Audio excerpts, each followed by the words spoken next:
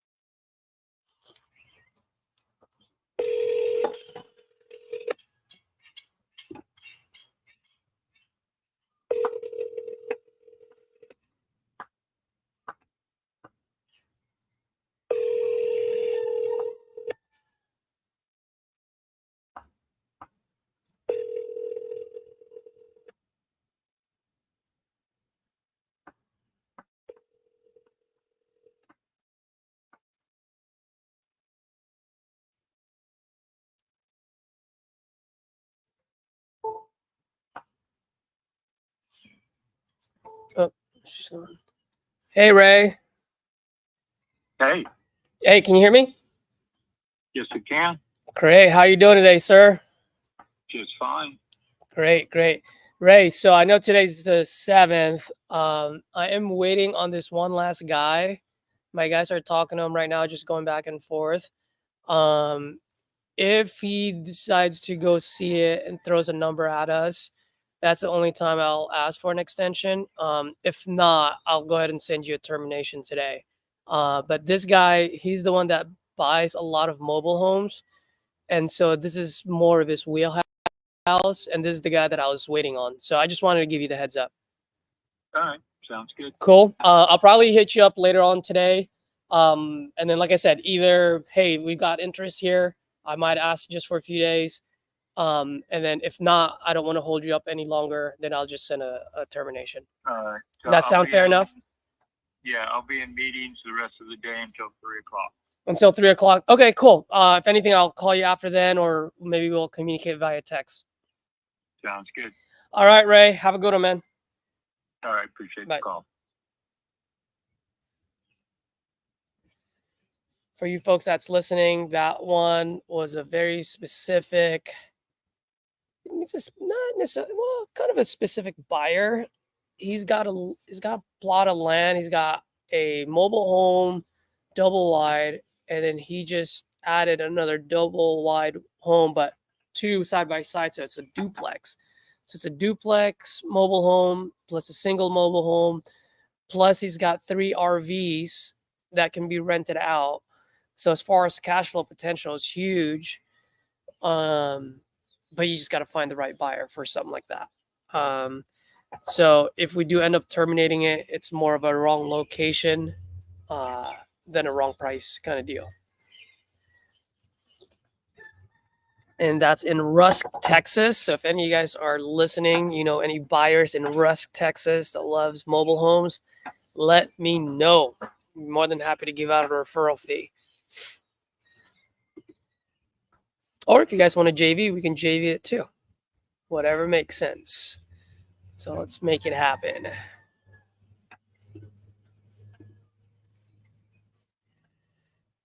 All right, who's the next one? Let me just make a note on this.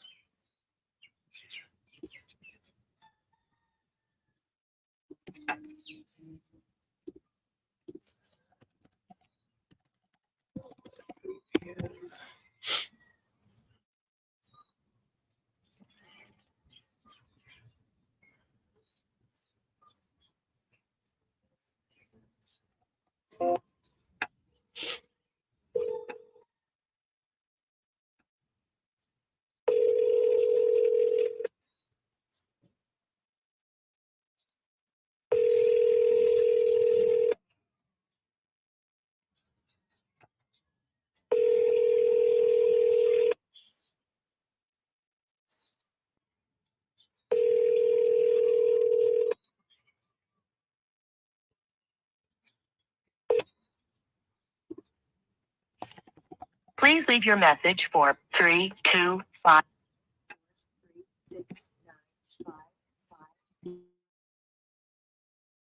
Hey, Sarah. Good morning. Caesar here. Hope you're feeling much better. When you get a chance, give me a call back. I know I've kind of left you alone because I know he unfortunately got COVID, so I just want to make sure you got enough time and rest. But we do have those agreements, and just want to give you an update. So when you get a chance, give me a call back. Okay? Thank you. Bye bye.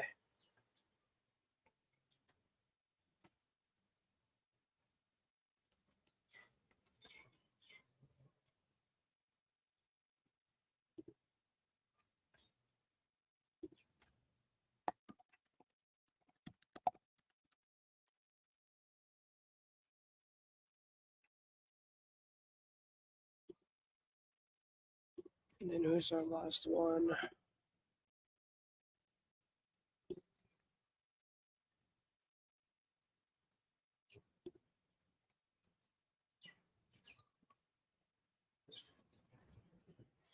Michelle.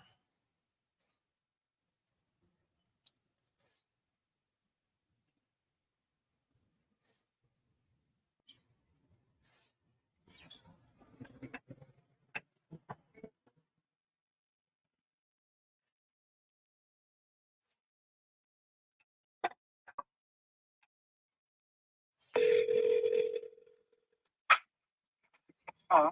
Hey, Michelle. Good morning. It's Caesar. How are you? Fine. How you doing? I'm doing great. Hey, quick question for you. Were you able to call the county and see if you were able to get a reduction on that 5,000 or? I hadn't heard back yet from them.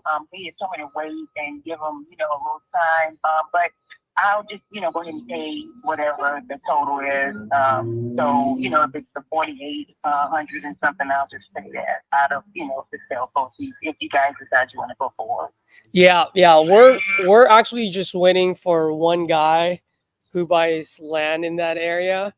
Okay. So I think we should hear back from him today or tomorrow.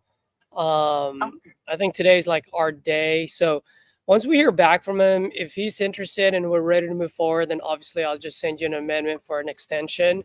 But if it's not, then I'll send a termination. Like I said, it's just a matter of if we do anything, it'll pretty much just to pay off. The only thing you owe there is the 4,800, right, or 5,000. Right.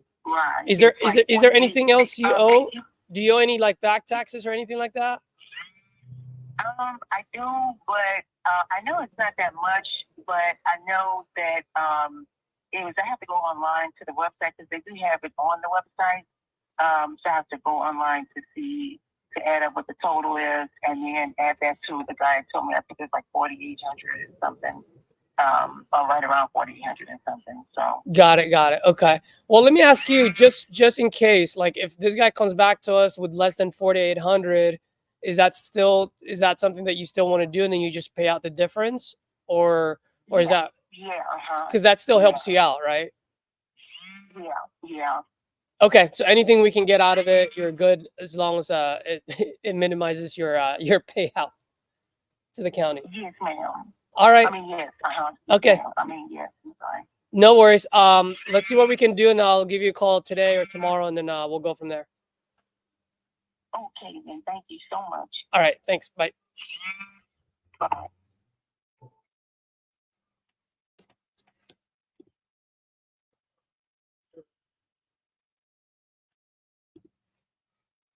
Call in.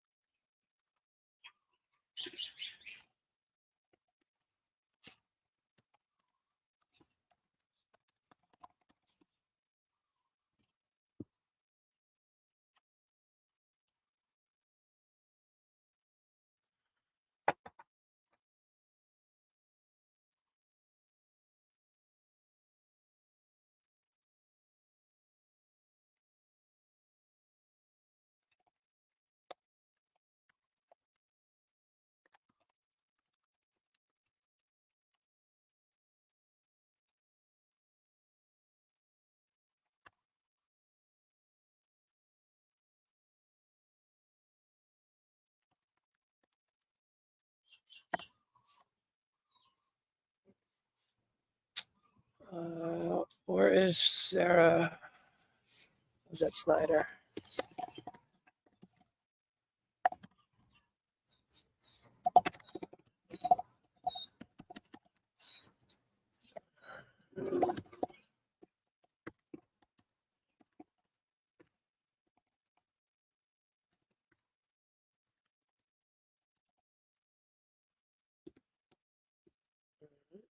Let's see. Tanya. Come on, guys.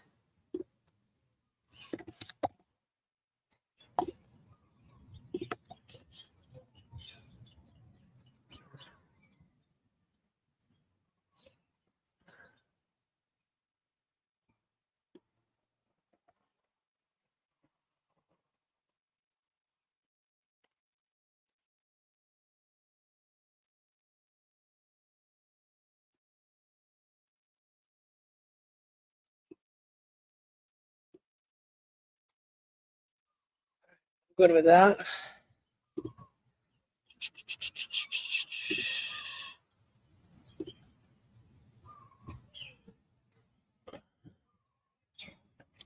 Cool.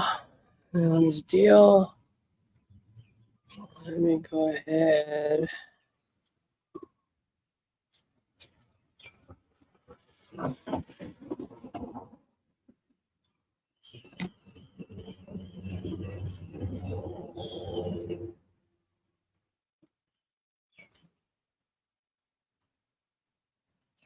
The folks that's on right now, were you guys on yesterday when I showed my dispo sheet and how I how I do my what's the word that I'm looking for?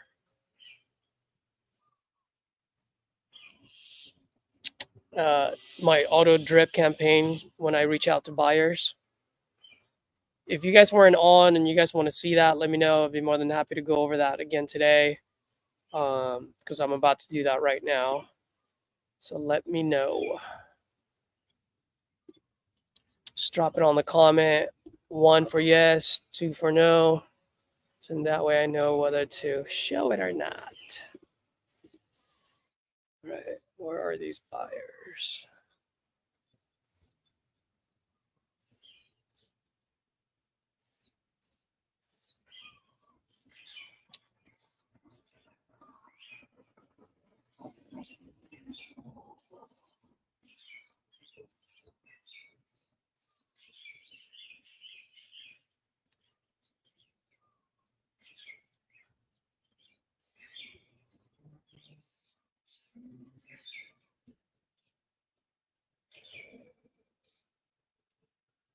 There it is, Sarasota. All right, Edgar, I'll go ahead and show it. Let me just make sure I take off the address for now. Give me 1 second, man.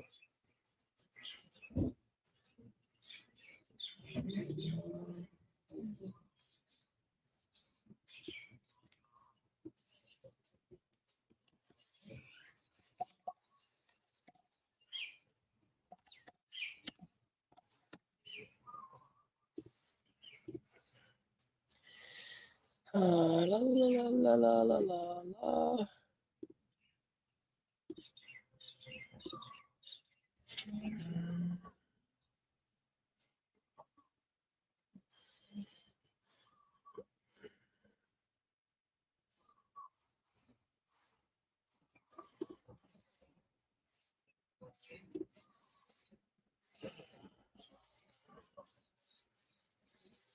Oh, Brandon's gonna hop on, so give me 1 second, guys. Let me just send this over to Brandon.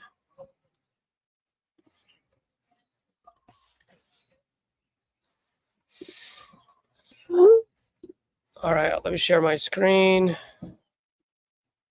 Like this does it.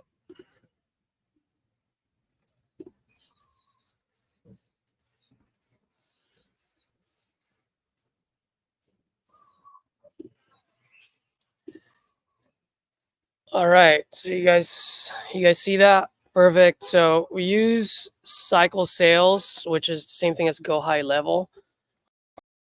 So I've created multiple campaign drips. So if I put in, so here's my Sarasota, right? So if I click on this, so what I like to do, I think we have about 200 buyers or so that I can go ahead and hit up today for this deal. So I've done it both ways where I call them first and then I put them on this drip. Or I've also done it where I've put them on the drip first and then I call them. I like the second one better because it takes me a while to get to the 50th person, right? And so if I send that text, that 50th person might actually be interested and shoot me and reply to my text saying, "Hey, I'm interested. Give me a call." So it just speeds up the process. I know Tom likes it the other way around, where he calls first and then puts them on the drip. At the end of the day, it's your preference. So my first text message, say, "Hey, so name, just picked up a banger of a deal, $140,000 profit on a flip." And then I put the investor lift link on there. So something short and sweet. What I also like to do is, if you guys do have a CRM, do yourself a favor and send yourself a test text message. Working from the digital marketing in the past, one thing I've learned is that obviously now, I mean, what happens when someone sends you a text? Don't you get like a notification, right? Just goes right across your screen. So you just want to see what they see, right? So send yourself a test so that you can see what the notification looks like. What are the first few words that are shown? You want to make sure it catches their attention, right? So for me, I wrote that down. The last thing they're going to see there is $140,000 profit. That's going to make them open that text and make them click on that link. Okay. So I always like to lead off with the way they make their money on the deal. And then I wait for 2 hours, which gives me time to call them. And then I send another, or it automatically sends another text. So same thing, but this time it's creating the FOMO effect, saying, "Hey, we're having walkthroughs this weekend." Actually, they're still fixing things today, so I'm gonna put this weekend, only a few spots left. Let me know, and I can try to squeeze you in. So once again, just creating that FOMO effect. And then this time, instead of the investor lift link, what I like to do is I create my own Google Doc dispo sheet. The reason why I do that is I've found it that it can be a blocker for some folks. Some folks are like, "Oh, I don't want to sign up for investor lift, or I don't want to get a bunch of marketing text messages from them." And so there's two train of thought there. One is Tom likes it where he's like, "Hey, like it weeds me out. It weeds out the serious buyers from non-serious buyers." So I get his point. But also my thought is there are also some serious buyers who don't want to get those notifications. So they might not open the link, right? And I want them to see the deal. And so because of that, I've created a dispo sheet, which is on a Google Doc, so I can easily share it with whoever. So it's pretty much the same thing as the investor lift post that we have. Once again, I always put how they make their money right off the bat. I want them to keep scrolling down. A lot of times people lead off with the property details. Like, who gives a shit about property details? You can find that on Zillow, right? And buyers want to know, how do I make money on here? if I see that that potential is worth it, then I'll scroll down. I'll take more time. So I always like to put that on top in the beginning, so in that way it entices them to keep scrolling down. Condition, quick, easy transaction. So if it's tenant occupied, we would put that on here. If it's owner occupied, or if it's vacant ready, and so forth. And then all the guidelines for our purchasing. Hey, Brandon, how you doing, man? What's up, bro? Doing good? Well, late start. I'm just showing folks my how I do my dispo. So as you can see on the second text, it has the Google Doc link, not the investor lift link. This time around, we wait for 4 hours. I think. Oh no, this one I call, and then we wait for 4 hours, and then we send another text. And this one is just very simple. Hey, any interest in the deal that I sent earlier? Right. And then what I like to do this time around is I'll attach a screenshot, and my screenshot would literally just be this. And the reason why I thought of doing that is because maybe they didn't click on my investor lift link, or maybe they didn't click on my what's the word that I'm looking for, on my Google Doc link. So I'm doing a screenshot, so in that way when they open the text, it's right then and there, right on their face. Now they want to see if they want to do something about it. And then that's it. I think the last text that I have is just saying, hey, are you still buying in that location?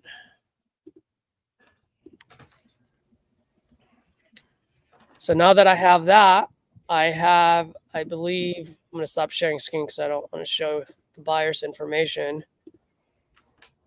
But I've got a total of 150 buyers I can call and text right now. So I'm just going to put them on a campaign drip, send 5 text messages, send to 5 people every 5 minutes. That's it, man. And then I just start calling.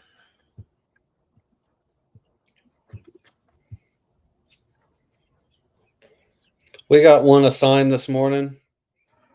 Woo! Small one, but that's some momentum. Yeah.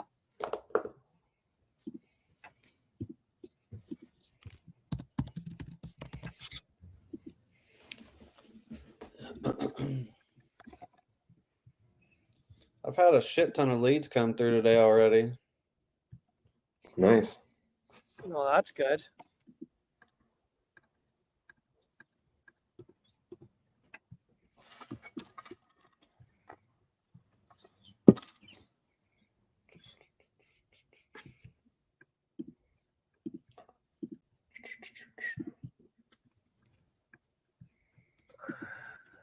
What kind of leads did you buy? Property leads, and Yuri just set up my fixed price too. I think he's like finishing my list right now, but it'll be up. It'll be up here today sometime. Nice. Yeah, Danielle did a call with me maybe yesterday, going over how she uses it and stuff. I'm just not super familiar with that platform, so I had to have Danielle and Yuri teach me the tips and tricks on how to use it right. Mm-hmm.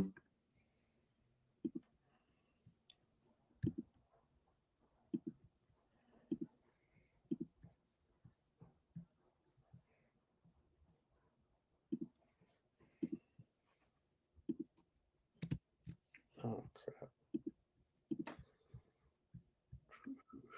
Daryl did not call you. It's hella funny.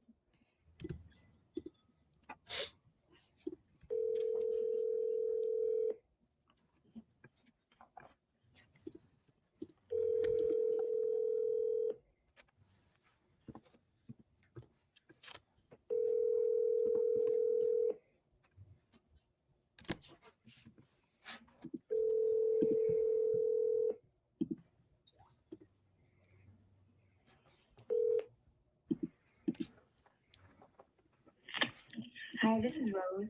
I am home right now. However, I can't find it. Record your message after the tone. Simply hang up when done.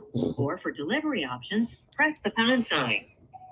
Hey Rose, what's up? It's Tyler Osborne giving you a call about your place there on 441. We're buying a few in the area right now, so if you could shoot me a text or give me a call at this number. Thanks.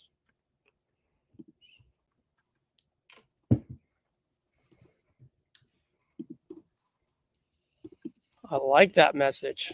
It's a good one. I try to just keep it just about the same now, so I don't have to think about it. Yeah. No, that's perfect, man. I like that. Short and sweet. Well, I like the start, and just the main thing there on that with me is the tone and the hey, what's up, and like Yep. the grab.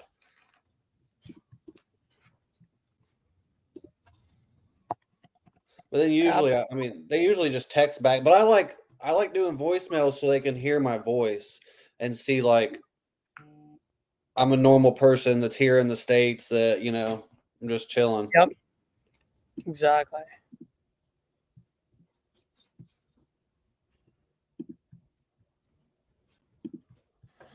Yeah, because very rarely are actually owners of a company calling a seller. You know, it's always like a team.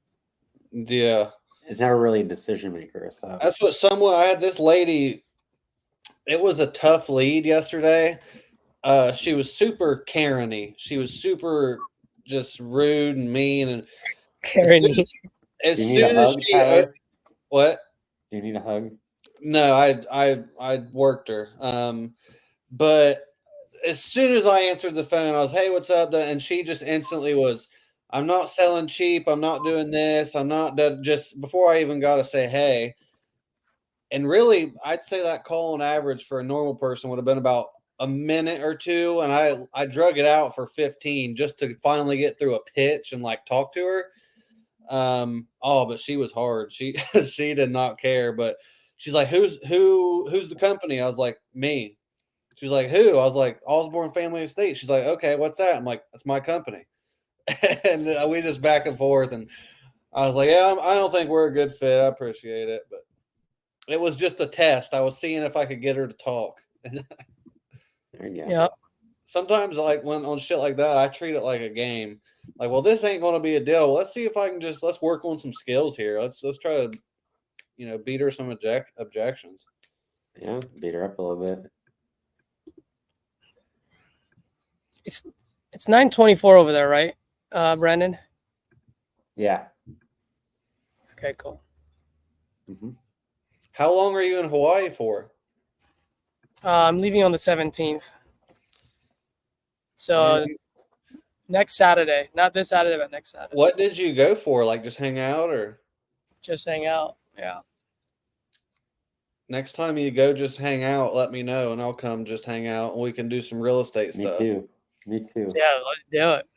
I guess I got a buddy there that fucking runs a lot of the real estate shit, so we could do. I mean, I'm sure he's got meetups and shit going on. Yeah. That'd be dope to have like a titanium meetup in like Oahu, and like get a spot right next to the beach, and like we could just get like a 4-bedroom house and just Be keep like cold calling and jump on the waves. And Let's get some be like acai Jersey bowls. Shore, but we'll be Oahu Shores. Yeah, that'd be dope. That'd be fun. So when do you want to do it? You want me to just head out now, Caesar? Or? Let's I'll be out there go. in December.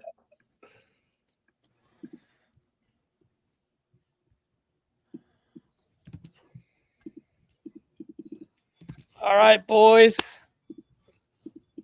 That thing will start firing in the next 10 minutes. That's for a deal you're sending out? Yeah. Oh, by the way, what are your thoughts? Not thoughts, but have you guys gotten any more luck, or do you feel like it changed a little, or did it not make any changes at all? I think it changed already. It did? Yeah, we got, like I said, we got on the buyer end, you mean? Yeah. Yeah, we got one assigned today, and like 4 people wanted to walk it, and we've been marketing this for 2 weeks. Nice. And it was kind of rough. And then now all of a sudden, literally today, was like major walkthroughs. I think it changed, or it was just coincidence, but Yeah. No. I mean, what I meant was like the way I do like the dispo sheet. You think it helped you guys out? Because I know you did. So you copied some of those. oh yeah, we switched. The main thing that you showed me that we switched, I think, helped was moving the exit strategies up top for Top. like Yeah. the hook. Yep. Whereas mine was down below a little bit. So really just highlighting that at the top of like, here's why you should read the rest. Yeah. Um, Exactly. Yeah. That's what I was telling folks earlier. Yeah. yeah, I mean, that was, I think, the big change. So yeah, I mean, Okay. Cool. we're at the best spot in dispo we've been right now ever. Not that that is great, but for us, we're at the best spot we've been. Yeah. So hopefully we just keep getting better. Because I mean, that's what like the front end acquisitions. I can get deals and contracts, and it's just having to lock them up lower now. But now that it's switched, I feel a lot better about it. And my dispo guy, he's been, he's got some experience in dispo now and shit, and building relationships. And we switched markets, so that I think that's a huge thing too. I just got more room to work them, as opposed to like that Renee Toledo deal. Like the one I'm working today was, $1 million deal, so you can have Yeah. more spread. Who the heck is JR? Is that Jermaine? What are you looking at? I just got an email for a JV deal. I'm so sorry, JR, if I can't remember who you are right now. Oh no, this is never mind. Idiot. It's Hyro. Oh, that's funny. Never mind. He's like, you don't know me, bro? Well, JR is kind of far from Hyro. You should know this, bro. You should know this, man.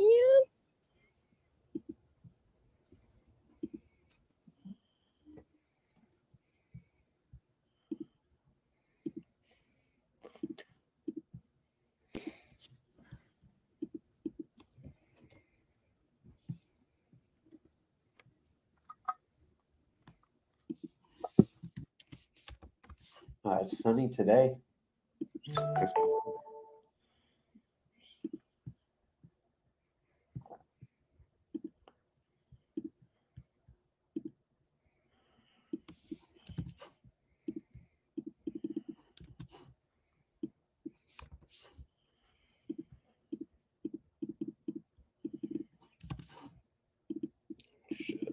I took my youngest son this morning. We had to go get his flu shot. He's 3, and I mean, you guys know me and my personality of like, let's just take over the world and like everything's cool and positive self-talk, and like I do that same shit with him. Yeah. And so he literally got the shot. He went, "Ah," and he's like, "Well, that tickled," and I was like, "Oh yeah." He didn't cry, or he was ready to rock. I was like, yeah, he's a big boy. I just told him, it's just distracting him. Like that's all I was doing.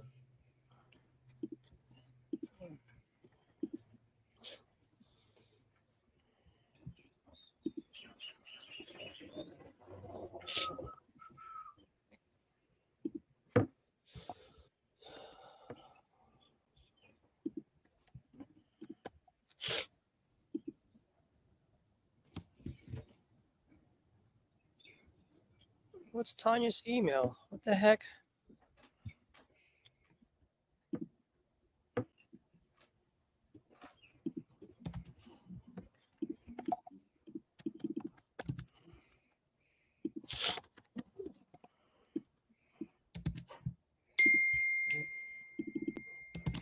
Gee,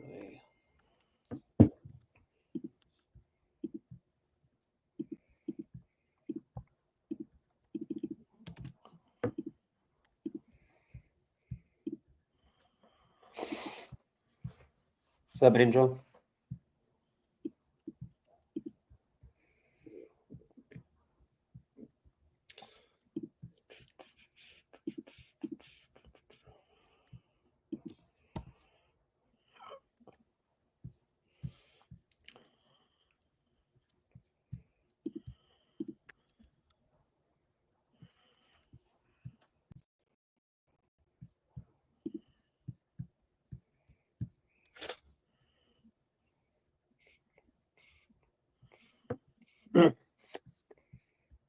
You know how like these business cards have like no interest for 18 months?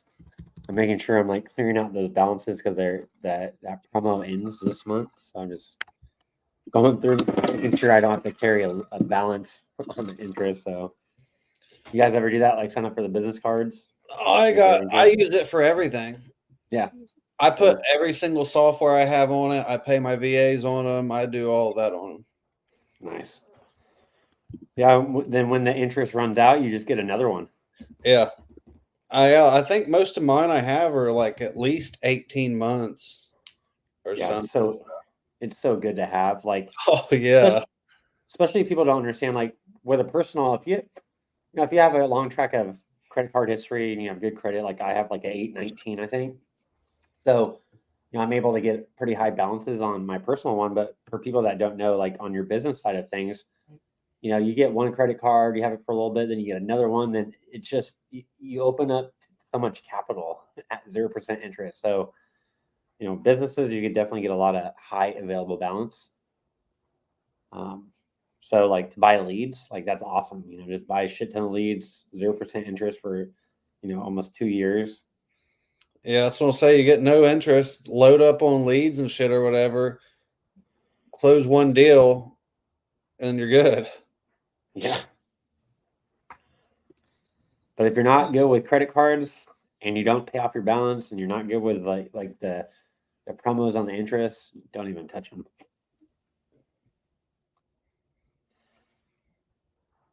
Unless you graduate from like Dave Ramsey school. Let's see, statements. Oh shit, I have to spend $1,200 by November 13th to earn 35,000 bonus points. Okay.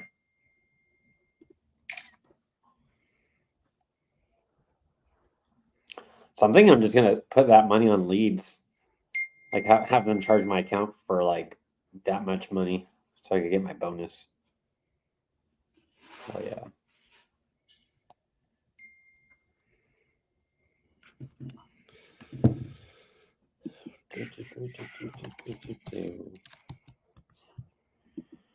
Statements.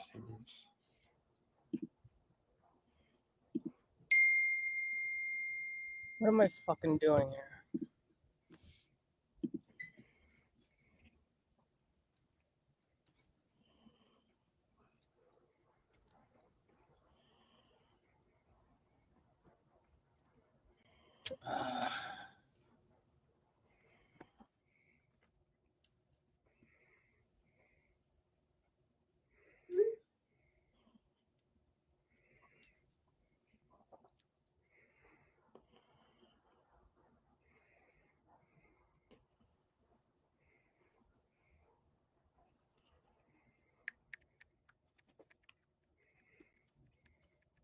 They're supposed to close on the 11th.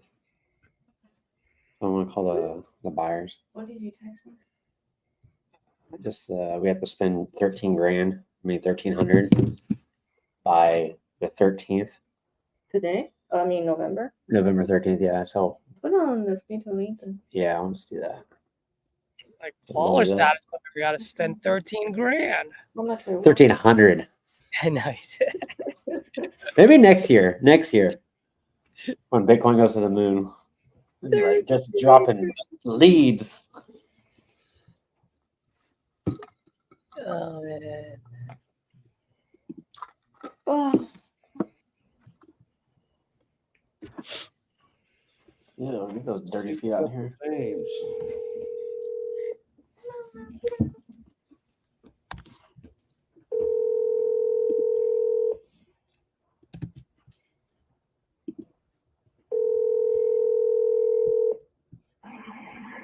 preparing for the message. Hey James, what's up? It's Tyler Osborne. I was giving you a call about your place there on 81st. I'd seen you enter it on my site. When you get a chance, shoot me a text or give me a call at this number. Thanks.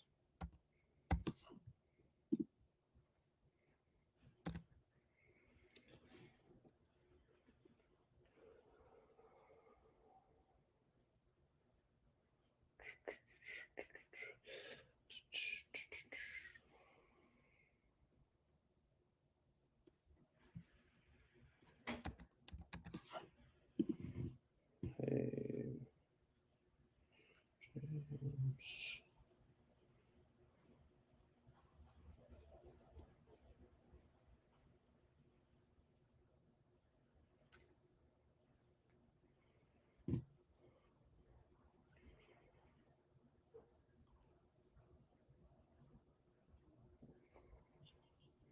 Something else I do that I'm curious if you guys do is like whenever I text, so that lead just came in from Property Leads. I call, I left a voicemail, then I text, and when I text, I hit share, like where it shows my photo and stuff too. Do you guys do that? I tried, but for some reason the photos that I have, it's like too much. Like I have to like, what's the word that I'm looking for here? Truncate it, or I don't know. I just got tired of doing it, so I was like, so I haven't been doing it.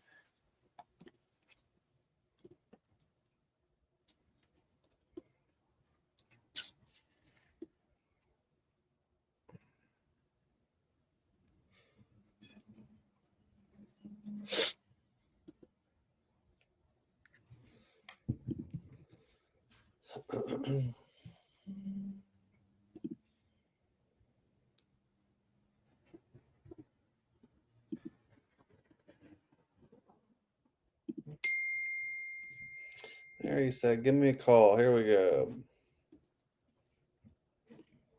3-1.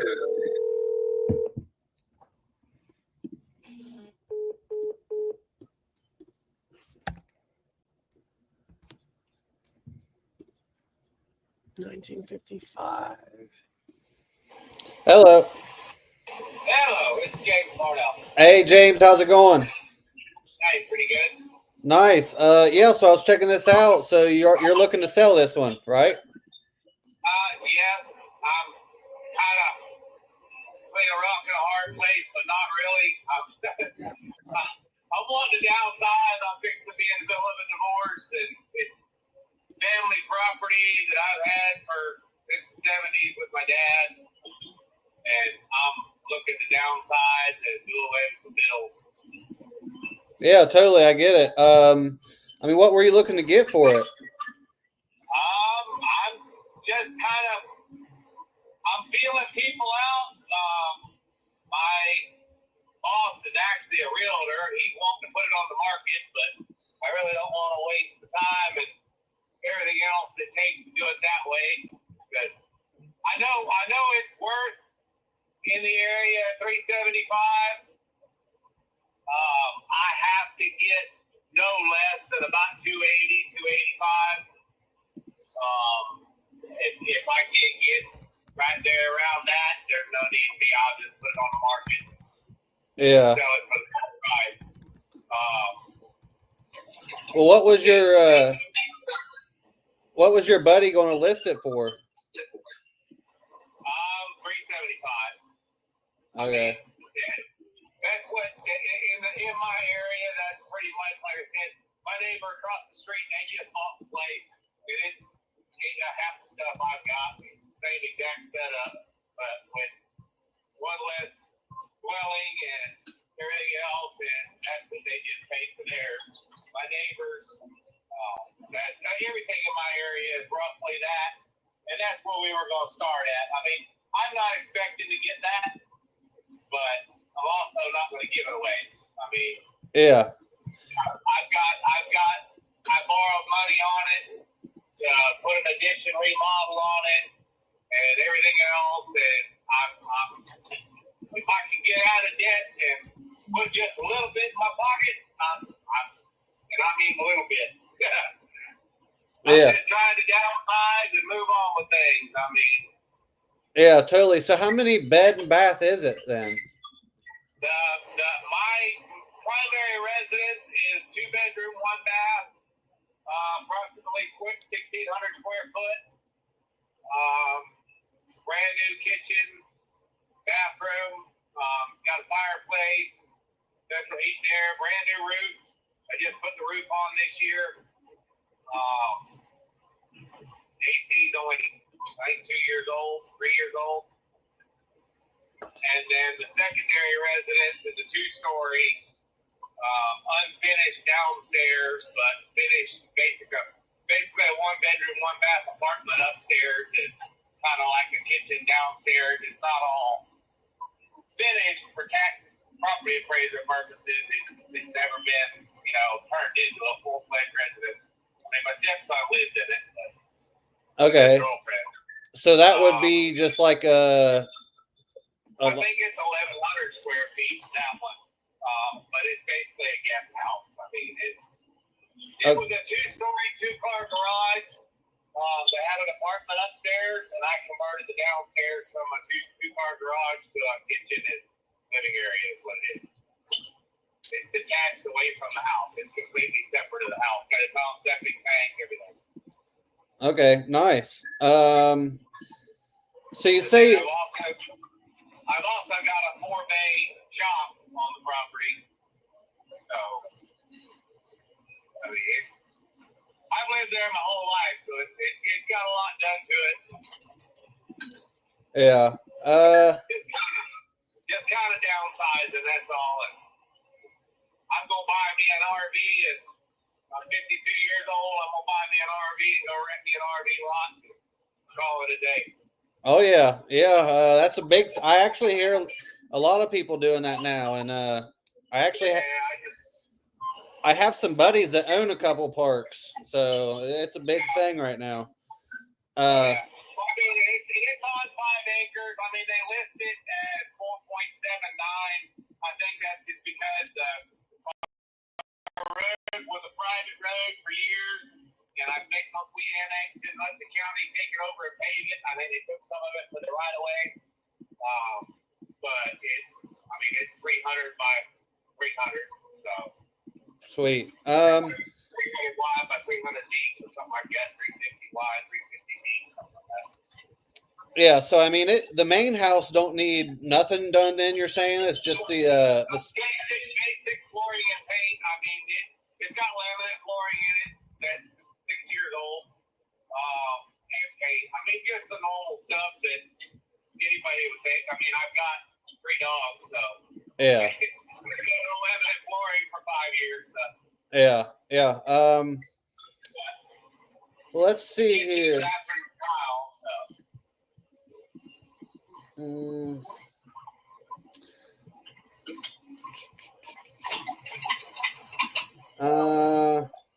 I'm just looking here. It lists on the property appraiser, the county site, the taxable they do is I think 339 or something like that, or something. I don't know. But I know they way low. Yeah. They're way low. Yeah, they typically are. Yeah. I mean, yeah, I'm not. Let's see here. I mean, so if I covered all the closing costs and all the fees, and I know you said you don't want to deal with realtor stuff and all that, so I mean, with me, I'm the easy, quick button. And I'm good with that. Like I said, I'm not trying to get rich. I assure you.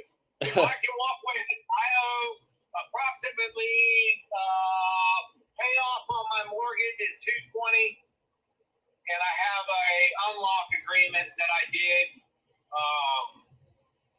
That is roughly 46, and if I pay that off and put a little bit in my pocket, and I mean, I'm not talking $5, $6 grand, $5 grand. I'd do backflip. That's just the stage I'm in right now. I mean, I got in over my head and trying to make a wife happy, something I should have never done. Yeah. I'm already disgusted enough because me and my father bought the property and built everything with cash money. never owe a dime on it until I got married, borrowed money on it after he died. Kind of one of those things, but Yeah. life goes on. Yeah, I totally get it. So I mean, really, you're needing 270 to be doing backflips. Well, I mean, 270 would leave me with $3,000. When I had it figured out, I've had somebody offer me 270 for it. Honestly, if I could get 275 and 30 days to get cleaned out, I'd sign the papers. That's. I mean, really and truly, I need more than that. But if I could get that, as long as I had 30 days to get everything wound up, all that, I'd be gone. I mean, Yeah. there's plenty of money to be made at that. That's kind of what me and my boss were talking about. You know, I mean, I know people are not in this business to make people happy. They're in business to make money. But, you know. Yeah, that's what, like, I'm trying to get you the best offer I can, but as you said, I gotta make money too. So, I mean, what do you think? Say I fixed up that back one and maybe, well, just say your normal one. What do you think I could rent that for? I rent it to my stepson right now for $1,000 a month. And that is cheap. that's what I'll say. That's probably way cheap, ain't it? Way cheap. It's because it's my stepson. Yeah. But a typical 1-bedroom, 1-bath around our area is going to be about $1,200, $1,300 a month plus utilities. Now I've charged him. He's a leading county deputy, so I kind of cut him a break. He's starting out, him and his girlfriend, and I mean I charge him $1,000 a month. That's utilities and all. But I could get more than that, way more than that. Yeah, and then so probably, what do you think? Because I mean, this one I might just keep them as rentals. What do you think I could rent the main one for? That one right there, that I couldn't really. I'd say at least probably close to 2,200 at least. I mean, 2 bedrooms around our area. That's pretty close from what I'm seeing. I haven't been in the renting game for a long time, so I couldn't tell you. Yeah. But I know what I've seen in my area, you know. Yeah. But well, yeah, I mean, now the secondary residence, it'll be flooring upstairs, a little bit of cleanup, you know, on the bathroom. It needs to be updated a little bit for it to be something like that. The downstairs, it's an unfinished 2-car garage, you know. I mean, but it's got a kitchen, stove, all that down there. But yeah, I had to keep it bare minimum just so that the property appraiser didn't eat me alive. Yeah, they came out and did my stuff this year, and I had some new concrete and stuff, and they was just loving that. Oh yeah, they look pretty. Well, I battled with them this past year because I did a refi on a mortgage that I had pulled out to do that kitchen and all, and unfortunately, I did a mistake I shouldn't have done. I put this wife on it to try and help build her credit, and they changed up everything, and they come out, and then they tried to tell me that the 2-story building was brand new and all this, and I'm like, that was the very first building we ever built on the property. I mean, I was 14 when we built that thing. Like, we built the house in '89, you know. But yeah, I was in a big battle with them until they finally went down in the basement, grabbed a cardboard box, and found the permits. I'm like, everything on this property permitted. You know, there weren't computers when we built all this. Yeah. Yeah, it's just it's just a little hard because it seems like there's a lot of mobile homes around. And there is in my area, there are. But people are starting to shy away from them, you know, with the hurricanes and everything else. But yeah, I mean, there's a pile of them in my area. Yeah. I'm gonna live in one. It's gonna be one I can hook to my truck and drive away when a hurricane's coming. Yeah, I used to be a power lineman. I was down in Florida last year for 60 days working them storms. So I totally get it. I've been here my whole life. And that's kind of, me and my wife decided to call it quits, and everything's pretty amicable. And I just decided that I'm not going to leave my job. I got 20 years in the same place. I'm going to get me a little camper, go to one of these RV parks, and finish me out another 10, 15 years at my job. And then if a hurricane comes, I'll just go on vacation and take my house with me. Yeah. You know? And it's the 5 acres I haven't used more than a half acre of it in 15 years. You know, I don't use it. It's all wooded. It's damn nice property. I mean, I've hunted it my entire life, but it's just I don't use it. You know, it's just there. Yeah. I mean, I think we're pretty close there, honestly. Like I said, I'm not crazy with no brain process at all of that I'm gonna get an astronomical amount of money doing it the way I'm doing it. But I also don't want to give it away. You know what I mean? Yeah. I've got 52 years on that 5 acres, so Yeah, I could keep it. Really and truly, I mean, I could keep it. Yeah. I don't. If I can go this route and the headache be gone and going about life, I'm gonna go this route. Yeah. Well, I mean, honestly, I think we could probably let's do the 275. And then obviously we'll come out and walk it, check it out. And as long as nothing's like, crazy, because I have bare minimum repairs here in my thing. So as long as that's pretty much right and there's nothing a lot, crazier going on. Laminate flooring in the house, it's gonna need it. The 2 bedrooms and the living room. I mean, that's, like I said, it's just normal wear and tear on it. It's 5-6-year-old laminate flooring. Yeah. As far as the house, now the other guest place now, it is what it is. It's an unfinished guest house. I mean, I lived in it for 15 years. So Yeah. my stepson lived in it for 5 years. So Yeah. I mean, it's livable. Well, you should see some of the places I've seen though that people live in. Some of them aren't livable. This was just the downstairs was never completely finished just because of the property appraisal. It was never, the walls aren't insulated and covered. It's a garage downstairs, but it's got a kitchen and all that in it. Yeah. Okay. Well, yeah. So, I mean, what's your timeline on this? Like, do you want to close in 30 days or you need more? Or? I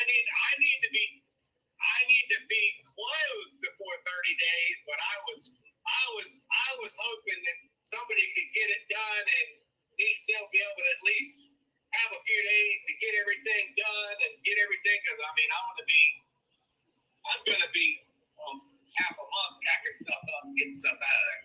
Yeah. I mean, yeah, we can try to get it done as quick as possible. I can just put the closing out to like a month just in case. And then always what we can do is if we can close sooner, something that we can do is just like hold a little bit of money in escrow until you officially get moved out, and then release the rest of it then. My main thing is I'm trying to avoid not having to make another mortgage payment before all this, and I'm trying to hold that money to go with whatever I get, you know what I mean? So yeah. That's, and when I'm guessing that's on the 1st. Yeah, I mean, I'd have to have it before the end of this month. Okay. Yeah. So I mean, that gives us like 3 weeks. So we can probably make that work. So the main one, are you living in it right now?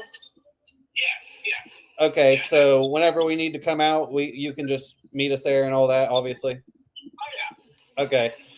Well, can you send me? I'll go ahead and send this over. You're good with the 275. Yeah. And let's see here. I have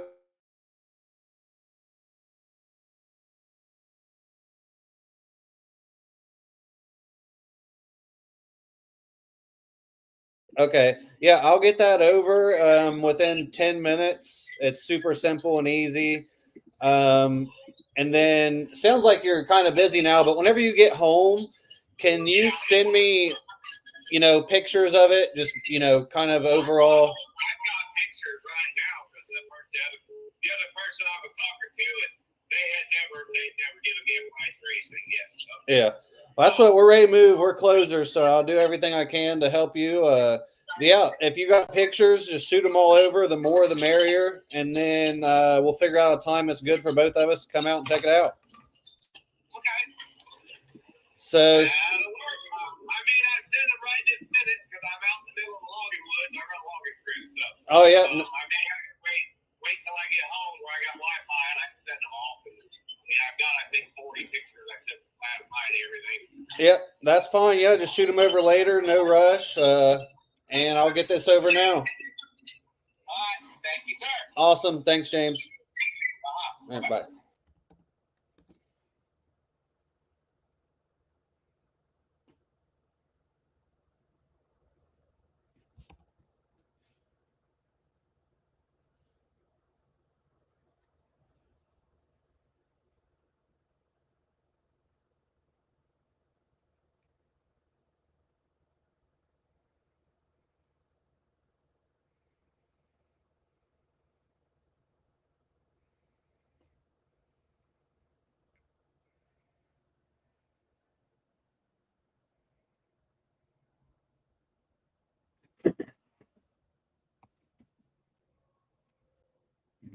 Where's that deal at, Tyler? Trenton, Florida. Nice. Well, let me make sure. Yeah, Trenton, Florida. Feel like I've been getting a lot of divorces lately. Like a lot. All right. What's up, Keaton? Yeah, divorces, they either give the house to the other party or they sell it, right?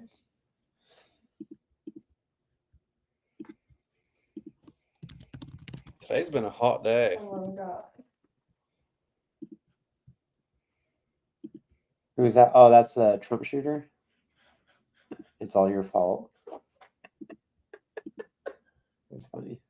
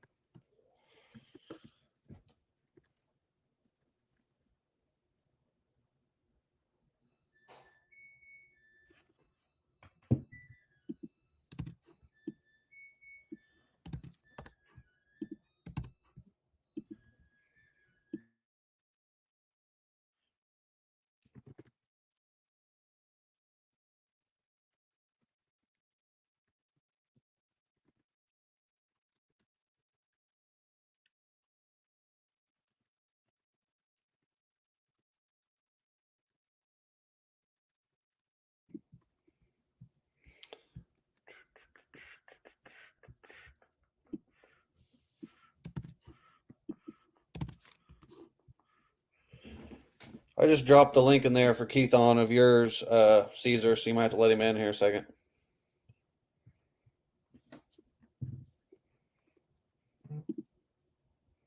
Did you guys say something?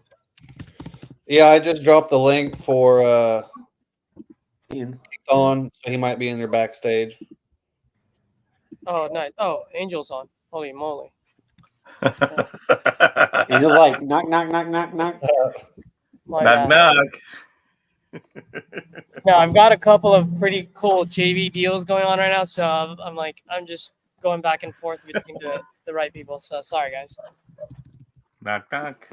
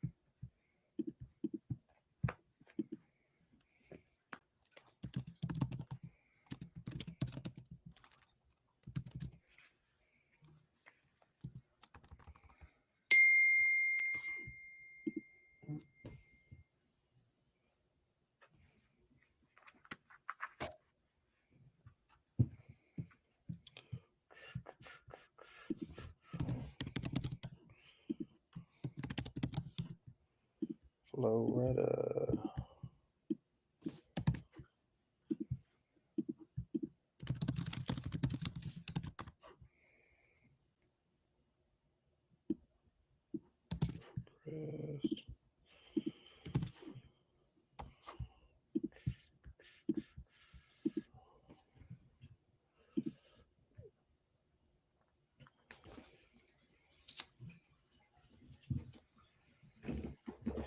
What's up, Ken? Long time no see. What's going on, fellas? Yo. What's up? Man, been working a lot lately, man. Seems like I think I worked like a month straight. No, I'm serious though. I'm serious. I worked like a month. I don't know what's wrong with my camera, man. Let's see something. I can see you, but I think your background green screen is too heavy or something. I'm about to take it off. Take it off. There you go. Yeah, man, I worked like a month, man. I worked like a month straight. We've been having a lot of people go out sick. It's a month of 12-hour shifts. Dang. That'll get to you. At least you got some money for the leads. Yeah. I got an acquisition manager anyway, so it didn't stop the business, but damn. It was like that was all I was doing. I wasn't doing anything else. How business been going for everybody? Good.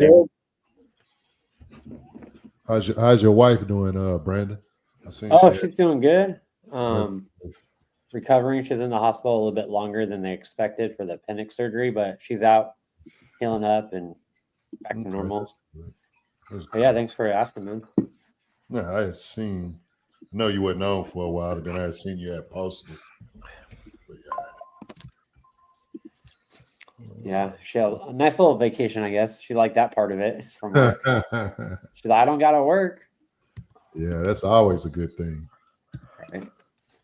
But yeah, I've been doing good. Just still buying leads, a little bit here and there. Just keep trucking. Still got your what is it called? You still got your fixed price plan?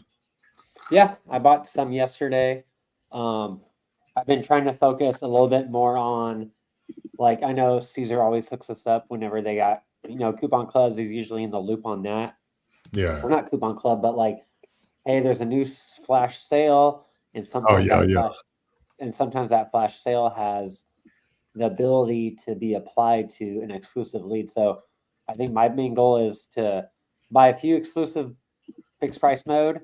Then when they have that flash sale, I'll buy more because it's actually cheaper to get exclusive leads through the flash sale. And every now and then I'll buy coupon club sale leads, like in Florida and Texas, if I see them. Yeah. That's kind of like my strategy for leads. What about you guys?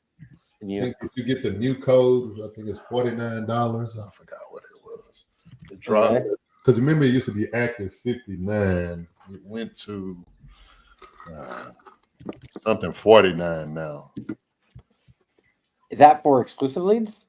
No, those are just for the active leads.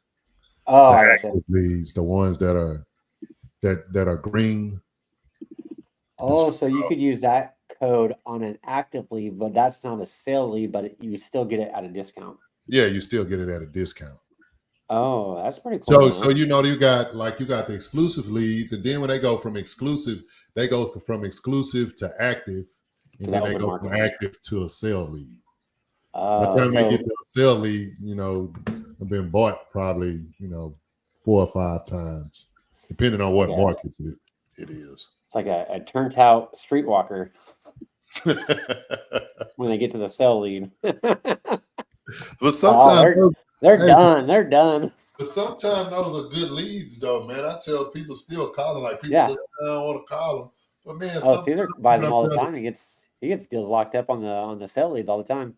Yeah, because they done been under contract like 3 or 4 times. They've been through the ringer. Get the deal sold, so I mean, you come through that with a good solution for them, and I mean, if you can convince them to get under contract again, hey, make some money. Right. It's always good to diversify. You know, you got a little bit of exclusive leads, you got a little bit of sale leads, you got a little bit of maybe eviction data, you know, just a little diversification. Kathy showed me a post that says Andrew Tate's moving back to America after Trump win. He's like, fuck Romania. But yeah, man, like, yeah. I think next week I'm going to start buying more leads. I've just been busy doing a lot of catch up over those 2 weeks, but I'm going to do a little bit of Caesar's roll where you buy the sale leads. I'll take advantage of those coupon flash sales to buy exclusive leads. And you're saying the active leads that aren't sale leads, is that code work all the time, or is that like a flash thing as well? No, it works all the time. I know Active 59. Try it right now. Try Active 59, but they sent another one that was 49, and I cannot find it. Okay, so if I go to here, I'll just share my screen. Yeah, so when you go to checkout, just put that Active 59 in there if it's one of the green leads. Caesar might have to allow me to share. There we go. Caesar, can you bring mine to the front? You're free. Okay, cool. So you're saying, because sometimes like the exclusively right here, and they have the flash sale, you can come in here and buy and apply it. But let's look for not exclusive. Green. So not the sale leads. No, go to active right there. Now just go to buy that Tyler one. That Tyler, Texas. Does it matter if it's? Oh, there we go. It changed. Okay, so Daytona, Ohio. You buy lead. Let me see if my lead, my coupon works on here too, real quick. So it's loading. Trying to see what the new one was, man. They sent it to me, and I know I've used it. Excuse me. Okay, so let's see if my code works.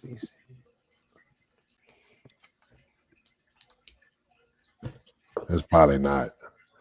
I think it only works on Coupon Club leads. Yeah, that's a Coupon Club lead. They finna kick you out on that one. Yeah, that doesn't work. Okay, cool. So you said try Active 59. Okay.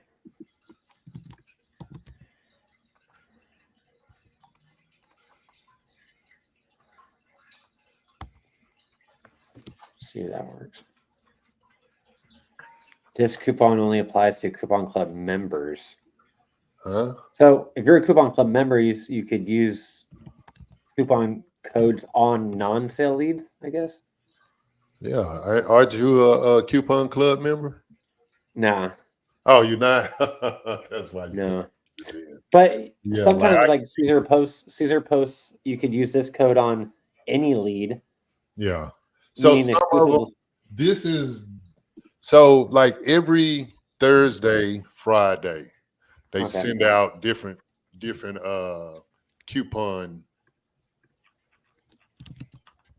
coupons to buy leads every Thursday, Friday. Just like they had one the other day. They had one other day for the election, right? I think it was like a 50% code on the exclusive leads as well. But so the Active 59 and it's 149. The Active 59 has been around for a while. At least I know at least 3-4 months. Oh, nice. Yeah, so you can use those on the active leads. So if you're a part of Coupon Club, you could use codes on sale leads, but also on active leads, but not probably on exclusive leads too, or not those. They typically only send exclusive lead codes on like I say, on Thursday or Friday, or maybe on a holiday. Okay. And then, those are the better like flash sales, right? Yeah, but then this is one thing you have to realize about them.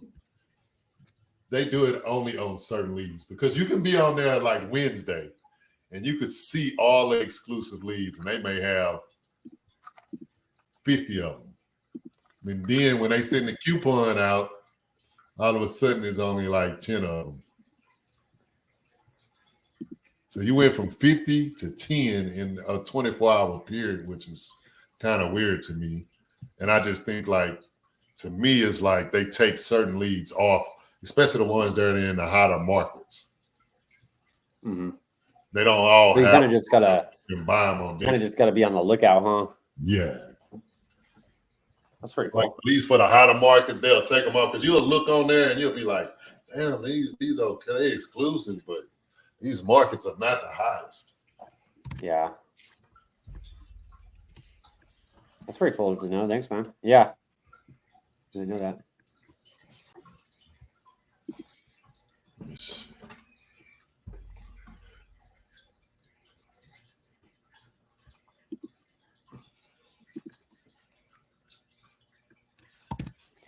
I know Hyro was on yesterday talking about Zillow's new platform. Remember, we talked about it a little bit.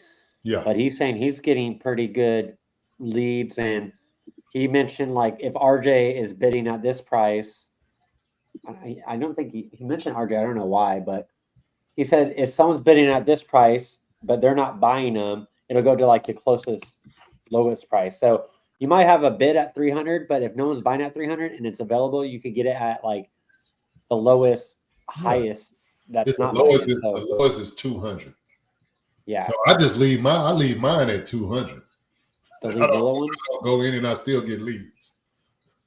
So it's like, and that's just like with property leads. Property leads, I don't always go to the highest price. I typically kind of stay somewhere closer to the lower end, and I still get the lead Zillow kind of copied property leads. Like, yeah, as far as that's what they. That's good to know. But now they can on there. You can go on there and get commercial properties too, if you want to do commercial.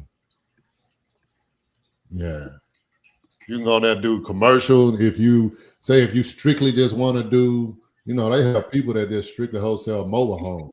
You can strictly get mobile home leads if that's what you want to do. Mm-hmm. Is wholesaling commercial property kind of similar than residential? Like, I wholesaled a duplex, but that's still single family. That's not like it's over 4 units. It's a little different just by analyzing the deal is different. Correct. But as far as like title and all, is it pretty much the same process as far as legality? It's like, pretty much the same contracts. Process. Yeah, it's pretty much the same process. That's cool to know. I wasn't really. I just assumed. You know what I mean? Yeah.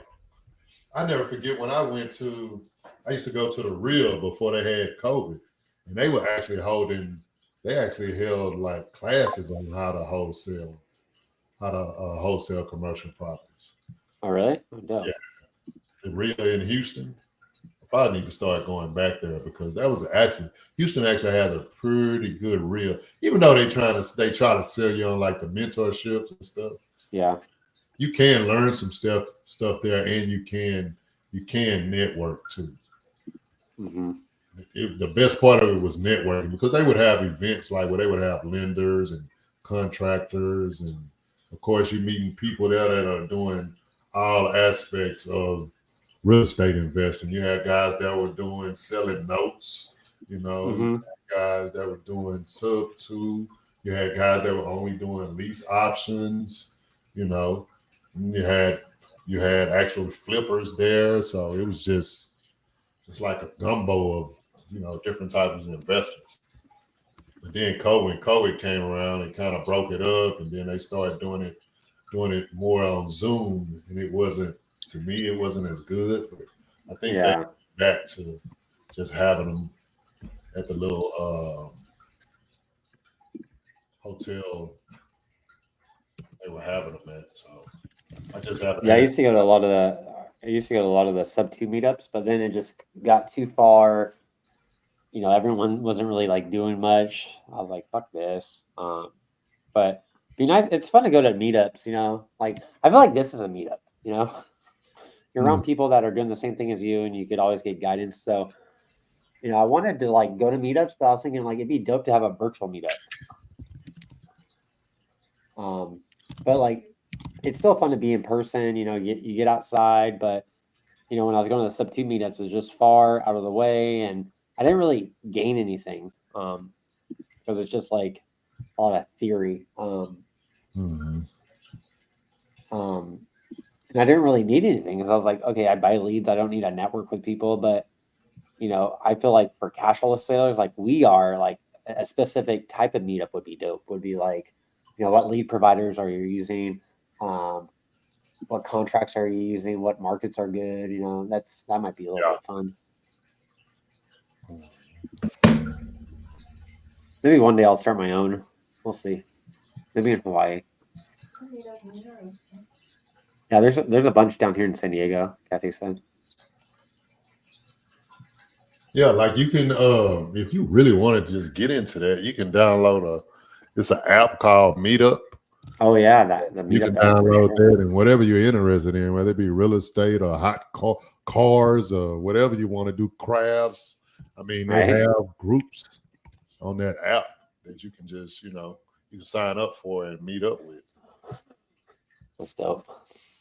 Yeah, it's been a while since we've been to a meetup, but I think it's fun. The first meetup I went to, like, you don't know what to do, and I think Brandon Turner and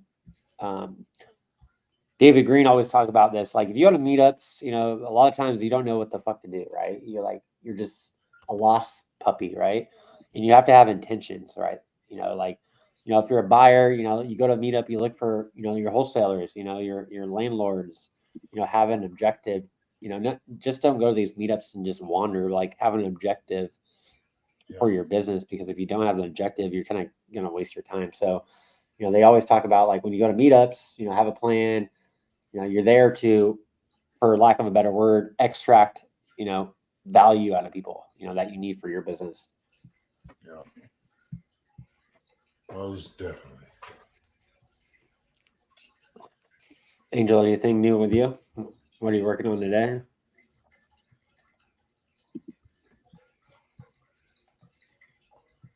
Get any new conversations, Angel? Anything good? Just trying to make some, trying to make contact. Nice. Please leave your name and number. I'll get back with you as soon as possible. Thank you. Have a good day. Yes, hi, this is Angel. I called you yesterday. You had filled out a form on one of my websites about wanting to sell your house. So if you can, just go ahead and give me a call back. 38, and you can reach me at any time. Thank you. Yeah, just trying to get a hold of these people, man. You're not getting any pickups, or are these PPL leads that you're just not getting in contact with? Right. I'm doing a lot of, I'm buying at least 2 to 4 every day. And Okay, then I that's try good. to get a hold of them, and I'm not, they're not calling me back. I'm sending emails, text messages, just trying to make sure that I can do all I can to get them on the phone. Mm-hmm. That's what we've been doing a lot of lately. Just like you, getting leads coming in, but getting in contact with these people, man, it might be the 3rd or 4th day. It's like, man, you just entered and I called you. And typically what I found out, I seen Robert Winsley say that a lot of times with those people, sometimes send a text message first just to let them know and then call them.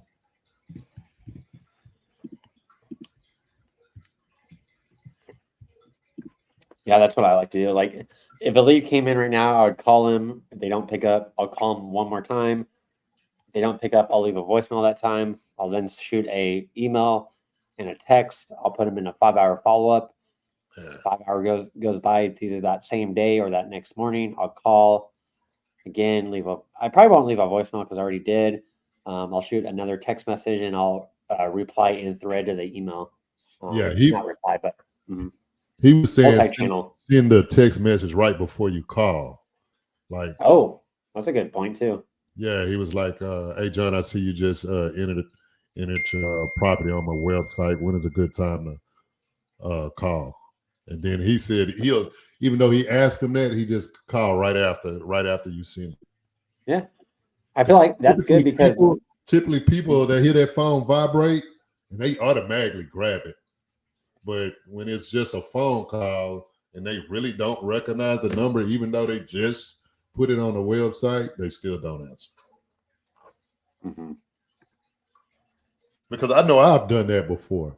I know I've given somebody, hey, yeah, man, maybe somebody gave somebody my phone number and they text me and I'll be like, hey, give me a call. And they might not call right then. They might wait 15, 20 minutes and they call. I don't answer the phone. Mm-hmm. They're like, hey, man, you told me to call. My bad, man. I ain't even recognize. No, I tell you, that was like 20 minutes ago when I told you to call. You know, oops, my bad. Yeah, I dropped it on the comment. My first text to them, I don't even ask when's a good time. Don't ever ask when's a good time. Yeah. That's for me. I just go, hey man, just responding to your online inquiry about your property. Looks like you're looking to sell. We'll be calling you shortly from this number. Because that's the whole point of that text message, so that they know it's you, so that they answer. Not a random person. Not just a random person. Exactly. And guess what? They're gonna respond to you if it's not a good time. They're gonna say, "Oh no, call me back at 1 o'clock." Okay, cool. Totally. You know what I mean? Yeah.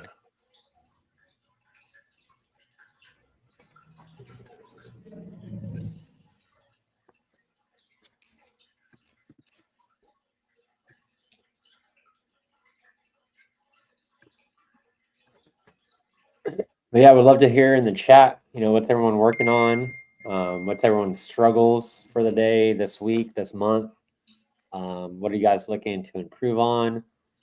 What wins have you guys got? You know, we'd love to hear them in the chat. If you guys have any questions, I mean, for us in between calls, we'd love to hear them.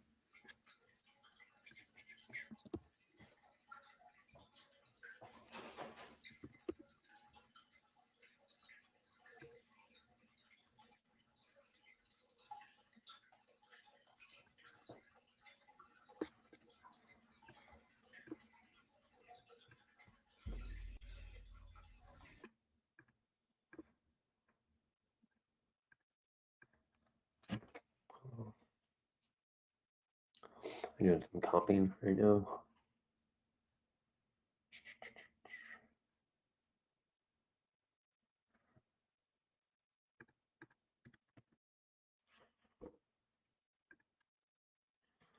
Asking price 640.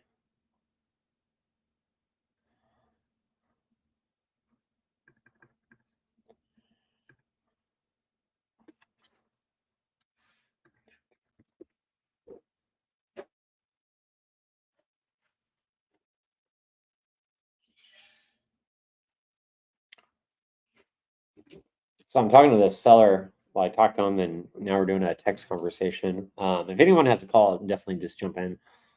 I'm just trying to fill the gap. But yeah, I talked to this seller. They're definitely motivated. They bought this property in Florida 2 years ago. It looks like a brand new house. They don't like the area. They're moving back. You know, I said more than likely retail price, go on the market retail. But then the seller's like, there's certainly a value to not having to list it and deal with an agent and all that crap and pay commission. So what I'm trying to do is run the numbers, because he wanted retail. So like, I didn't really dig into the numbers, but I'm going to dig in the numbers to see where we need to be cash. With a new property like that, it doesn't need much rehab. So, you know, I need to dig more into the rent to see, you know, if it, yeah, it's a higher price cash, but if the rents are good, blah, blah, blah, that might be a good deal. So right now I'm just comping it again more in depth, because he's definitely motivated to not go with an agent, but I don't think he's motivated enough to sell at a discount. But I'm still going to run the numbers to see where we need to be.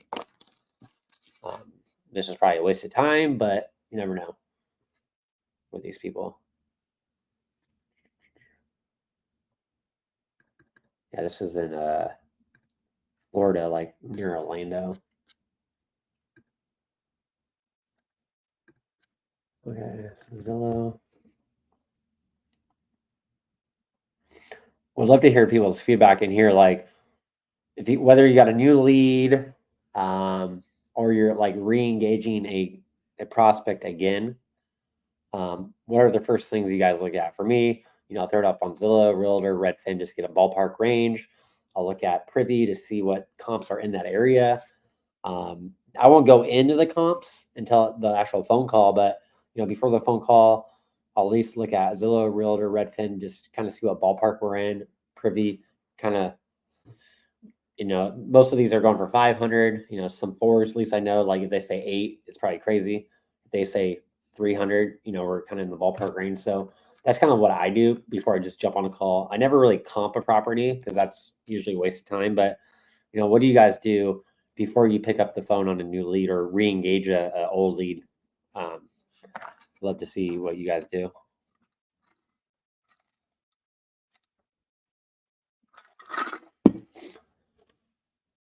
Keen, do you do anything like that when you get a new lead? What's that again? Like for me, like if I got a new lead, I won't comp it, but I'll at least look on Zillow. I'll look on Realtor, I'll look on Redfin, I'll look on Privy just to see what ballpark I'm in as far as price range. Like, hey, on Privy, everything by my house is selling for like 500. If the seller wants 6, I know it's not a good deal because just on a ballpark range, it's a price too high without digging in too in depth on a comp. Yeah. I do that. I just don't waste a lot of time on it. I do the exact same thing. I look it up on Zillow because I want to find out if it's listed. It's happened to me before, where I call and the guy tells me, "Oh, I've got it listed on Zillow." Yeah, I just got a few refunds. I think I had like between property leads and Zillow and I Speed to Lead, I had like 3 refunds on listed properties. Yeah, I've had like 5 this week. I'm like, what the hell? But 2 of them I'm still working though. Yeah. Like 2 of them might be deals, but they were listed. Okay.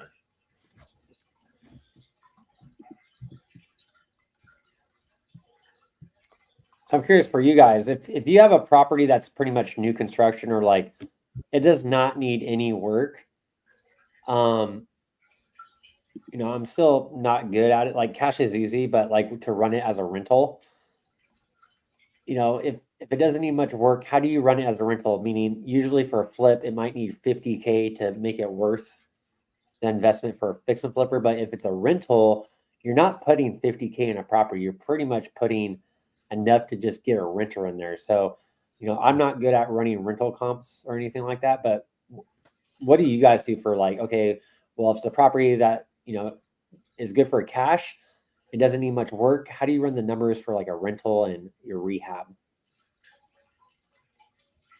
If anyone could go into that. I mean, I still just use the profit calculator. Correct.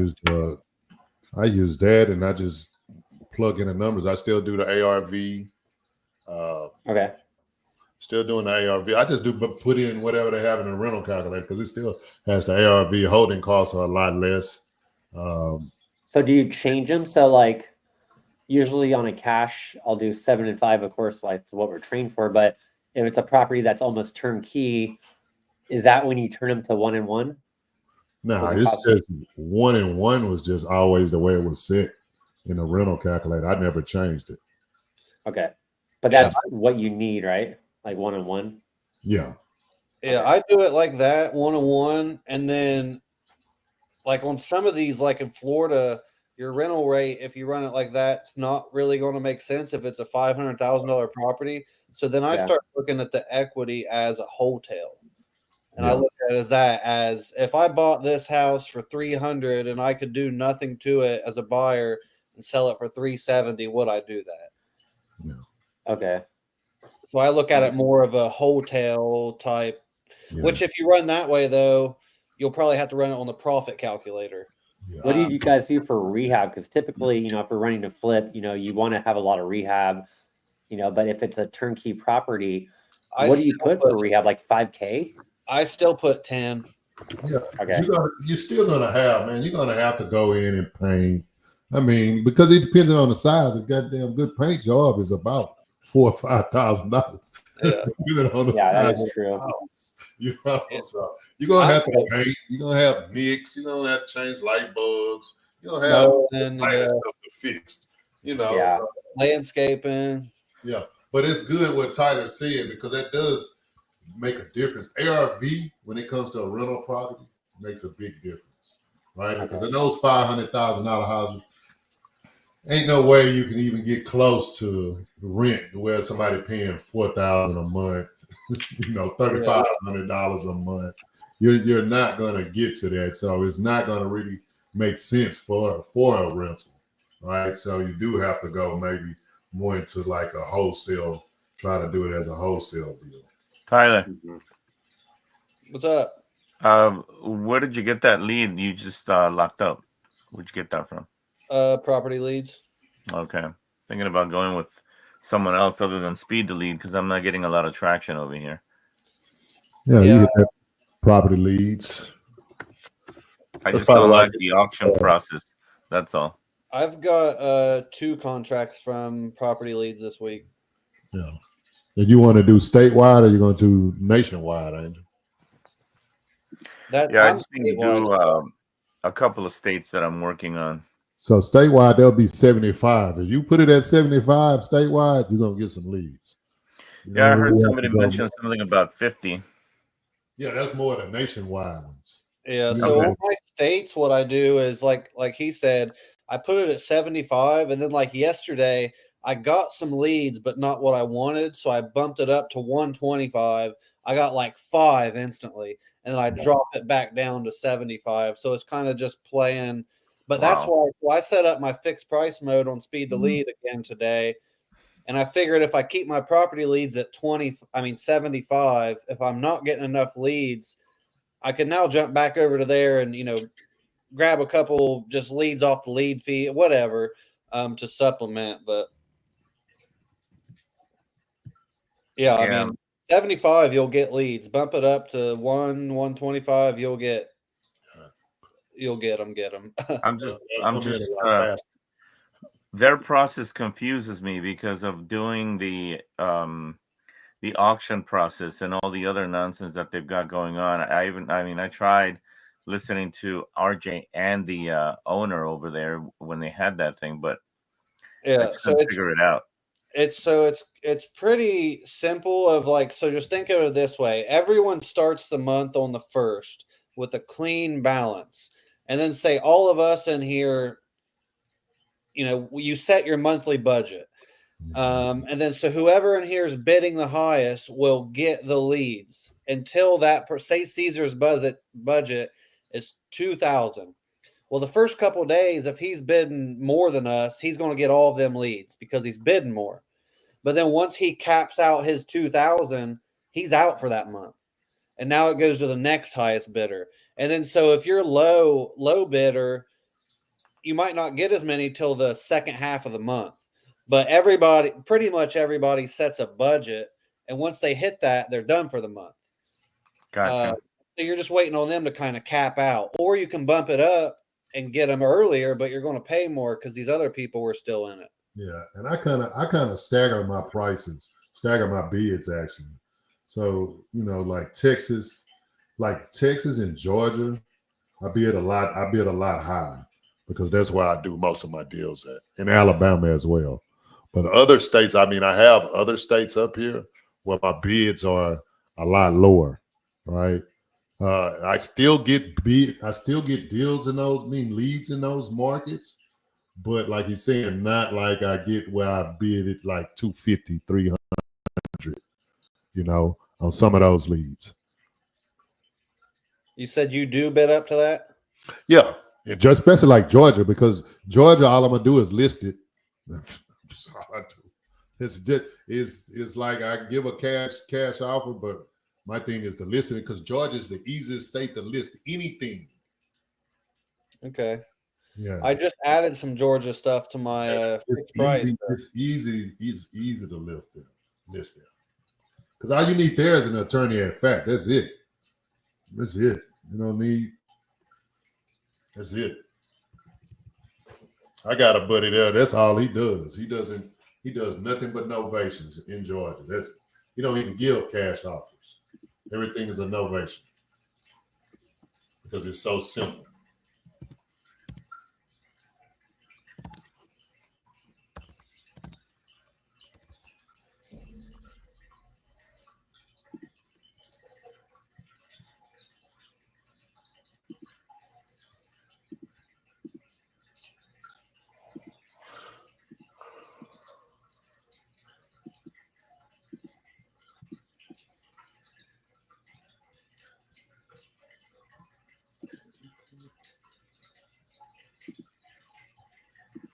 Yeah, it's just in Georgia and some of those counties, you got to get up there or you ain't going to get any leads.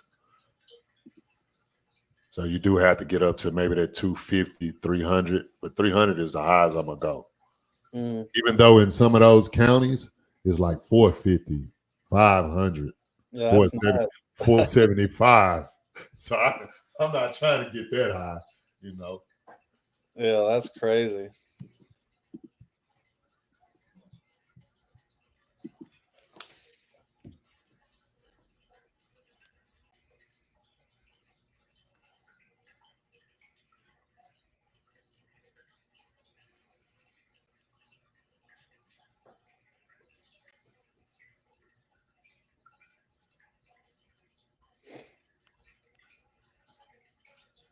Did you feel like your quality of leads changed, Tyler, when you increased it from the 75 to the 125?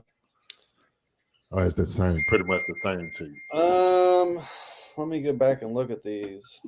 I know you said you didn't get what you wanted, so you increased it a little bit. It wasn't really I didn't get what I wanted. It's just I wasn't getting leads enough. So I think they're the same quality. I just wasn't getting enough. So I must have been getting outbid. So then I bumped it up, and then, like I said, pretty quickly they were rolling in.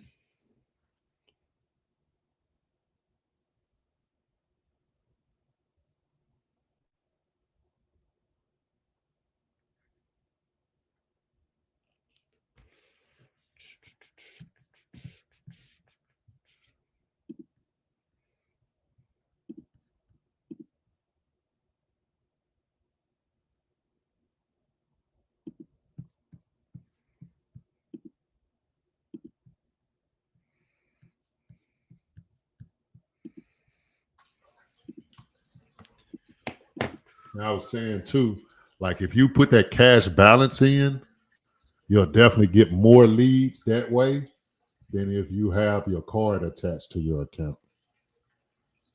If you want to get leads, just put $2,000. Put $2,000 in your account right now and watch how many leads. It'll probably be gone. I guarantee you. Wherever you had that bid at, it would probably be gone close to the end of the day. I did that when I first started with property leads. I had to stop it because it was outrageous. It's like I was putting like $1,000 up there, man. Them leads were coming. And just I was like, yeah, I can't do this. I go broke. I couldn't even keep up. Couldn't keep up.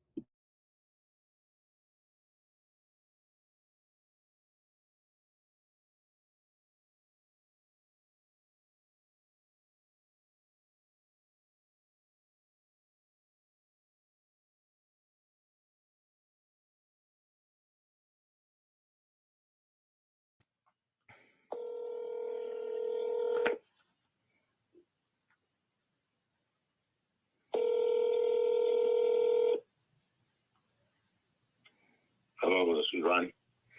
Yes, hi, Ronnie. This is Angel. I called you about your house. yesterday? I'm doing all right. You were so busy, you couldn't speak to me yesterday. Yeah, So I was busy, man. I really couldn't talk. I don't mind waiting. I just don't want to bother you if you've got something going no, on. It's no bother, man. It's just the numbers are tight, and yeah, my asking price is pretty firm. I'm at $65,000.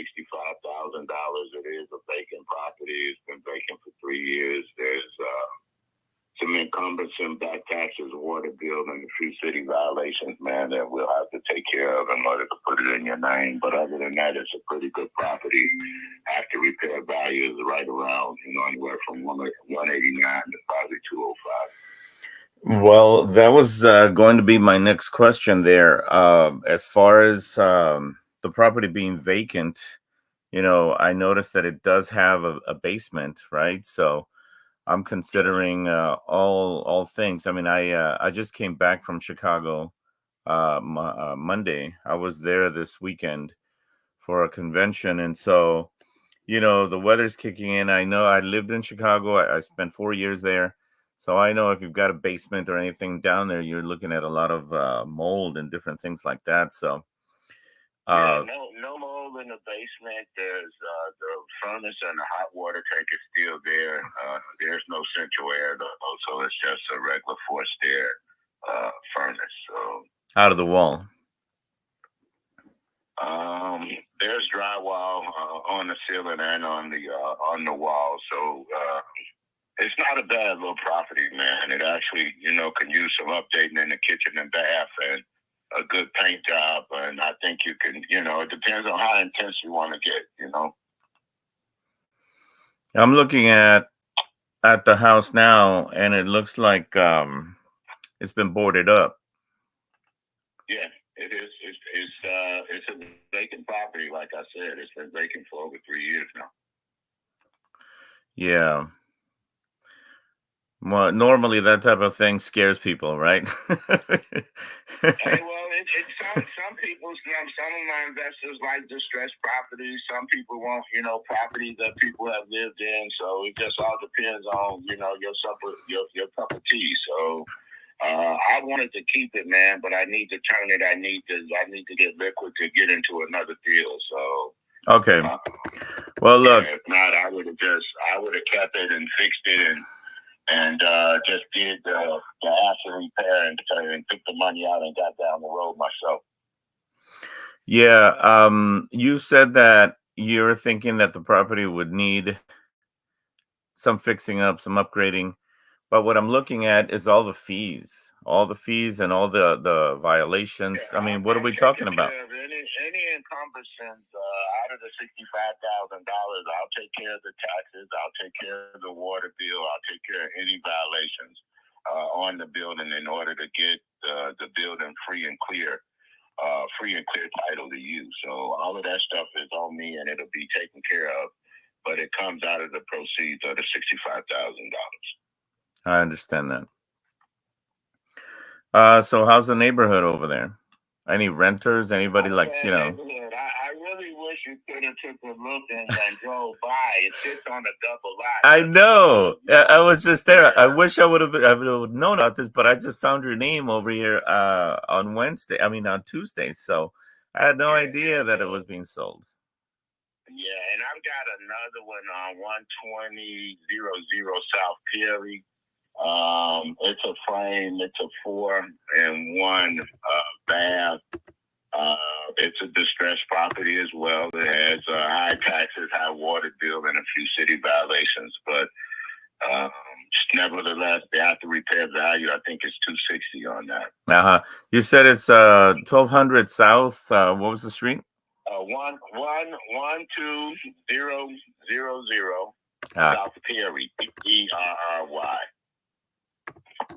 And again, most of the properties that I get, man, are going to be distressed properties. They're going to have either high taxes, water, and then probably some city violations. Those are the ones that I go after due to the fact that the upside is greater, So comes with some encumbrances. If you could get past the encumbrance, man, you got a lot of upside. If you go on the MLS, there's no upside, man, really. I mean, everybody's shopping from that same list.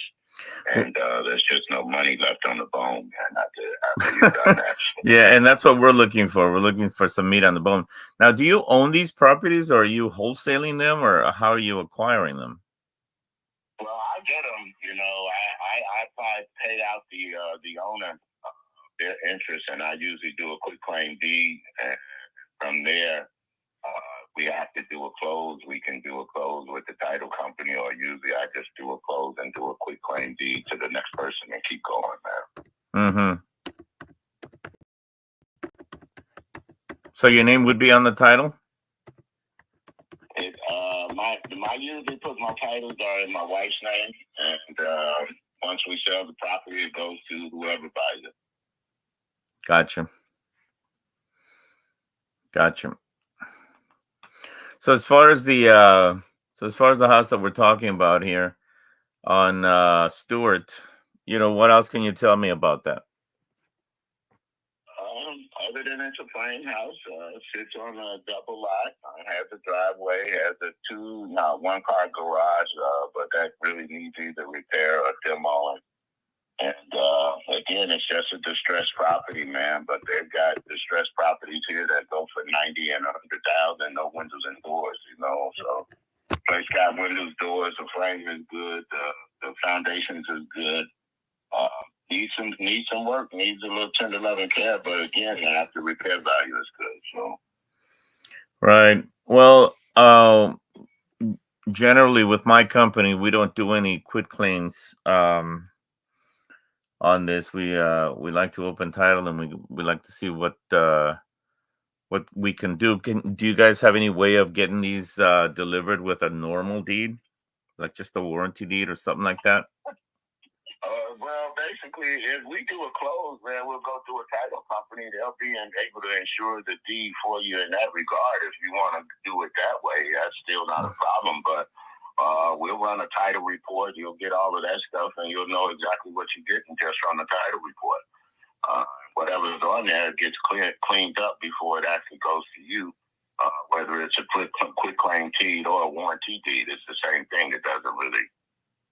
With the warranty deed, the title company is backing whatever encumbrances are on there, but there won't be any once we pay them all off, and you'll be able to see that. So it's however you want to deal with it. The problem with going through a title company, it just takes a little longer, Yeah, so and that's you have to pay as well. So right, and I'm thinking as far as your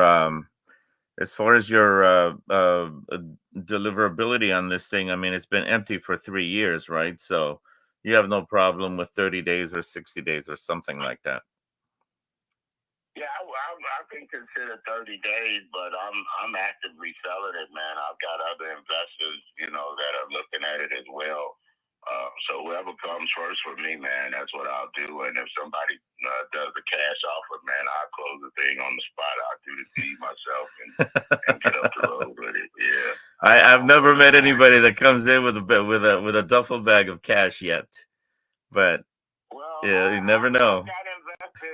I got investors, man, that'll come with cash, man, and I do library closes, brother. So everybody handles their business differently, So that's true. I've done a host of closes at the library, man, with either cashier's checks or cash. So it just depends on how you handle your business and how how interested you are in the property.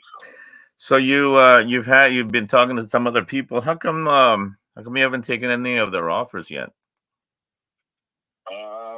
I've had a few offers, man. If I don't get the offer that I need, there's no need for me selling it. It comes with a lot of baggage and encumbrances.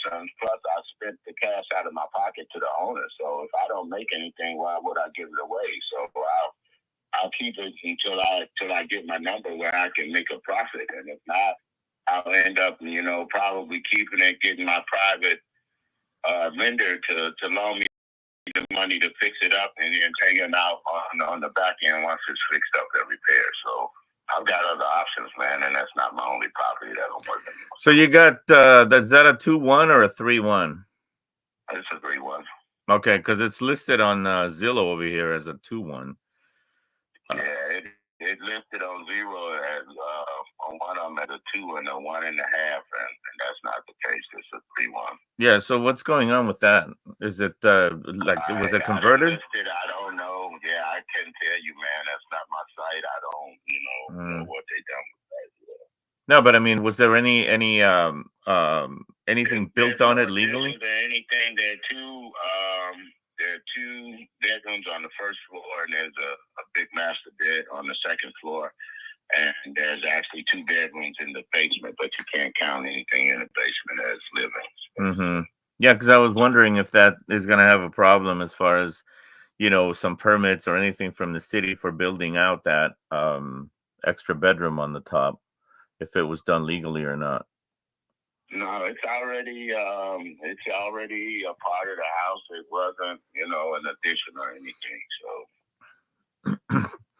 All right, so you're at 65, right? I am. Okay. Let me do this. I'm doing some research on my system here, trying to get down to the bottom of this, not just as far as the comps are concerned, but the actual livable area and the assessor role. I think at some point I checked this thing. It was assessed at 25,000 on one of these websites from the county. I wouldn't be interested. I won't even entertain a conversation with that, man. So I really appreciate the call. I'll call you back. All right, thank you. Okay. Thanks.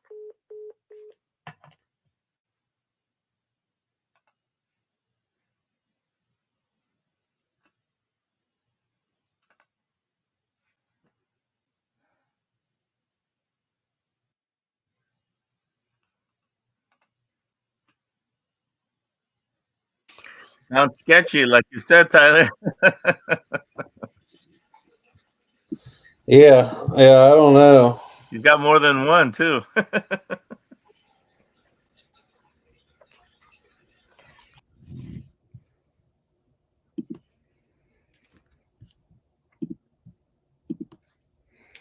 Let's see.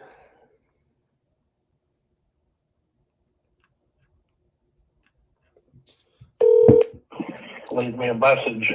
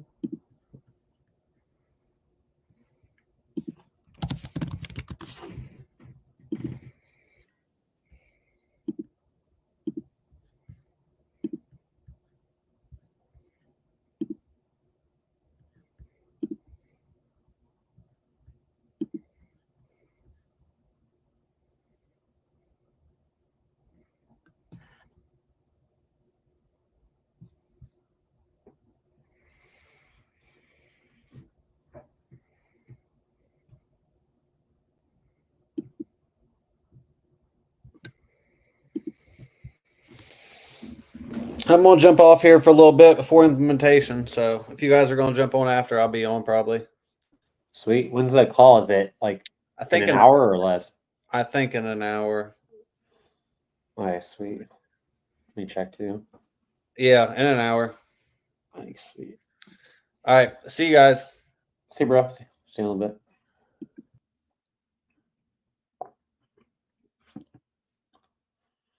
So November 7th, sent contract for 130K, 5-hour follow-up.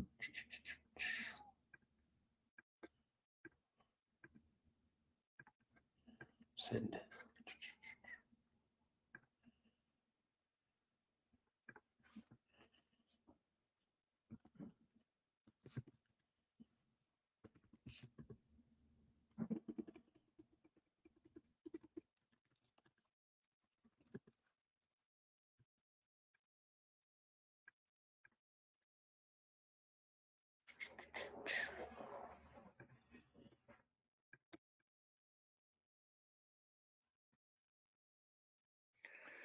So today's meeting is about submitting these calls. For call review? Yeah. Oh, nice. I didn't know what, like, if there was a topic. Yeah, usually Thursdays, I think he's got the call review. I'm gonna see if I can send this over to him. Sweet. What's up, Jenny? What are you working on? What are you and Jason got going on in that laboratory? Is Jenny on right now? Yeah, she has entered the chat. Dude, tell her to hop on. I haven't seen her in a while. Let's go, Jenny. Hop on and just say hello. Hola.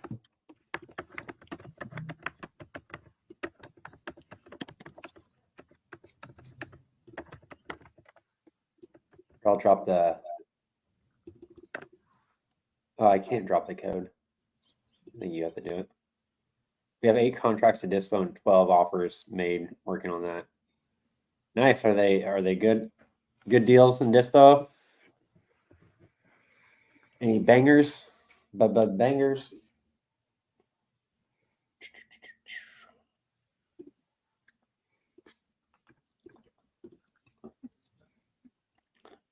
What's been working for you guys? Anything new? Did you expand the team, shrink the team down? What's been going on? Jenny, if you're available, feel free to hop on and talk about those deals, how you're able to move them so quick. Only if you have a sec.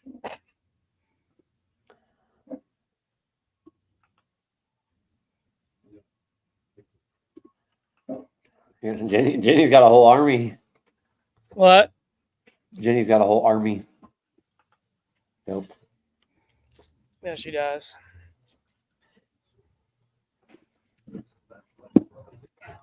So good news is you just got a good amount of JVs.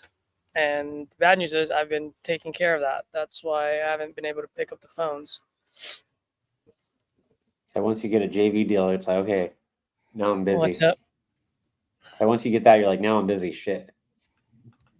Yeah, well, the thing's like I have to put everything together so that it's ready to be dispoed. So that can take some time.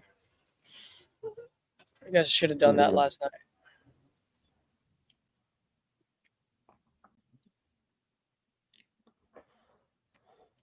How do I upload? How do I upload contacts? Oh, yeah.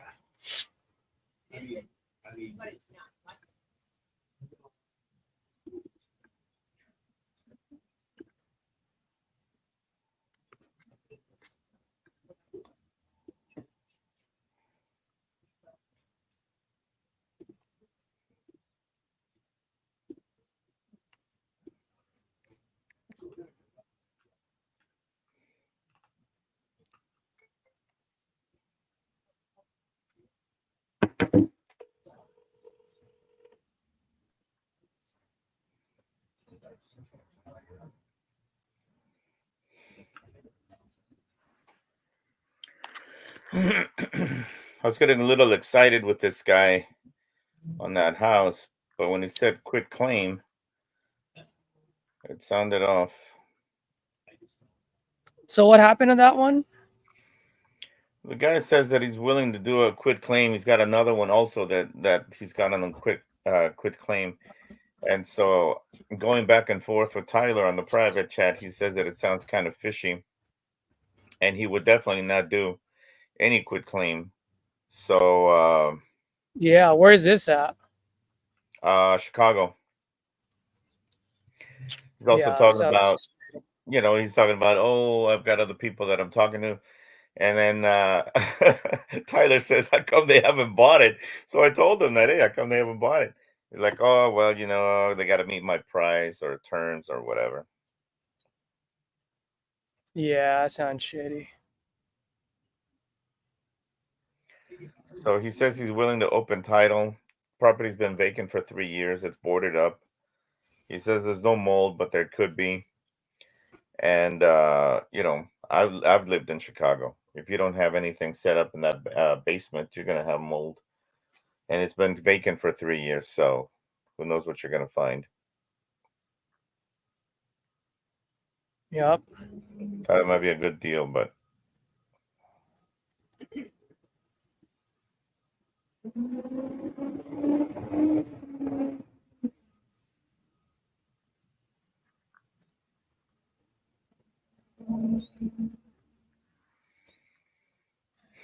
Jenny says she can't right now. She's busy. Kids are driving her crazy. Yeah. Teams are a lot to manage. You definitely have to have a system in place. We're constantly fine tuning. It's also easy keeping it organized, and Dispo really the key is being on the phone. Barbara's an amazing, and she's came a long way. Big part of the team, and of course Danielle. It sounds like Danielle, Barb are your heavy hitters, and that's dope.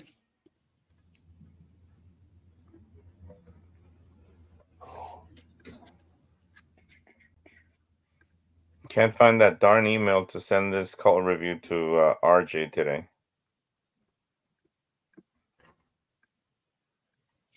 Yeah, to be quite honest with you, I don't even know where they are. I need to submit some. I need to submit some comp review, and I haven't even done that yet. Mm-hmm. I'm on the Titanium University Facebook group, trying to see if anybody's already posted how to be able to send it in. But I don't see anybody here telling us about an email.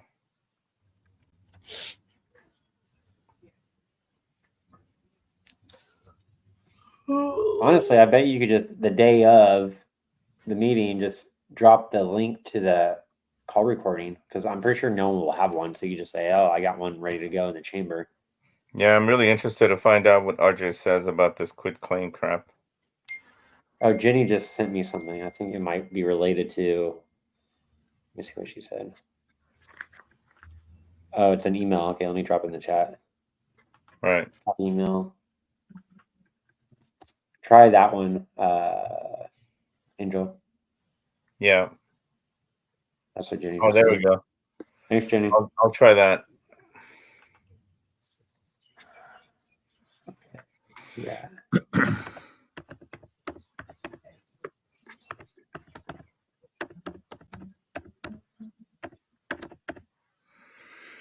See if it'll go through.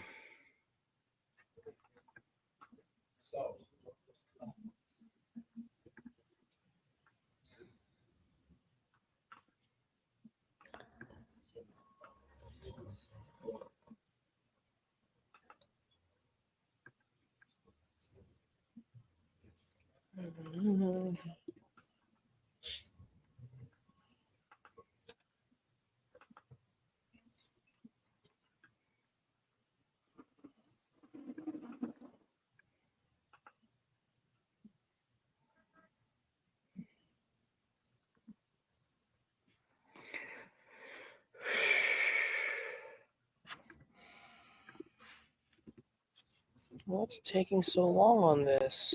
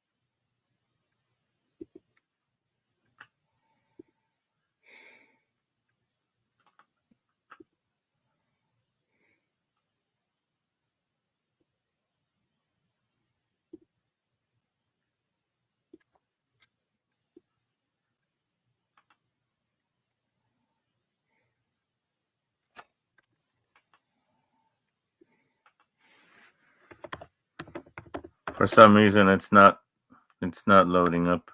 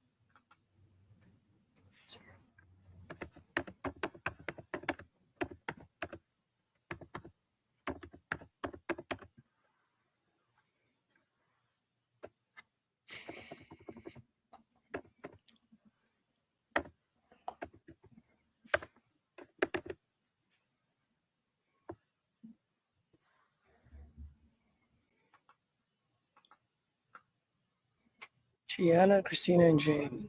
Gianna.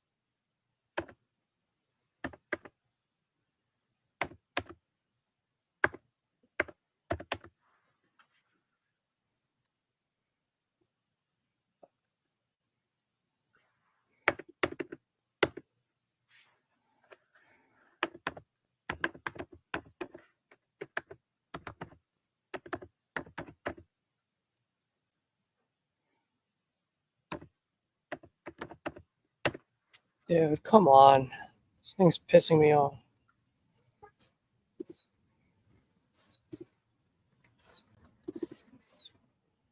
Are you fucking kidding me? The first name.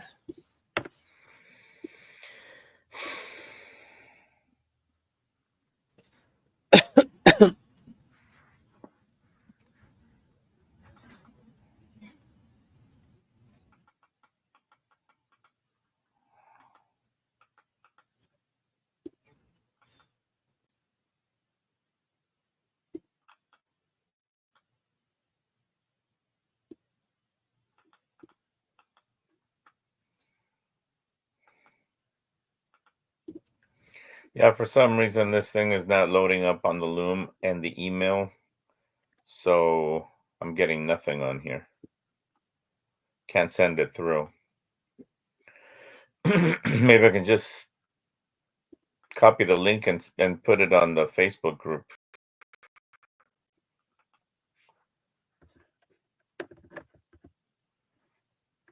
So you downloaded the link? Like you loomed it all up, right? I loomed it up. Yeah. Okay. So And what problem are you running into? That it's just not giving me an option to add the email and have it light up so that it can be sent out. Maybe I need to finalize it or something. So in order to watch the Loom, it's just a link, right? Like a Google Drive link, right? Right. So you would just create an email, then in the body of the email, just add that hyperlink, right? Yeah, that's what I'll do. Thank you. Yeah, you're welcome, man. Yeah, Jenny said, yeah, just copy the link, put it in the email. Let's bring up Gmail. Gmail.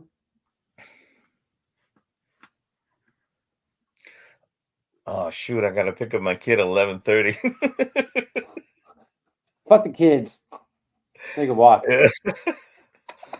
I How gotta old are send her they? a text. I'll be 15 minutes late. I forgot about that. How old are they? My kid's 20. She's in Cal State, Los Angeles. Oh, nice. Yeah.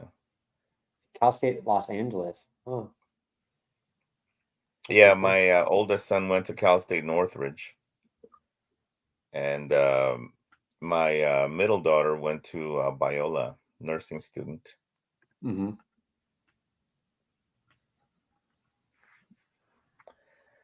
What type of nursing does she want to get into? What do they call it when you want to do the kids? Oh, pediatric? Pediatrics. Yep. Pediatric nursing. Nice. Yeah, as a kid, I was always in the hospital with the doctors because I have asthma and I was preemie. So yeah, it's probably. Does she like kids and all that? Absolutely. That's good. That's a good niche to be in. Yeah, she loves little kids.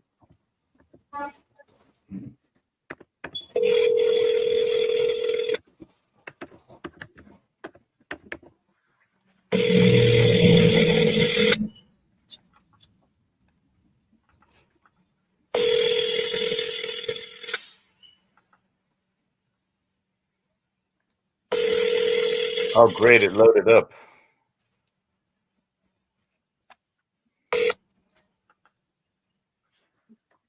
Please leave your.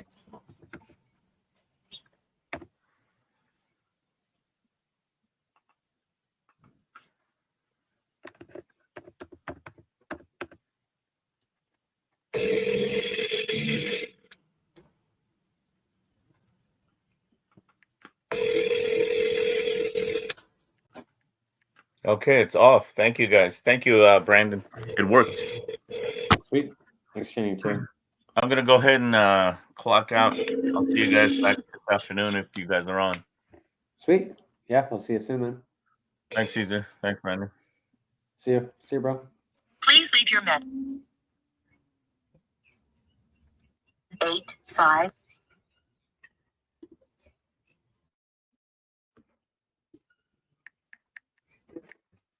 Nothing has been recorded. Jesus Christ.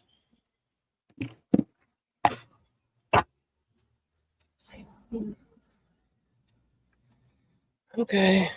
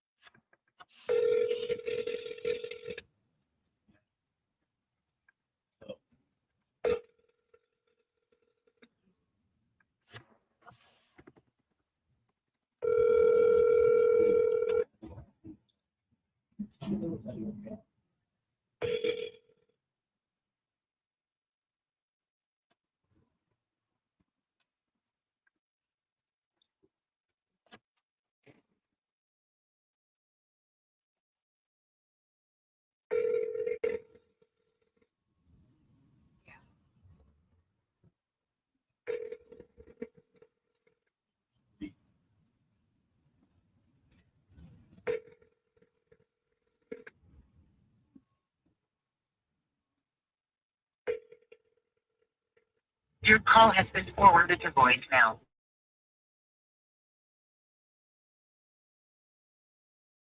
When you have finished recording, you may hang up. Hey, Christina. Good afternoon. Caesar here. Looks like you're looking to sell your property out in San Antonio.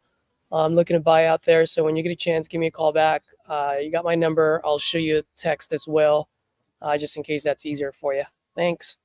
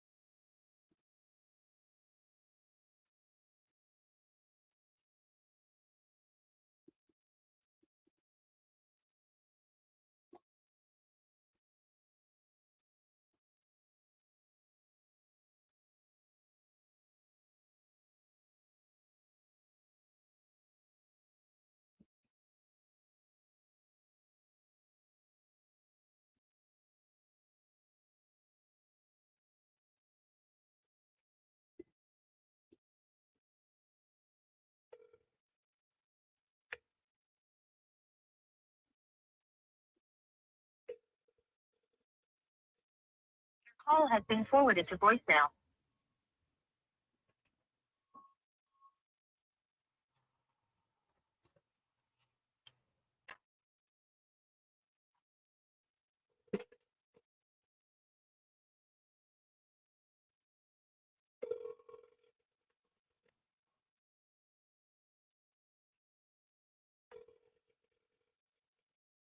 Your call has been forwarded to voicemail. The person you're trying to reach is not available. At the tone, please record your message. When you have finished recording, you may hang up. Hey, Jane. Good afternoon. Caesar here. Got your you filled out some information on my site. Looks like you're looking to sell your property on Meadowood Lane out in San Antonio. I am an investor. I'm looking to buy. So when you get a chance, give me a call back. Love to chat with you. Thanks.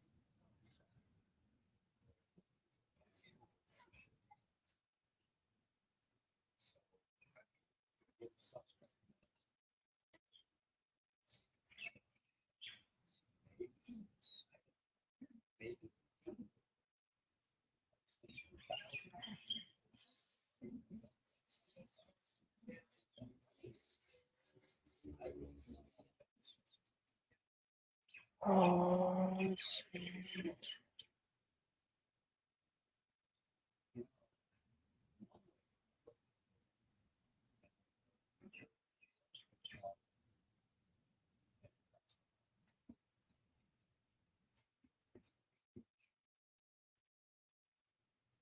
Okay. So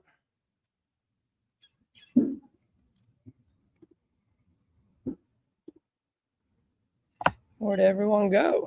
All right. Just gonna keep making calls here.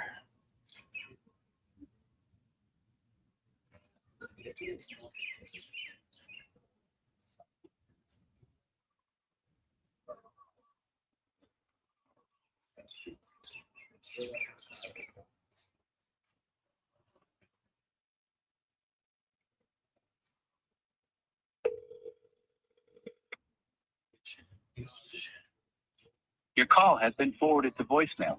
The person you're trying to reach is not available. At the tone.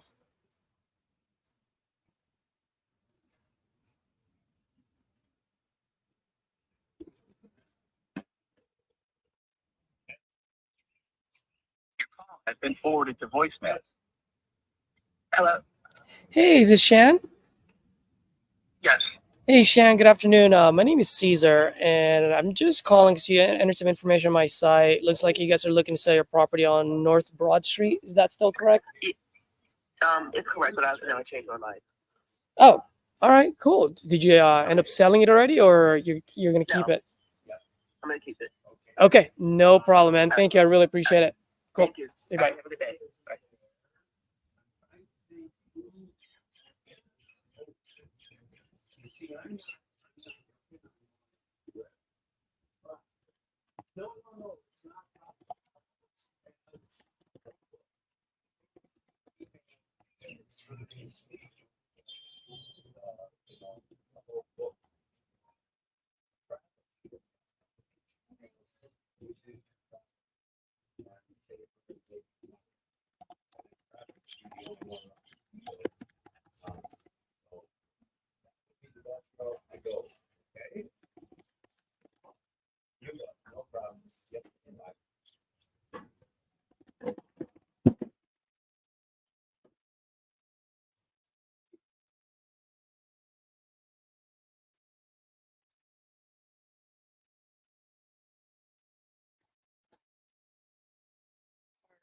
Iro, I'm going to give you this, and that way you can get a refund on it.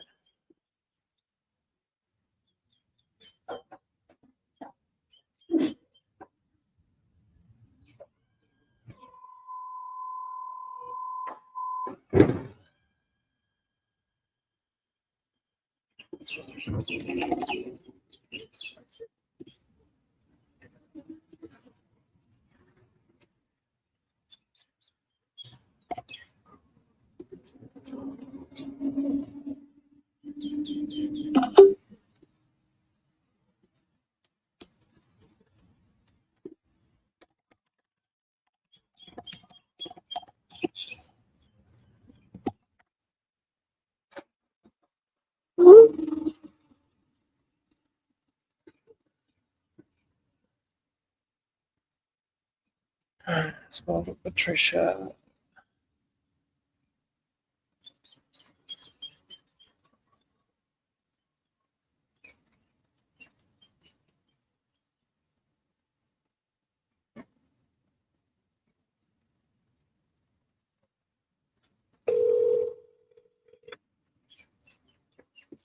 Hello.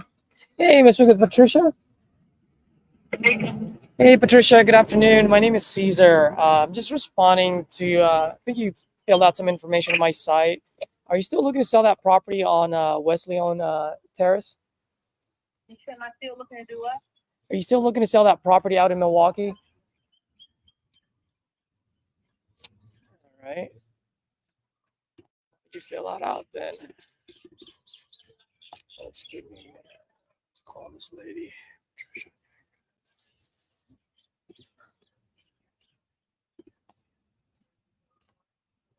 Oh, she's going straight into my thing.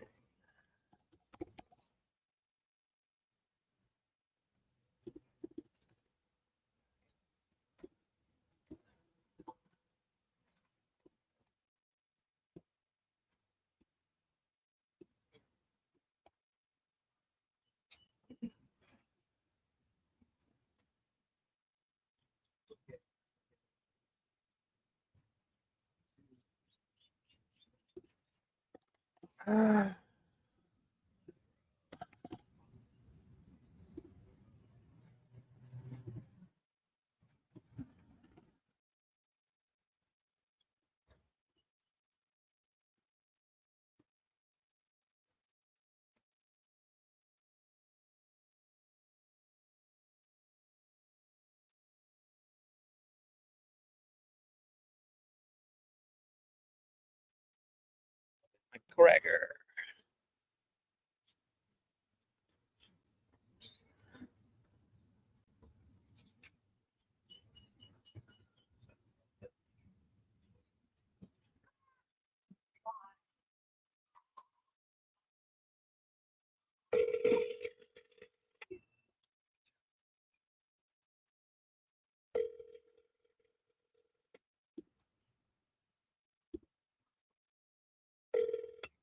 Your call has been forwarded to an auto.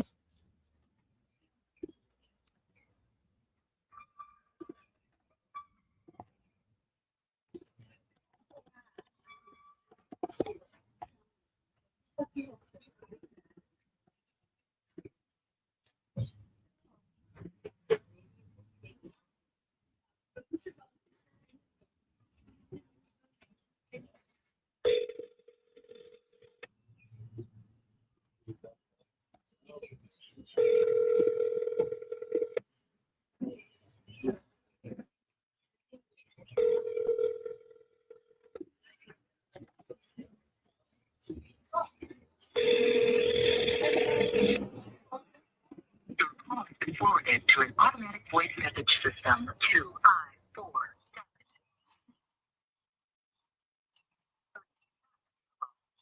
The tone. Please record your message. When you have finished recording, you may hang up or press 1 for more options.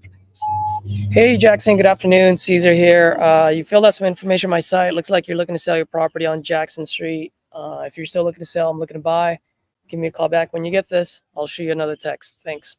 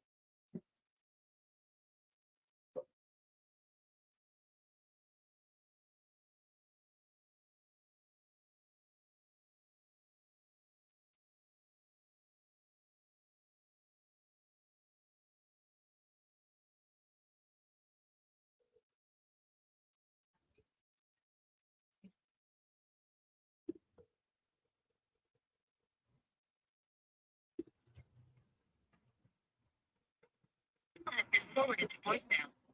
The person you're trying to reach is not available.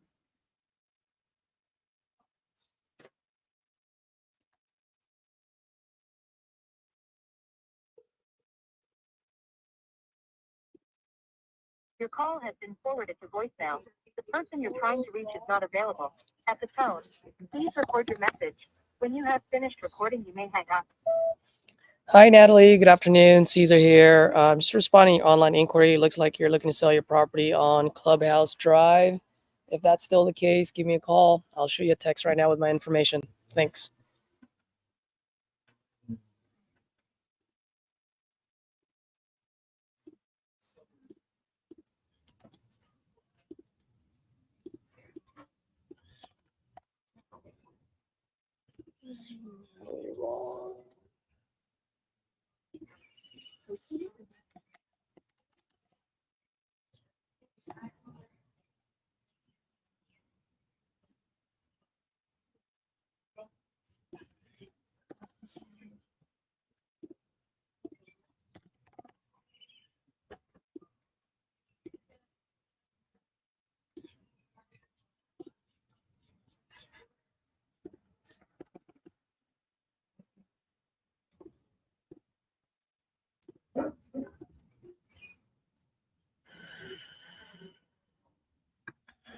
Angel asked, what company are you, I don't know if we talked about this yet, but what company are you guys using to make calls? You're not using your personal cells with your phone numbers, are you?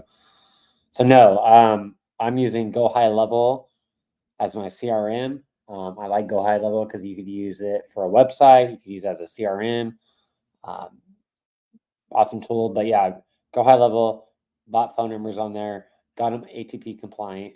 So I'm calling and texting using Go High Level. Go High Level has an app called Lead Connector. I don't know why they just don't call it Go High Level, but it's on your phone, and that's what I use to call from my phone using Go High Level. I think Caesar's the same because he has Go High Level as well. But Caesar, anything different on that? Yeah, I mean, when I first started, I did it with my phone. Nothing wrong with using your phone too, you know, if you have no capital or very little. Mm-hmm. I'd rather use that money for leads than a CRM. You know what I mean? Google Sheet is plenty enough in the beginning. Totally. Oh, it's Angel's question. I thought it was some other viewer's question. My bad.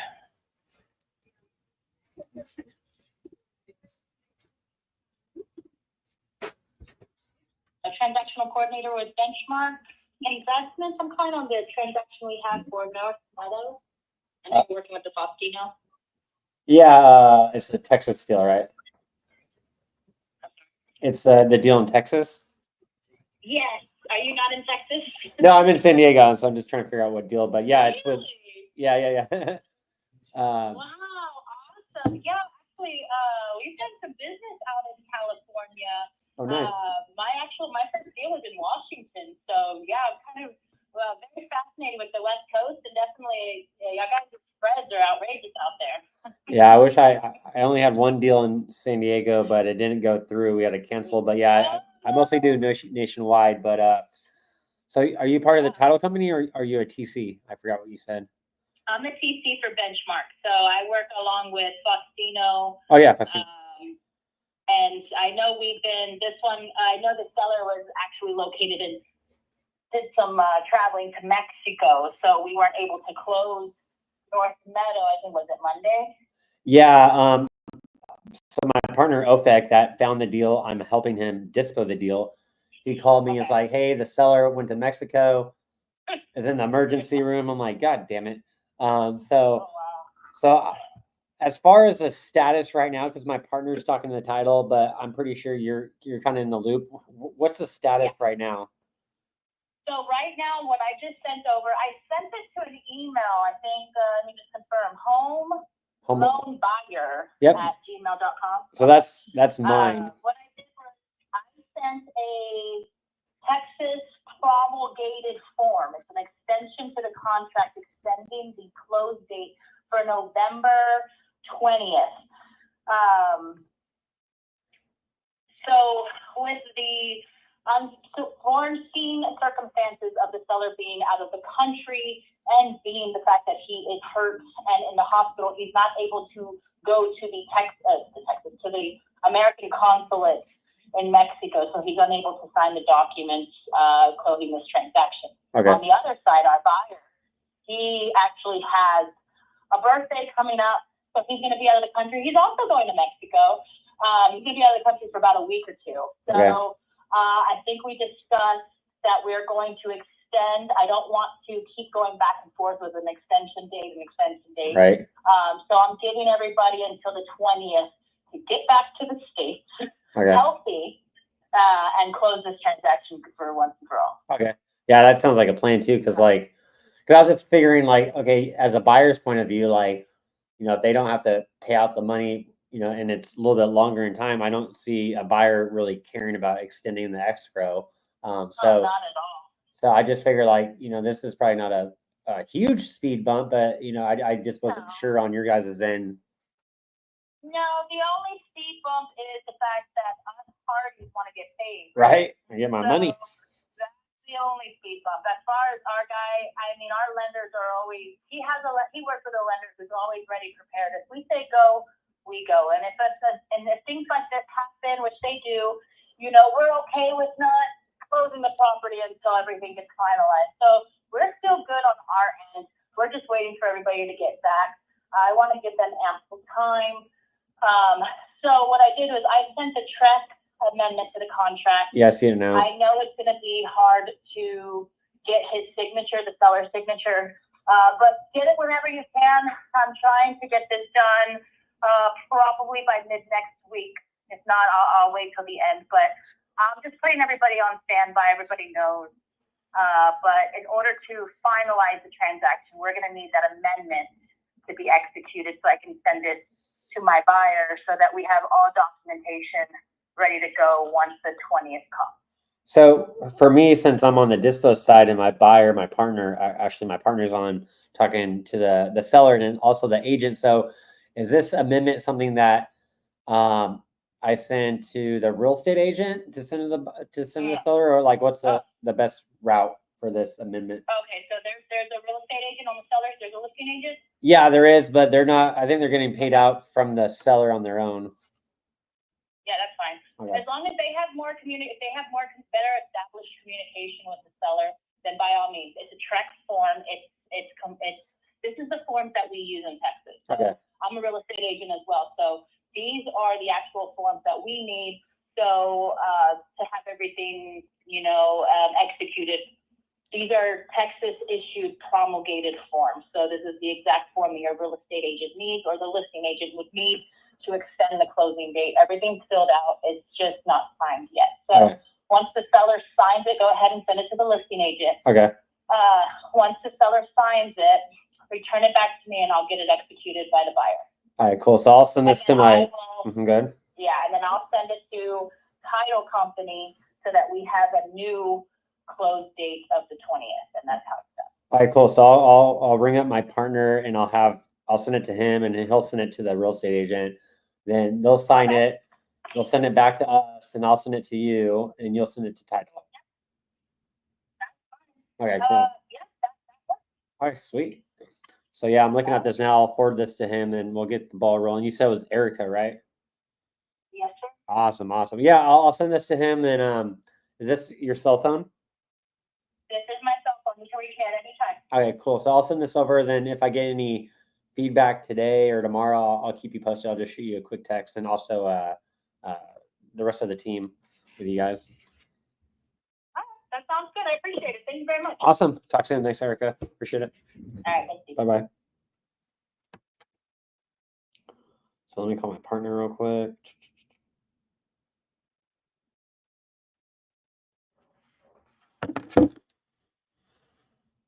Okay, let's see here. How do I forward? Sure. Decline. Okay.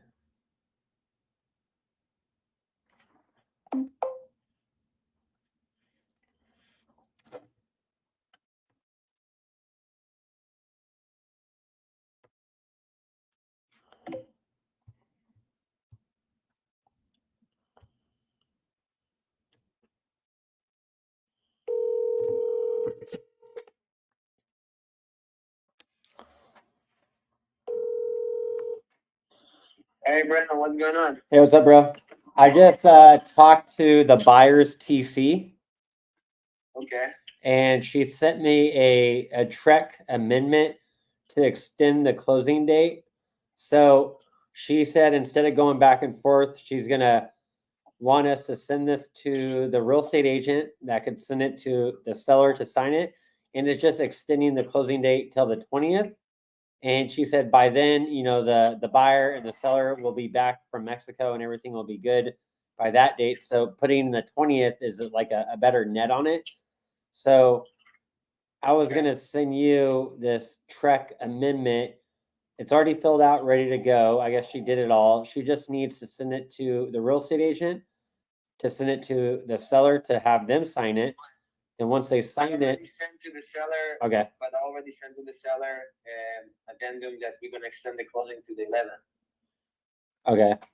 This one just says the 20th. I don't know. Because instead of going back and forth, she said, like, we might as well just put a 20th on it just in case, like, shit happens, I guess.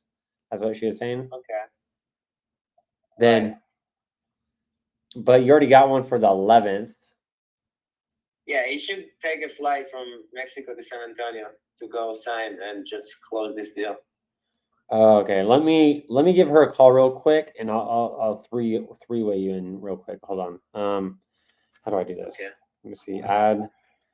You just send a call. I just need you to fill your name, address, phone, Let me see here. signature right here, and there you go.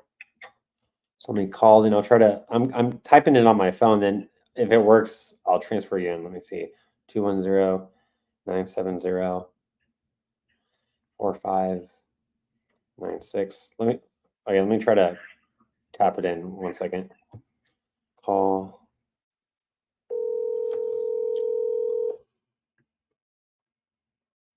This is Erica. Hey Erica, it's Brandon Clark again. So I got my partner on the phone. Let me merge the call real quick. Let's see here. Hey OFEC. I'm here. I'm here. Hey, so Erica, I talked to OFEC about what we went over as far as the TREC amendment to extend it to the 20th. Okay. OFEC just informed me. Go ahead, OFEC. What were you saying about the 11th and all that stuff with the seller? Yeah, I spoke with the agent, and yesterday we signed addendum and we sent it to title that we're gonna extend it to the 11th. Okay, the 11th. Okay. Yeah. So the seller signed and everything. So Okay, now good. we're good. Yeah. So it should be in San Antonio on the 11th, and basically just come sign that, and the buyer should be good.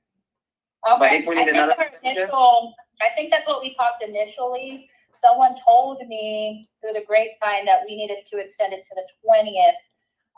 yes, that was the original plan, and then he talked with the agent yesterday, and he told us that he can fly to San Antonio on the 11th.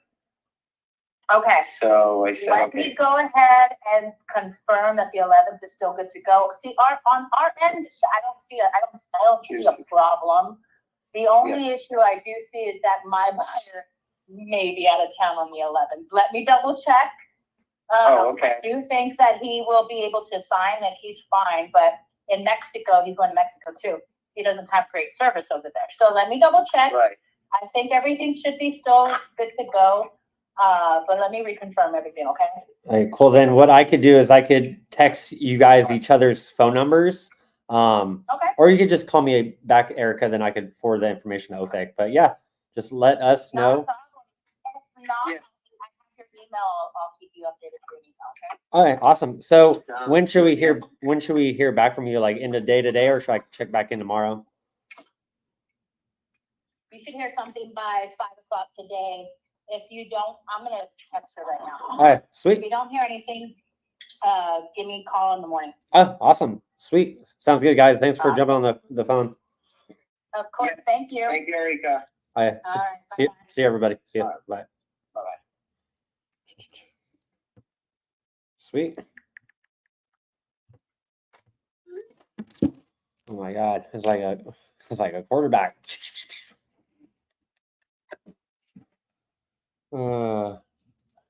Yeah, usually Kathy handles the contracts. I'm like, fuck. I know. I hate it. I'm about to call this. I'm sorry, go ahead. I was just gonna say, like, the TC sent me this, and I sent an email, the TREC form, all this stuff. I'm like, fuck this. Kathy does all that shit. I'm like, I just call people. Yeah, exactly. You got to call someone? Yeah, I'm about to. Someone just called me back. Wait, what's her name? Teresa.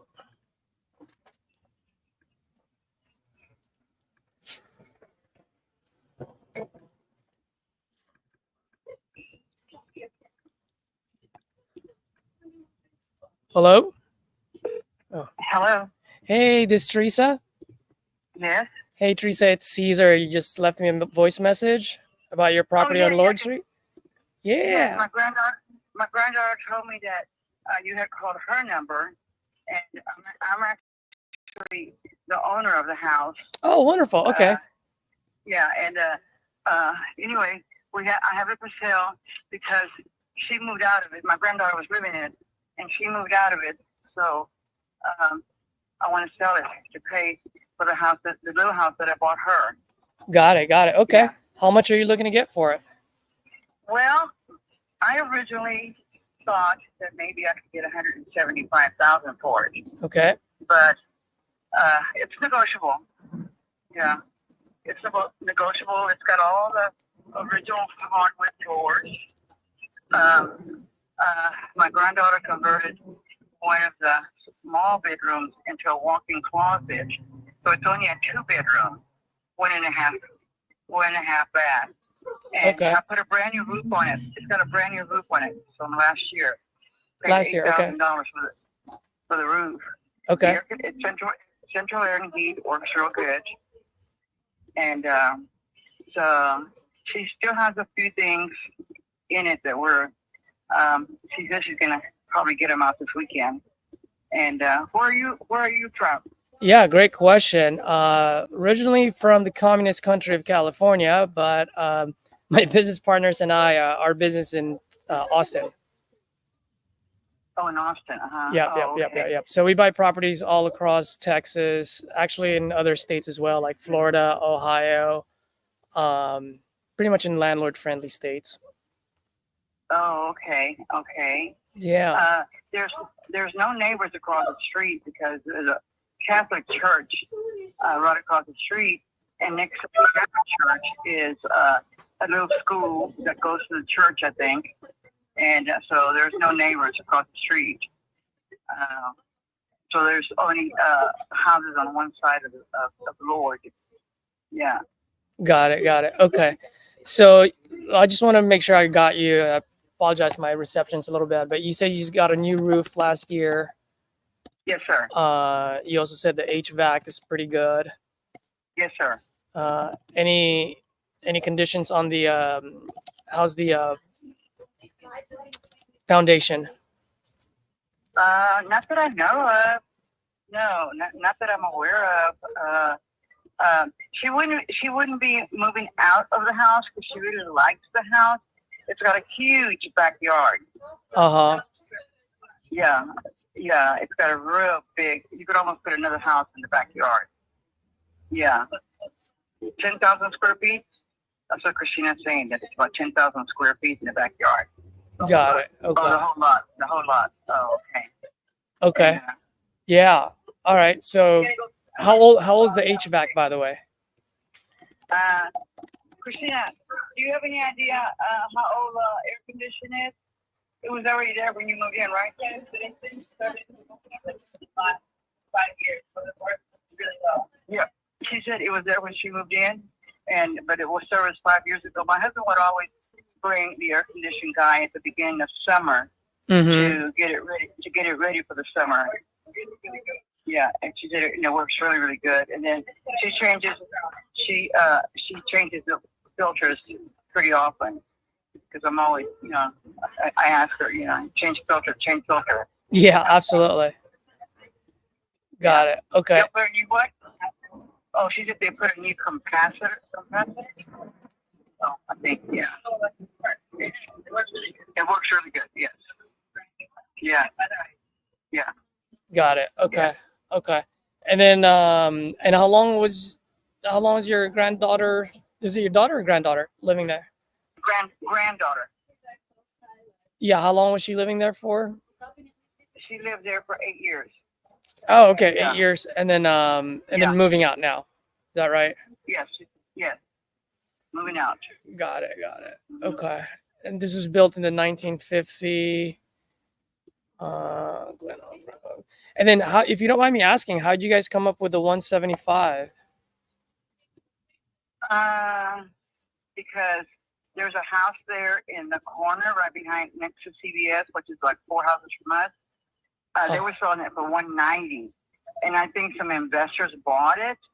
Anyway, they fixed it up and they painted the outside, and now they have it for sale. There's a sale sign on it, and they're asking $240 for it. 240, yeah, that's I know what you're talking about. That's a 3-bedroom, 2-bathroom though.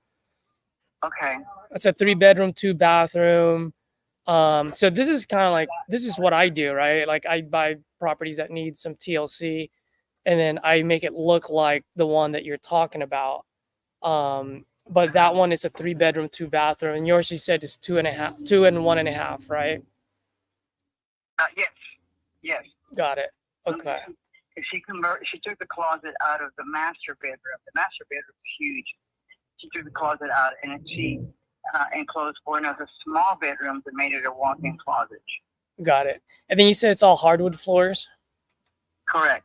Got it. Okay. Original hardwood floors. Yes. Okay. What about the interior? Can you go ahead? The interior, it's either chip black or it's beadboard.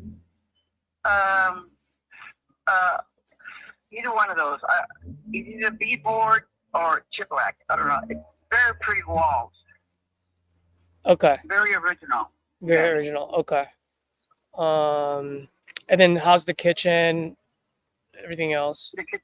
The kitchen is they redid the kitchen. Yeah, she redid the kitchen some. It's got some, I think either granite countertops. I'm not sure. Yeah. Got it. Okay. All right. Do you want to send someone to come look at it? Yeah, we can definitely do that.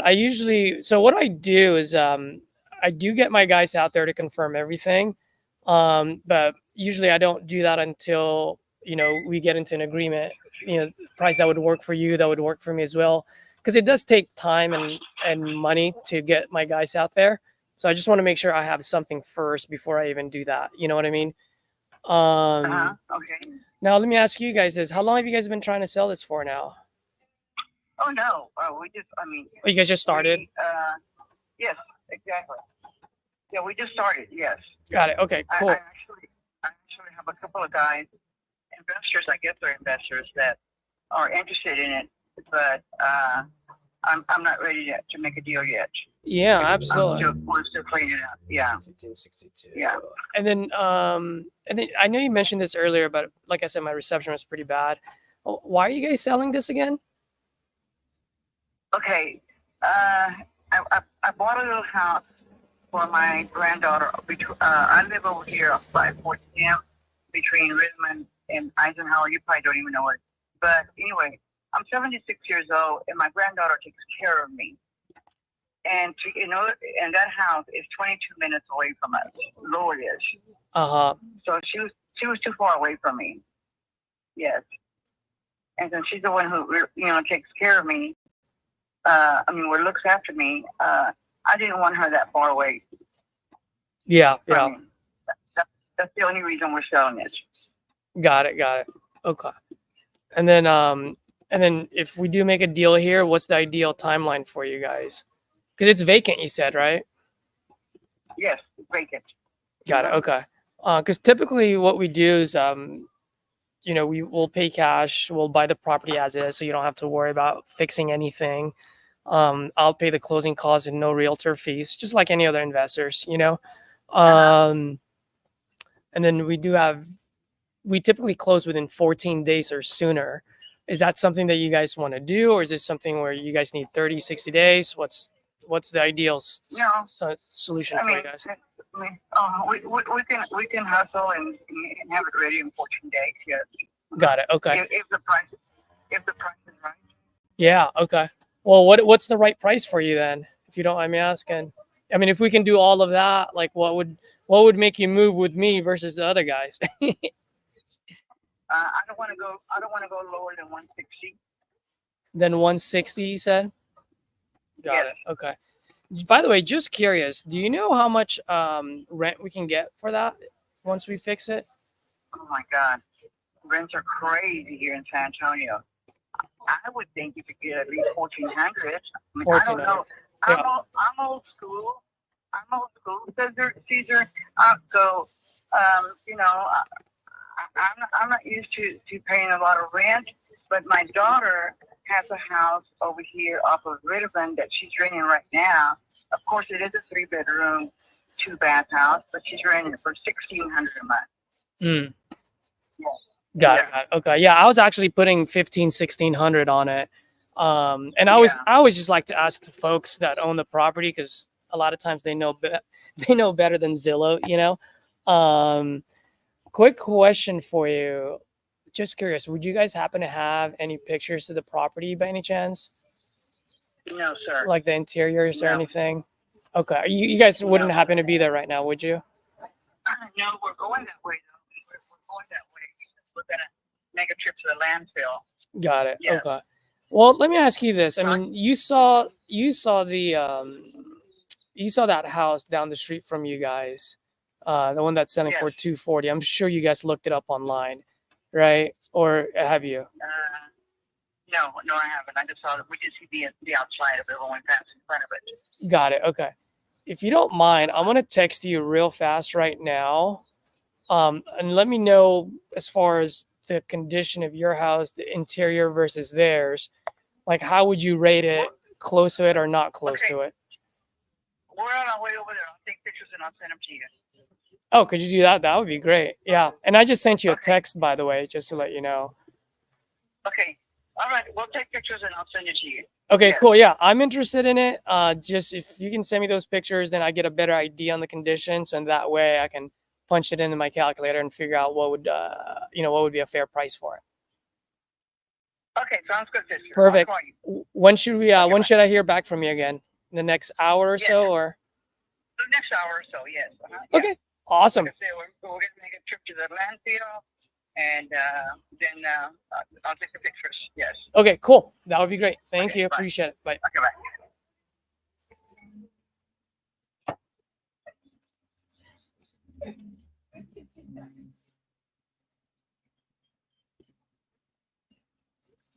Hello, Kevin. This is Brandon Clark. Was calling about your property. Saw that you messaged me back that you're looking to sell. Just trying to figure out how much you're looking to get for that property, and would love to jump on the phone to see if it's a good fit for me. Give me a call back, 760-823-8311. Thank you.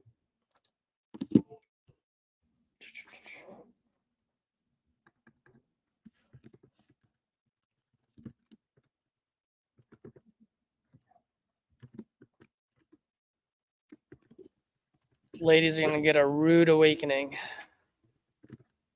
She's asking for too much. Yeah, I found one for 229 just down the street from them. But that was so with 1 acre land. No, that's not gonna work. I think this thing's worth like 200,000, 175.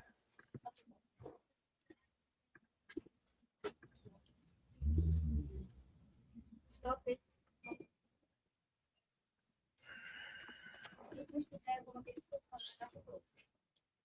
Yeah.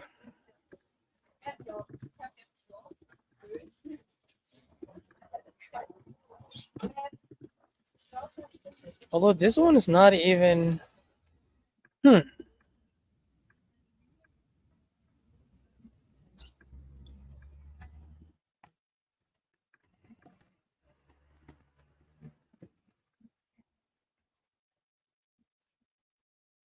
a quarter. Oh, is let's RJ's call go.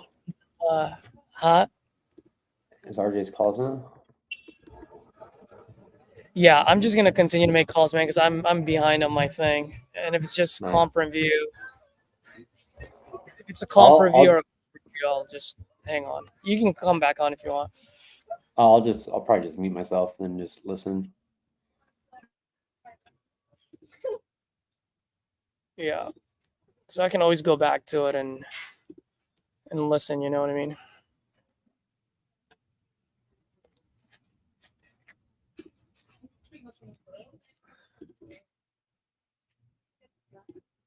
Let's see.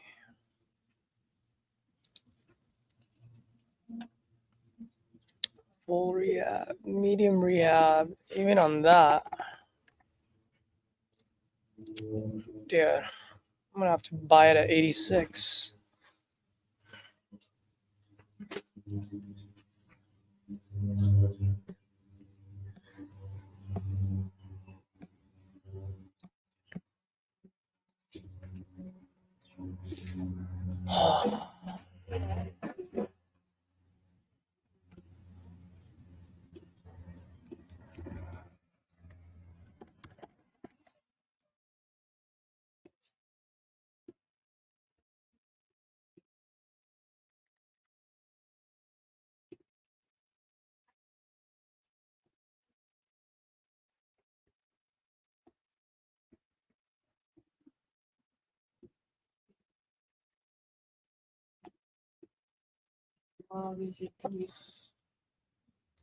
Nothing's selling in that area.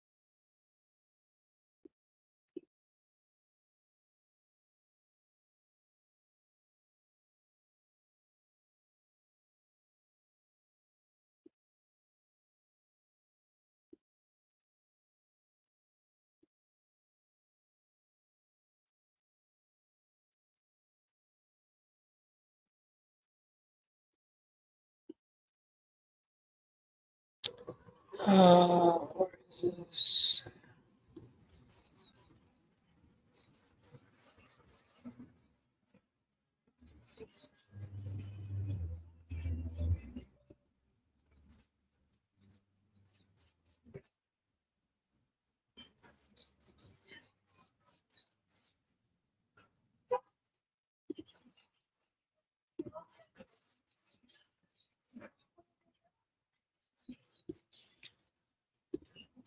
It can be good.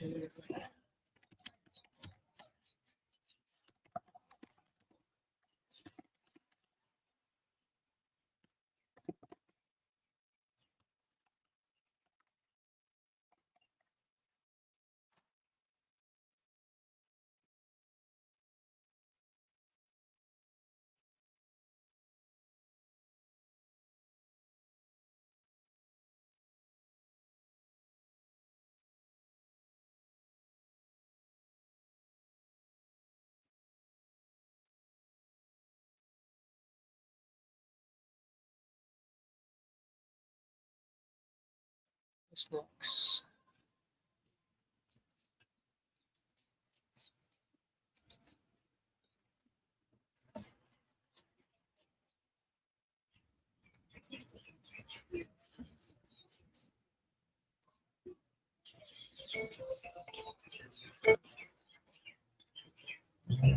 Please leave your message for.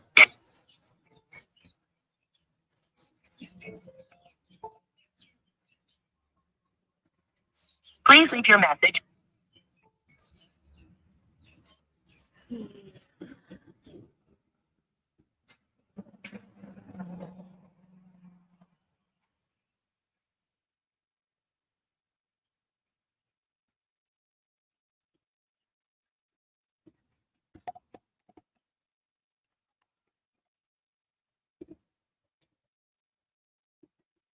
So this one's in Michigan. It's EST.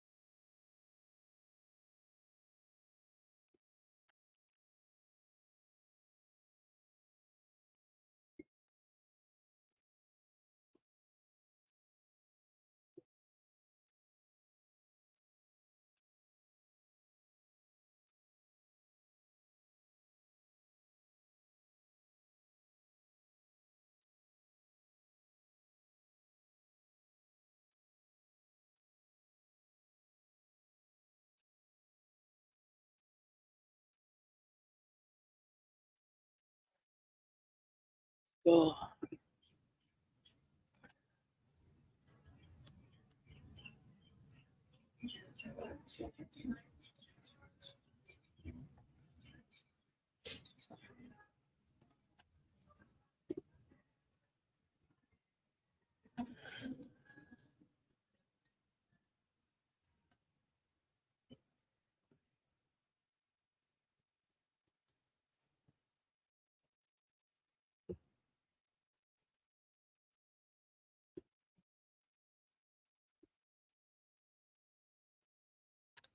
Oh, sorry, Edgar. I didn't see you were leaving messages. So you got a lead out in Jackson, Mississippi. ARV ranging 110 to 140. Seller asked for 60.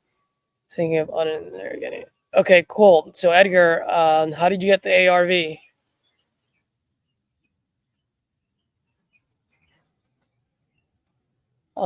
So let's say it's 110. What's the rehab cost, buddy?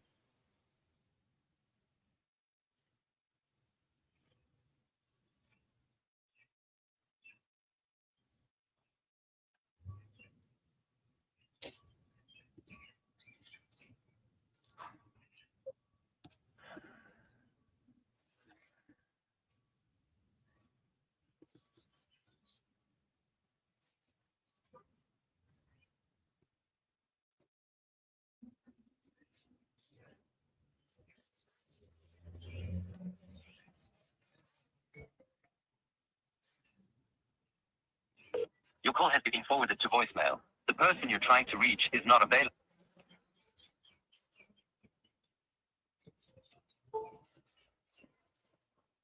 Your call has been forwarded to voicemail. The person you're trying. Okay, that's a no bueno.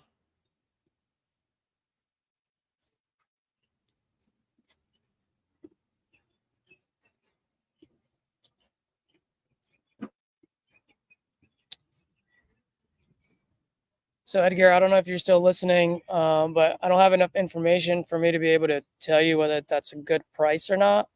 I mean, you have the ARV ranging from 110 to 140, so let's call it right in the middle, 120, or if you want to go conservative, make it 110. But I still need to know what the rehab cost is, and also, is this going to be a flip? Is this going to be a rental? What's the rent rate?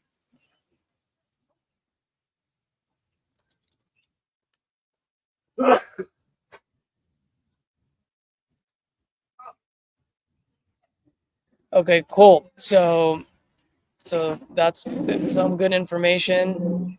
So you said that you found a couple of homes that are 95 to 110, and then also at 165. Are these properties sold? Are these sold prices, or are these prices for sale? And if they're for sale, how long have they been on the market? That's very important to know too.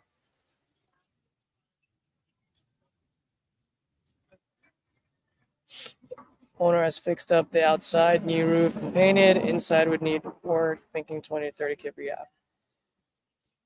What's the square footage of this house?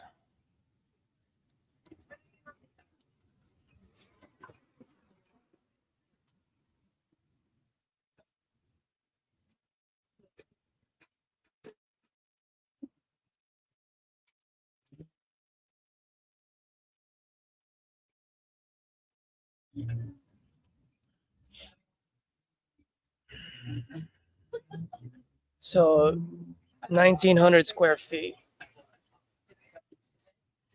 All right, let's see.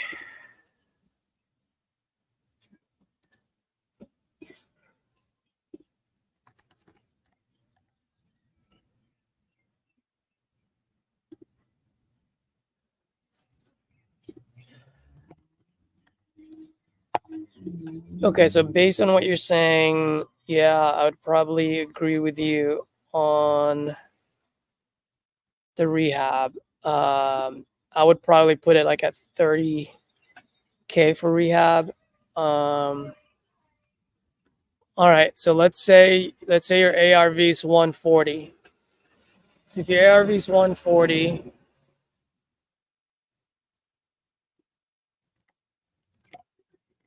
And what did I say the rehab would be? 35. Okay. And then you want dollar per dollar. So if I put in $35,000 of rehab, I want $35,000 of profit. So now we're down to 70,000. And then 12% of 140, that's about 15,000 or 16,000. I can't think right now.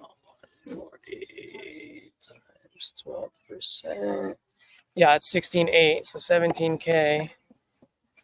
So if we go 140 minus 17,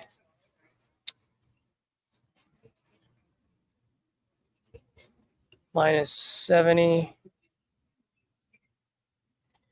So you have about $53,000 left, but that doesn't include your assignment fee. So with 140 rehab, 140 ARV, 35K rehab, right? So why don't I do this? I'll put this on you guys so you guys can see. Minus 35K rehab, minus 35K profit, minus 12% of 140. That gets me down to 53K. This is without your fee.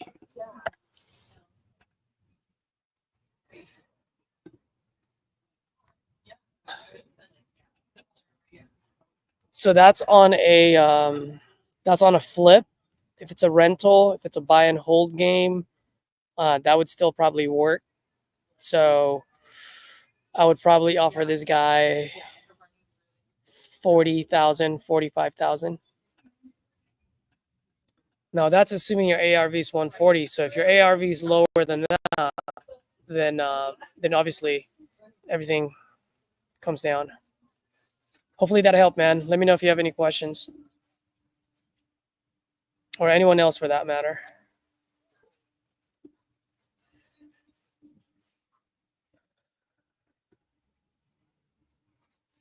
Wait, who was I calling? 252.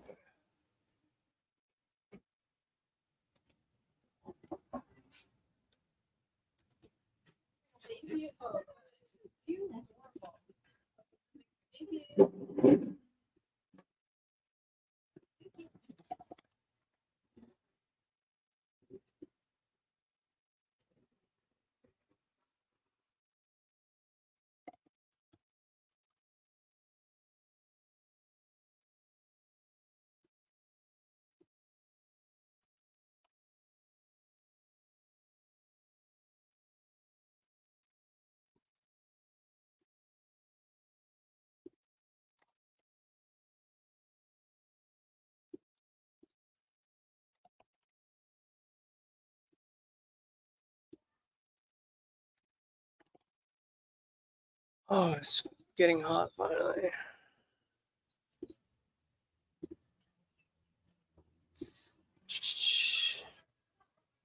All right, what are you saying, Edgar? Let's see.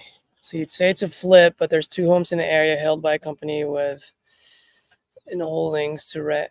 Rent is 1.1. Thinking they can pick it up from me if I get it down to 40, 45. Yep, absolutely. I would lock it up at 40. So in that way, you have about $13,000 of assignment fee.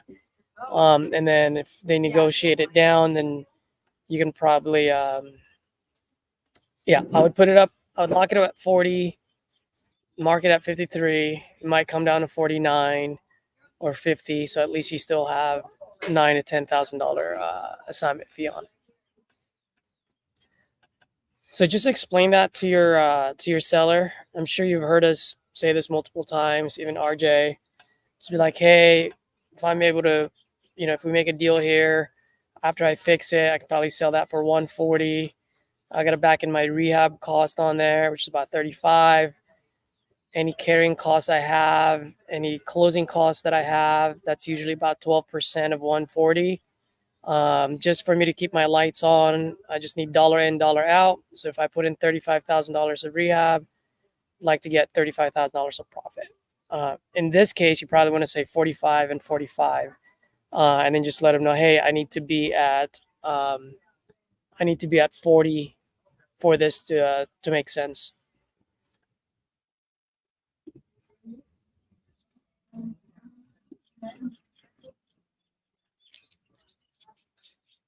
And bro, if you want to make that call on this on here, by all means.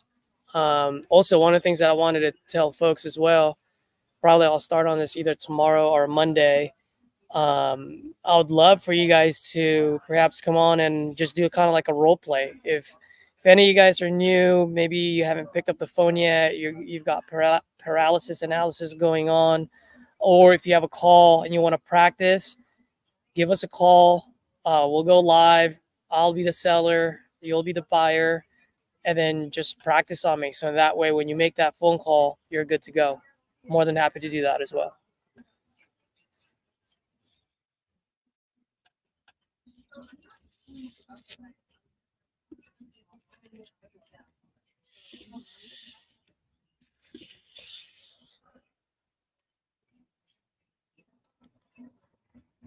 So yeah, Edgar, that offer's out there for you, man. If you want to practice right now or whenever you have a chance, practice on me, close me. It sounds like it's a follow-up call. So if it's a follow-up call, you should just, we'll do a quick role play on how to close, and then I'll be that guy and you'll be you. So in that way, we know where the holes are. You can fix it before you pick up the phone, and you have a higher chance of closing that deal.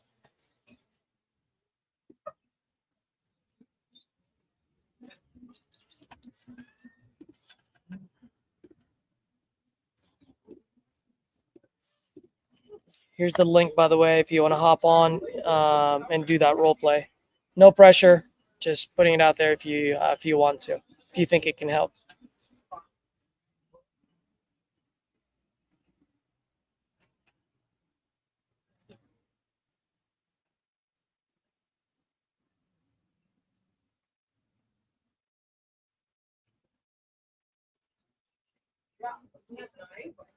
Yeah. Wow.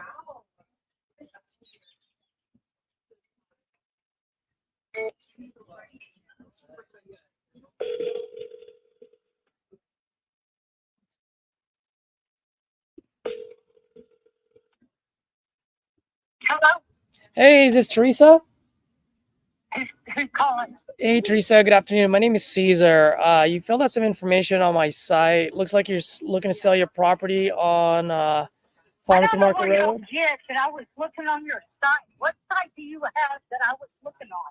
Well, I actually have multiple ads that's either on Facebook and then also on my website and other things. So I don't know if you filled it out. I mean, if you're looking to sell, I'm looking to buy. And if you're not, I can take you off my list. Whichever way you go, I'm okay with. Okay, well, I'm looking to sell, but I just don't understand. I've not been on anyone's site. Oh, well, I'm sorry, ma'am. I mean, I it just comes across my desk. So I apologize if you're getting a ton of different phone calls from different people. My house, do you know anything about my house? I just know the address. That's why I'm calling you to find out. Okay. The house is paid for. Uh-huh. It has a metal roof. It's 3 bedrooms, 2 full baths. It has a separate laundry room, a back porch, a little front porch, and it has a fenced-in chain link fence for the backyard for children or dogs. And then it has a fenced-in pasture. Okay. Okay, now the house was built in, I'm going to guess, in 1980-something? Yeah, 1985. Yeah, okay. Well, the original windows are still there. Okay. It needs some work. Probably, well, definitely needs new carpet, new flooring because of animals being in there. My grandson was living in the house. In fact, the house, people want to ask me, why are you selling that house? Uh-huh. Well, I'm selling the house because it served its purpose. It's what? Oh, it serves its purpose. It served its purpose. I lived there. I raised my daughter there. My daughter brought home 3 of my precious grandchildren there to that house, which are grown now. Awesome. They're grown. My youngest one just moved out, and he is a police officer now. Nice. Both my other girls are teachers. Oh, wonderful. You raised a great family there, sounds like. I think I did. Yeah. So my grandson just moved out in July Yeah. with his fiance because, again, he graduated the academy and he's a police officer. So he has moved closer to his work. Uh-huh. So, yes, I am selling it. It is on the tallest hill between here and Houston. You can see downtown Dallas from that front porch. You walk all the way to the back, you will be able to see Cedar Hill. Okay. It is beautiful during 4th of July because you see fireworks for miles everywhere. Uh-huh. Now, like I said, it's propane on the stove and hot water heater. The hot water heater is not very old. It's about 4 years old, maybe. Uh-huh. At the most. The roof is probably about 7 or 8 years old. It does need to be leveled. I noticed that when I was out there. Needs to be leveled. Because Okay. It's on here and V. And because we've had so much rain at the beginning of this year, Uh-huh. that, you know, I noticed when I walked that you can tell that it's got little woods in it. Got it. Okay. So, and it's only been leveled once since we've had the house. Got it. I would think it would be time again. No, it is not in perfect shape. There's a lot of things I would do if I had the money. Like the windows would be more sufficient because, like I said, everything is original there. Mm-hmm. The garage is not a garage anymore. Long story to that one. It's just in a storeroom. The frame of the garage is in good condition, but it could sure use some siding on the outside and new sheetrock on the inside. If you want to close it off and make it into a shed, a barn, whatever. Got it. Okay.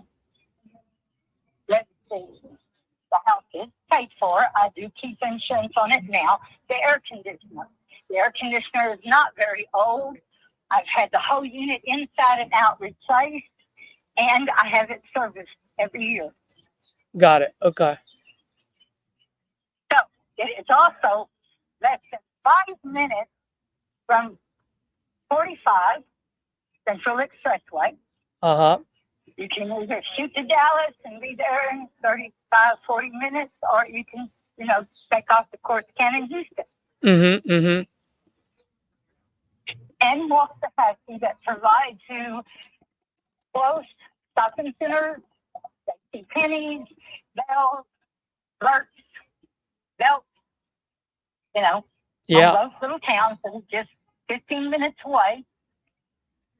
And things are growing around there. They're Yeah. actually, Looks like building it. homes left and right. Yes. Got it. Somebody bought the neighbor's house. They totally gutted it and redid it. And oh my God, it's going to be absolutely gorgeous. Did they And do it they're already? gonna Did they do it already, or they're doing it right now? Well, at the house weekend before last. In fact, I got to go out there tonight Yeah. to check on my house. Got it. But it's coming along, but it's looking good. It was cheap, but the people that lived in it for a long time just let it go to shit. Yeah. I am. I'm the only owner to this house. I don't want to live in this area anymore because I'm not 20 or 30 or 40 years old anymore. Yeah. And I don't like the city. And the city is moving out this way. Waxahachie has grown so much in the last few years. The traffic is horrible for me. Mm-hmm. Okay. I want to move to East Texas where things aren't growing as fast and it's a little more quiet. I know what you mean. There you go. So I'm in right now, and we're going to eventually sell this property, but it's commercial. Got it. Well, let me ask you, you said something earlier. What was the bed bath count again? The what? How many bedrooms and bathrooms is it again? I missed you earlier when you said that. It's 3 bedrooms. It's 3 bedrooms. It is 2 full baths. 1 bathroom that's in the master bedroom, and the other bathroom is in the hall. Got it. That's what I thought. And Okay, so it's a 3 bedroom, 2 bathroom. Yeah, it has so many, closet space in that hall, bath, your towels, anything, laundry place, whatever. It's got a storage place. You also got a closet, a coat closet, and you have a walk-in closet. We used to have shelves up around it, but we never put them back when I painted the house to get ready for daughter and her kids to move back in. So they were never put back, but anybody can, if they want shelves in there, they can, or they can make it into another walk-in closet. Yep. I got you. So the view is outstanding. And again, I guess it's because, again, you're in the country, but you're 5 minutes from the highway to get anywhere you want. Yep. Got it. And Teresa, I don't know if I got this earlier, but how much are you looking to get for it again?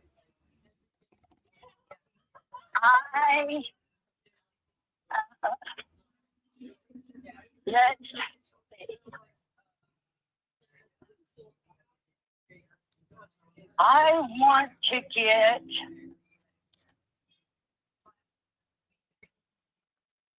at least, well, you know what? I don't even want now because I'm not sure. I had a price, and I think it was a little low considering I know what they're doing with these houses and fixing them up and turning around and selling them for 3 times what they paid for.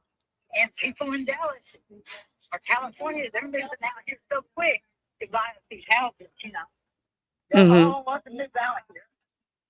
But I wouldn't. Well, hang on just a minute. I've got some paperwork, and I'll kind of give you an idea what I want to be. There's that paperwork.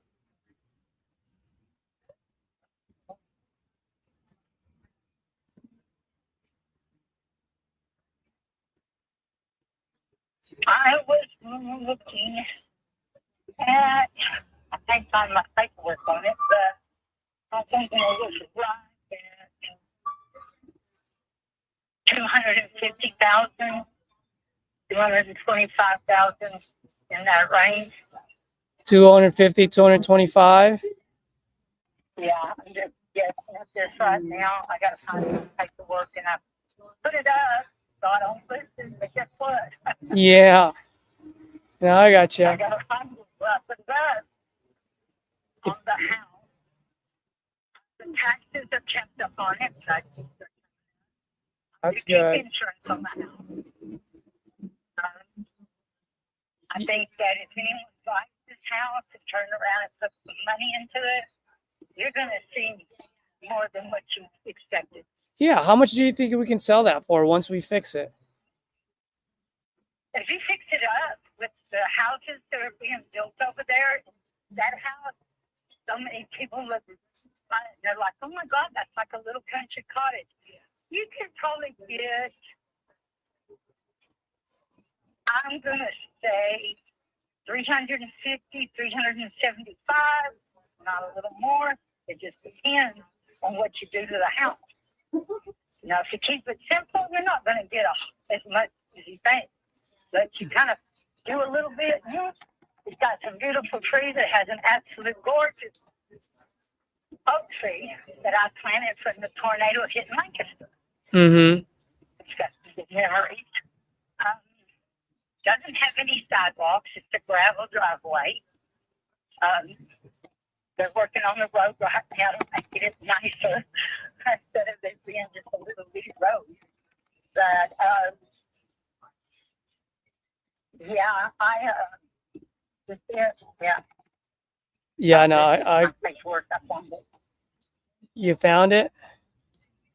Yes, I did. Okay. I just wanted to take a look at this.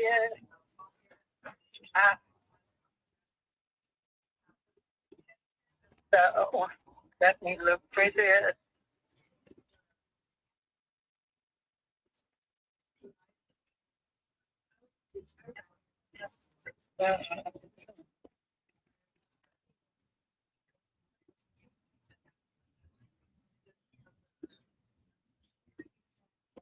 I'm going through all this paperwork.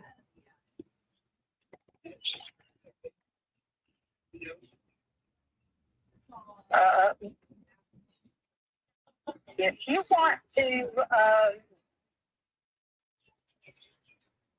like, do you have anyone out in this area? Yeah, I've got boots on the ground and out in that area. I mean, we do buy properties over there as well. I've even partnered with other local investors in there. I'm out of Austin, so whenever I buy properties outside of my market, I partner with local investors just so that I always have a set of eyes on my project. It's just a good way for me to protect my investments. You know what I mean? Oh, totally get it. Totally get it, honey. Yeah.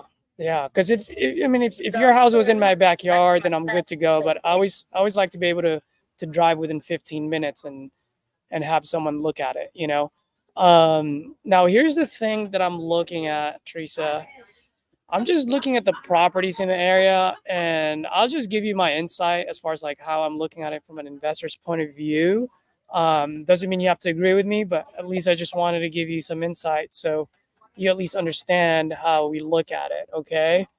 The 375, $400,000 that you're talking about, that's a little bit farther away from your town, because I don't see any houses near you that sold for that much. The most that I was able to see was 150, 185. Unless you can provide it to me, I'll be more than happy to take a look at it. But let's assume for a second you're right, okay? And I can sell that property for 350, okay? Let's assume that for a second. Now you have about 1,200 square feet house. You're just right under 1,200.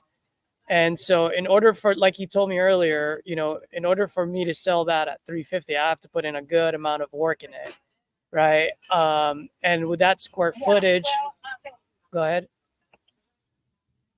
Yeah.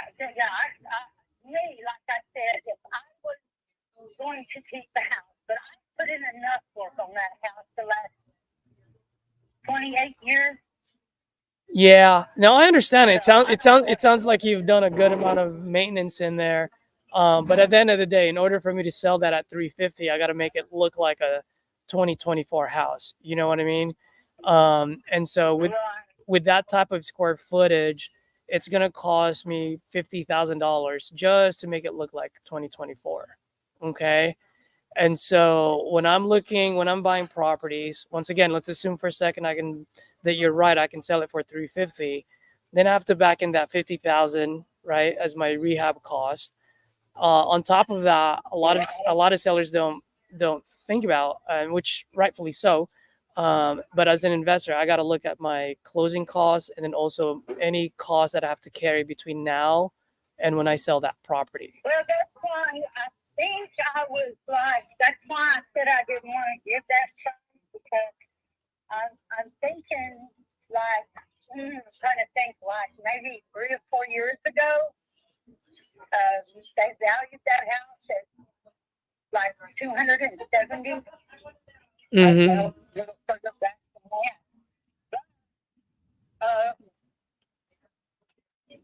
I know where is my little bill at. I need to. Yeah, I cannot find that one thing that I need. And Teresa, can I ask you? I think I went down on the side. Well, and of course, I kind of held off because the election makes such a big difference. Mm-hmm. Getting that out of the way. But I'm trying to look at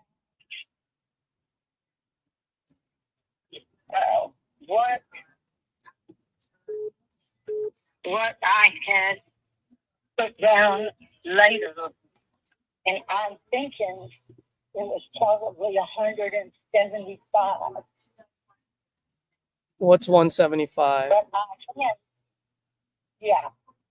What's 175? I'm thinking sorry. the house, I was going to put it down. I changed the deal, but I was trying to look at the paperwork that I changed Oh, to make sure I was clear on the amount.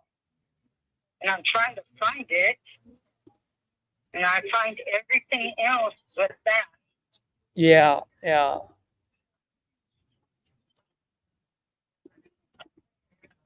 So I'm trying to find it. And That's okay. Well, I just wanted to let you know. I mean that number. I don't think I'm the right buyer for you, unfortunately, Teresa. Because if I were to buy it at 175 or 225, I'm literally putting in 50,000 just to earn 10. I've got it down here that I'm willing to go down to 145, but that's as low as I'm going to go. 145. Yep. So you still ain't the buyer. Good luck. Yeah, no, I understand. I mean, there's other houses for me to buy, and there's other buyers for you to talk to as well. You know what I mean? Like, not every call's a deal. I get it, and no harm, no foul. You know what I mean? If it makes sense, it makes sense. It doesn't, it doesn't. I'm sorry? I don't think that's unfair for 100. I don't think 145 and y'all paying the closing costs is unfair. I think that's more than fair. Yeah, let me double check. Let me take a look. No, go ahead. Keep going. I'm just looking at some other properties. So, No, I'm just saying, because I'm talking and dealing, and I've actually had one person call me up and had the audacity to offer me 80,000. And I'm like, you're kidding? Go away. yeah. No, I understand. Dad, yeah, my dad paid $79,000 when he bought me that house. Because Yeah. I was single, raising a girl, and he said, and my ex-husband, we had moved into his home, and when everything was fine, he was telling us to get the hell out of the house. So my dad bought that house for me to make sure that no man could ever tell me to get the hell out again. It's a great dad. That's So what my I. dad bought that house. That's what I'm doing for my stepdaughter myself. I'm building an empire just for her. So Well, yeah. She did that for me, and I know what he paid for it back then. I know what money in that in the last how many years? I've owned it for nearly 30 years. Wow. So, but I also know that it's a lot bigger on the inside than it looks. Yeah. So No, I got you. It is what I call quaint. You know, it's like, yeah, if I had the money, I'd go back in and I'd totally do it like a farmhouse. Yeah. You know, the black and white thing. Oh, doesn't that look all nice? That, you know, because it wouldn't take much. No. But, I mean, you just got to have somebody that's willing to do it. Yeah. I don't have it. I'm 62. I'm tired. I know. Well, I wish I can help, and I'm sure you're gonna get a lot of other phone calls. But unfortunately, at this moment, I'm just going based on what the market is telling me, and unfortunately, what market is telling me is after I fix it, I'm actually only gonna be able to sell it for 200 maximum, and so it's gonna be a tight squeeze. But hey, if you change your mind in the future, let me know. Be more than happy to revisit it. Just like you said, after the election, things change. So you never know. Maybe months from now, comps might change, and then next thing you know, I'll be knocking on your door. But as of today, that price is just a little too high. That's all right, honey. You have a very blessed day. You too, ma'am. I really appreciate your time. Thank you. Bye bye. Thank you. Bye.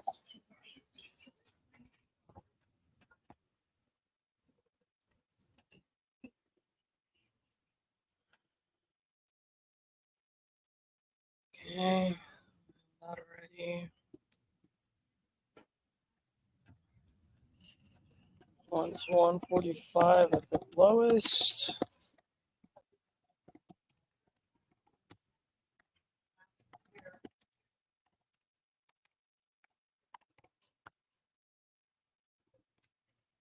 It's just a little too much, too high.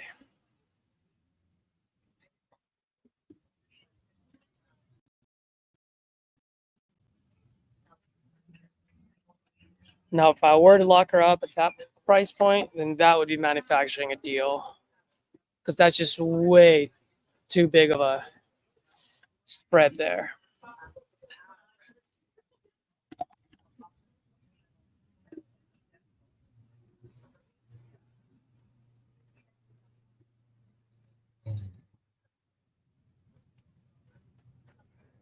Did I get any response lately?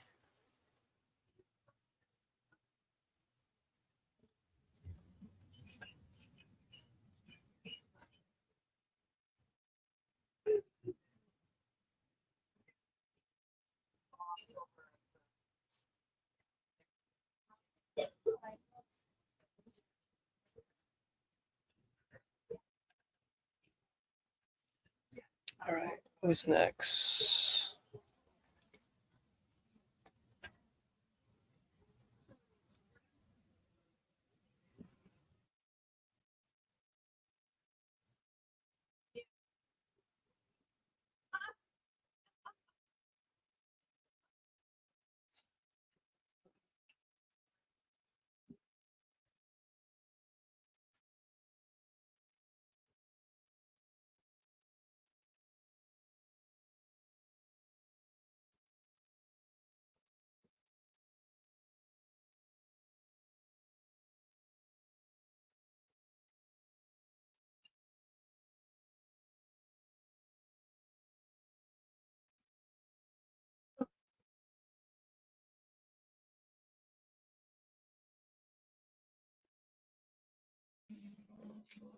Hector, my man, how are you?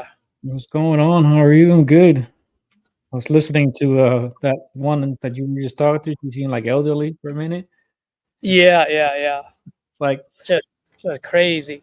Yeah, I had a phone call, so I stopped listening. I muted it, so I didn't get to hear the rest of it. But did you ever get the price out of her? Yeah, she went from 225 down to 145. Usually I don't mind locking that up if they make that big of a drop just on a phone call. Right.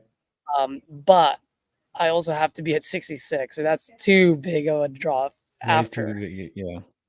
Now, if it was like Yeah. if it was only like a matter of 10, 20, maybe even 30, 30's manufacturing. It's like a $10,000-$20,000 difference. I'll Yeah. lock it up because I know that I still have that much of a cushion. You know what I mean? Mhm. But yeah, I think Yeah. she's gonna be a rude awakening for Yeah. Was it San Antonio? Was that what I heard, or is that something else? her. Ennis, Texas. Oh, Ennis, Texas. Okay. It's so the thing is it's so rural.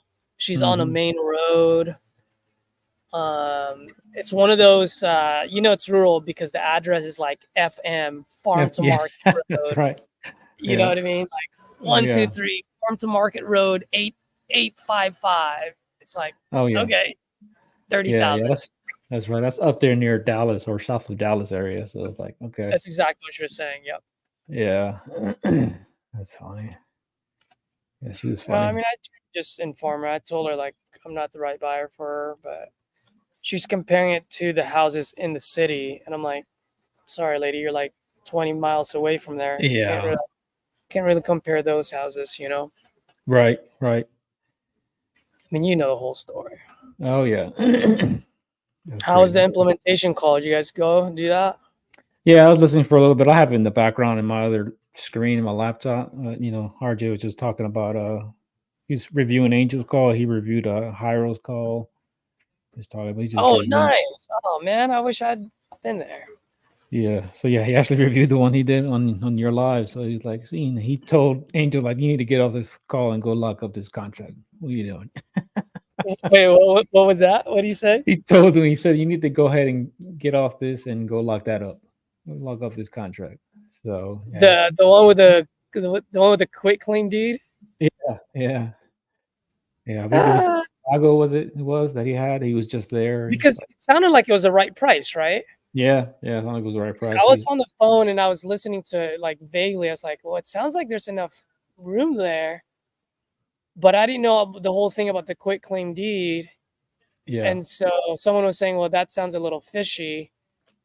And so I'm like, I don't know. But RJ said go lock it up. Yeah, he said good job on it. You sound good on it. I don't know what you're doing. You need to go ahead and go lock that up. So he got off the call and sure we can call that guy back. Nice. Attaboy. Yeah. So heck yeah, dude. That's sweet. Oh yeah.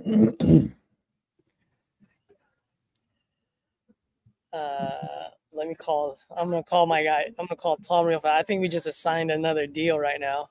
Oh, nice. JV from Leo. Oh, that one that for 40. Yeah. Yeah. Tom. So are we good to go with that guy? When is he closing?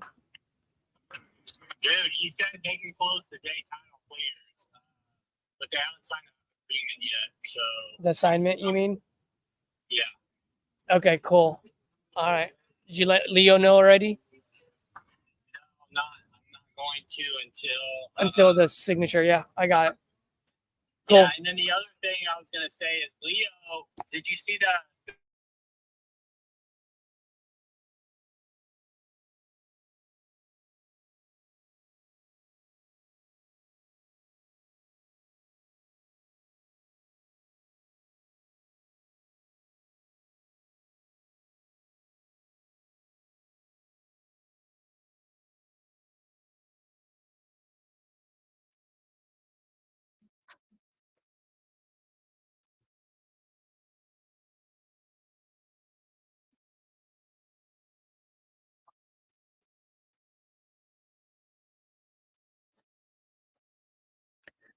Who's that full mailbox?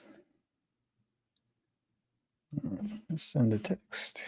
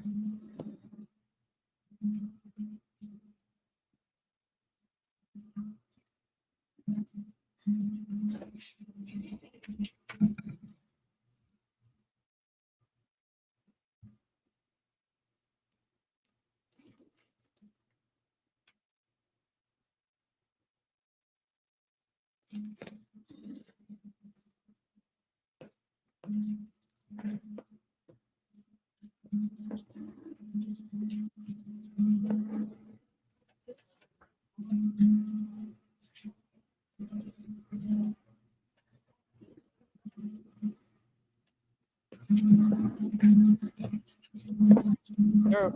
I'll let out.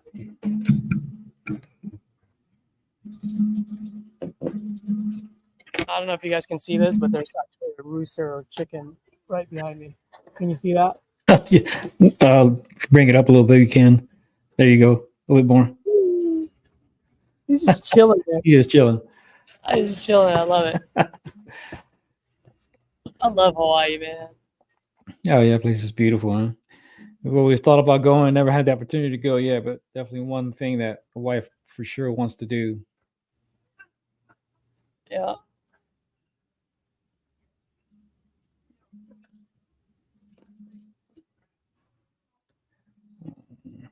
Yes, you got Claudia. Let's go, Noah. No, are you there, man? Hop on for a bit. Even if you're not going to make calls, talk to me about Claudia. Noah was on one of the lives a few days ago, and he was talking to this lady, and the lady was like, well, let me talk to my husband. But then, like, the husband has dementia, and I was like, well, like, how's that going to work? Yeah. I'm like, you're the sounding mind lady. Like, you make the decision. You may do this. Yeah, at that point, like, if he's got dementia, can't really Yeah, go yeah. off what he's going to tell you. And so, like, to Noah's point, he was like, dude, it's such a touchy subject. He just didn't know. I don't want to say he didn't know, but he just felt like, oh, like, I don't know if I should just go for it. And I was like, I don't know, man. I would have just been like, look, Yeah.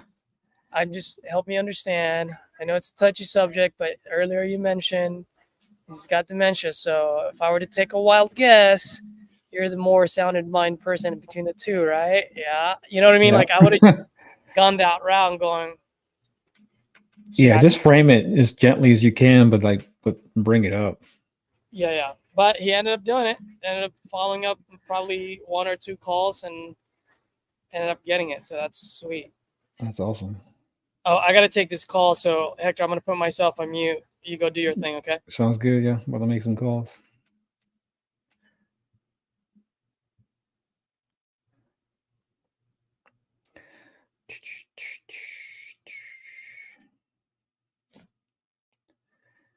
Okay.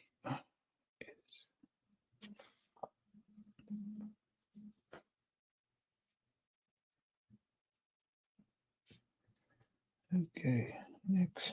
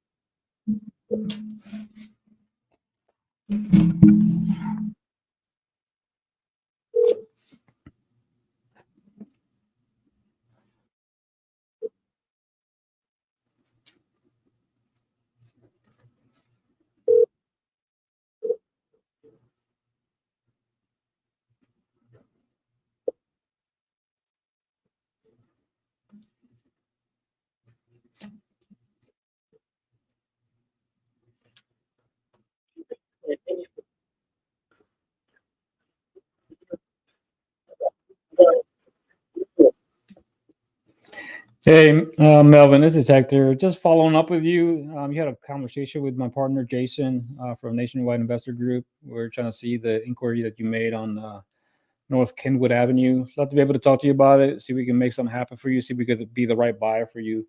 Give me a call back. Love to be able to chat with you and see what we can do. Hope to talk to you soon. Appreciate it. Bye.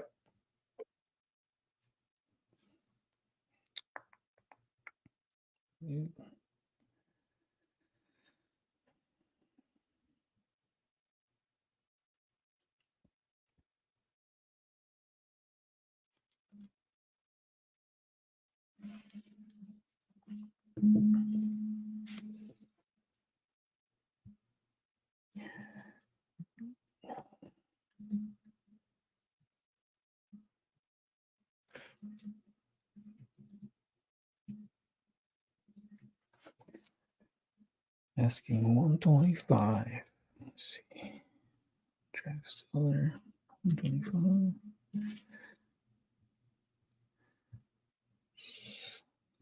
Well,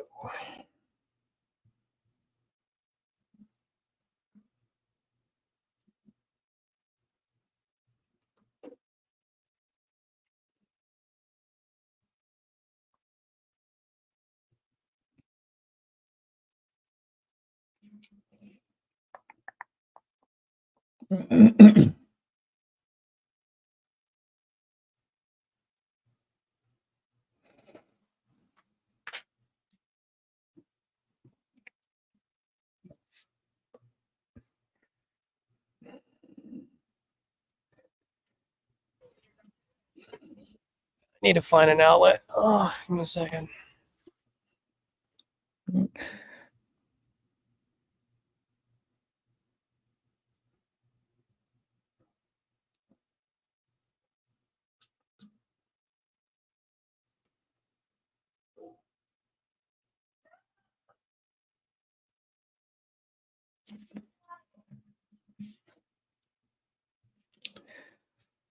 say that.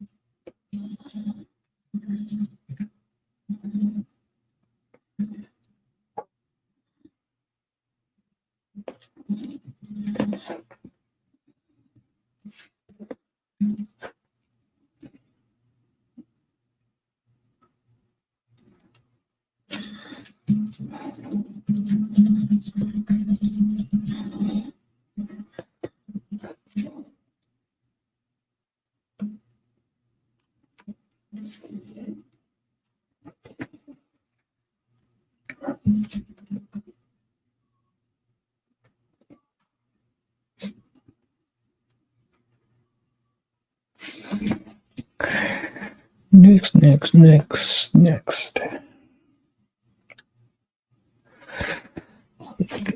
My internet's going slow today.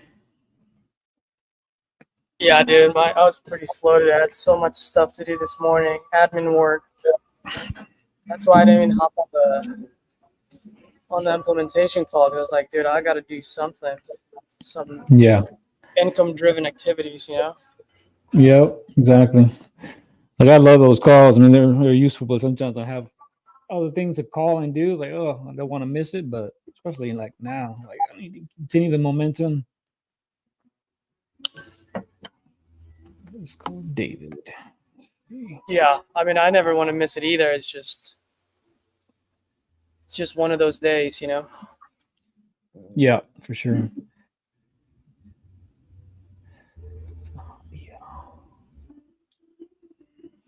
I was talking to this guy earlier from one of the leads. It came in as a 1 acre lot of land. I was like, I don't normally get land deals. I was like, what is this? I don't need this. Anyway, what I called him, he does have like a large structure on the property, but he ended up saying that he's actually looking to sell his other 3 pieces of property that all combine up to 5 acres. I was like, oh, well, that's different. I was like, okay. He's like looking to get like $900,000 for it. It's in Sale Creek, Tennessee, which is like just north of Chattanooga. I was like, they got some. It's nice because it's got a lot of access to the lake and the water right there, but none of them, with the exception of one, It's actually have anything on it, like structure was living wise, like trying to go through it and like analyze it and figure out if that's actually even something viable. Like 900,000 might be a little bit retail, but yeah, it's always find it difficult having to comp some of those, especially just land when there's not. It's not overly rural, but it's in a smaller portion of smaller city or smaller town in Tennessee. Oh, I absolutely hate land. Yeah, exactly. I told I sent an email to Sophia. I was like, hey, can we fix my filters? Like, I don't want land. So yeah, it's like I don't know. And there's nothing wrong with them. It's just I just don't know how to work them. Yeah, exactly, and that's the biggest headache for, especially like this. Like he dropped that 3 additional properties. Like, he's like, yeah, I would really like to set it all together, preferably, but I could. But then he started naming prices for each of them. I'm like, oh. Yeah, exactly. Your call has been forwarded to voicemail.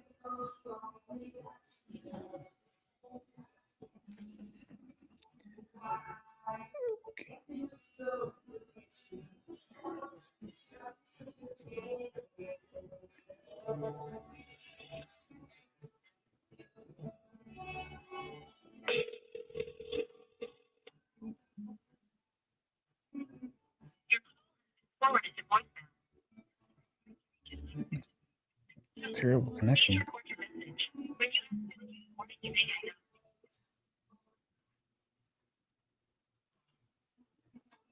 No, I can't even. It's not a good connection there.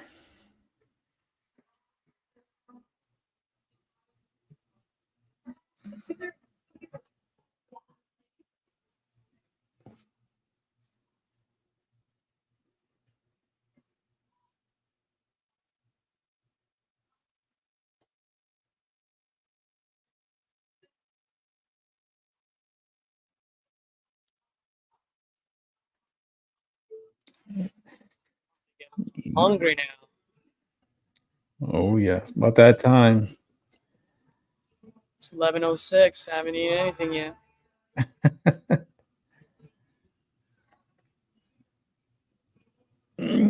So are you still getting up like super early in Hawaii, like 3, 4 in the morning, just to kind of keep up with your schedule? Yeah. Yep. I was getting up at 2 before, but because of the daylight savings time, now I'm able to get up at 3. Yeah. So I was like, yes, I don't want extra hour sleep. Golden. Yeah. I usually sleep between 6 to, not usually, but since I've been here, I sleep between 6 to 8. Yeah. It's crazy. As long as I can do that, I'm all right. But the last couple of nights, so the election night, I didn't sleep till 10. So I was like, I was dead yesterday. And then last night I slept at 9. So I was a little dead today too. Yeah. That's a long. And then do you stay up pretty late, or do you actually call it early enough so that you can continue that rotation? Yeah, I sleep like between 6 to 8 p.m. Yeah, it's early. Yeah, I just go to the bar before. Like I go to the bar happy hour, and then I'm like, 6:30, head back home, and then as long as I'm out by 8, I'm good. Yeah. I don't know what's wrong with this. Let's see try for my phone. Oh, this was in Visalia. Oh my gosh, what do we have here?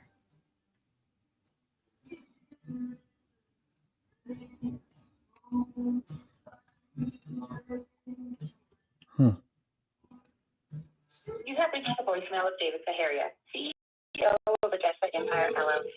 Please leave a detailed message after the tone, and I'll return your call at his earliest convenience. Thank you. Hey, David, this is Hector. Just following up on a call you've had with my partner Sam a few days ago regarding the inquiry about selling Exposition Avenue. Just seeing if that's still the case. If so, give me a call back. I'd love to be able to chat with you about it. You can talk to me at 214-736-8338. Hope to talk to you soon. Man, it took like 3 rings for that call to actually go through. It's weird. Yep.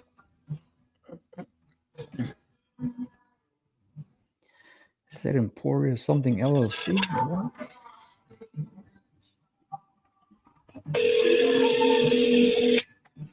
Hello. Hey, is this Larry? Hey, Larry. Good afternoon. My name is Caesar. You filled out some information on my site. Are you still looking to sell that property on Delta Ave? No, Delta Avenue. Oh, is that in Visalia? The one in Visalia? Okay. Yeah. Got it. Dayton Avenue, huh?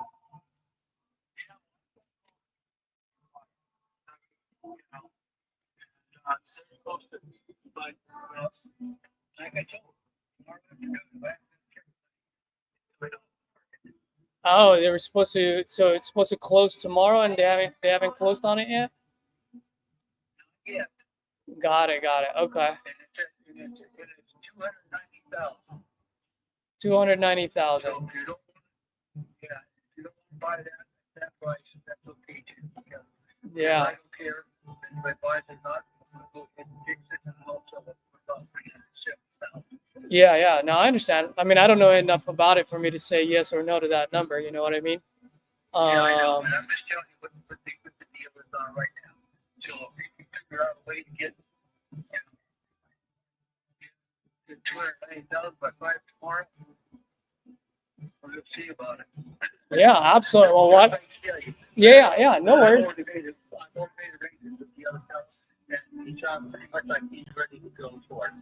Got it. I got you. Well, I mean, the last thing I want to do is waste your time and waste mine. So why don't I do this? Why don't I give you a call back tomorrow afternoon, and then if everything pans out, awesome. If not, well, okay. Well, I'll know by 5 o'clock tomorrow evening. Oh, tomorrow. Okay. Well, then yeah, I'll call you Saturday if anything. Yeah. Well, no, because after 5 o'clock tomorrow, I talk to market. Win, lose, or draw.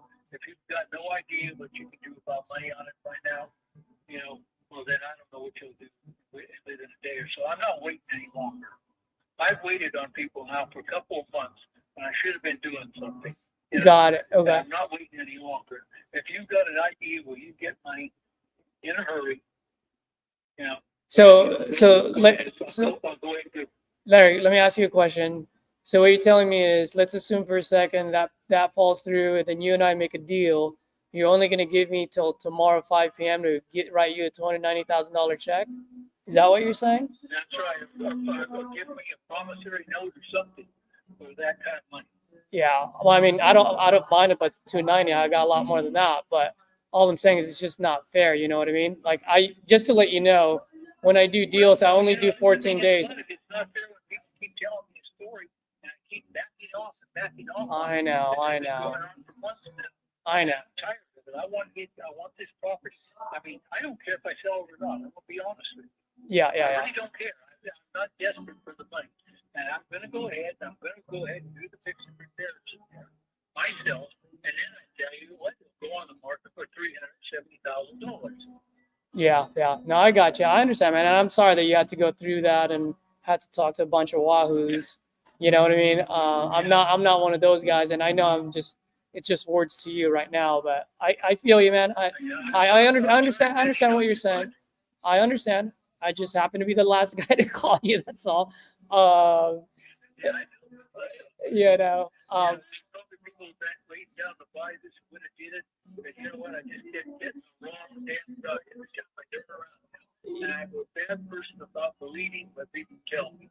I understand. I got you, man. People feed me a line of shit, and I buy on it, trying to be a nice guy, and it's turn around and it's bit me in the ass every time I did it. Now. Yeah. And this has been going on for the last 2-3 months, you know. And I thought, no, I'm done. I need to get this place fixed. I need to get done. It's a nice house. It's really a solid house. I mean, it needs some facelift. Nothing really major. I mean, I'm going to redo the bathroom just to do it because it looks real rough. I'll put new flooring and paint, do some stuff, and I can do all the stuff myself. It's not something that I have to hire, you know, have $20,000 worth of guys come in when I got shit for $500. Yeah. And you said that after you fix it, you can sell it for what, 370? Is that what you said earlier? If I do it, I can sell it for $370,000. For sure. Because they've been selling themselves in that neighborhood before that. Okay. Now with that, so then dollar wise, how much do you think the rehab cost is going to be? Oh, I can get five copies for, I think $10,000. $10,000. Okay. How long is it vacant, or you guys live there? I priced it in. I think the price is going to be coming down a little bit in the next month or two.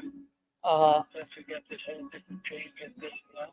So we'll see how this is going to go.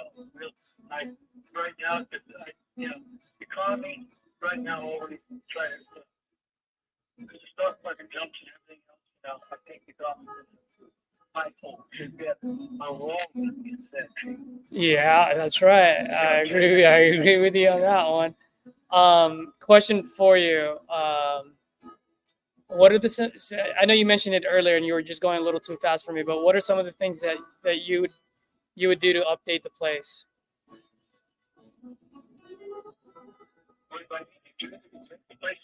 Yeah, to update it, make it look more like 2024. You know what I mean?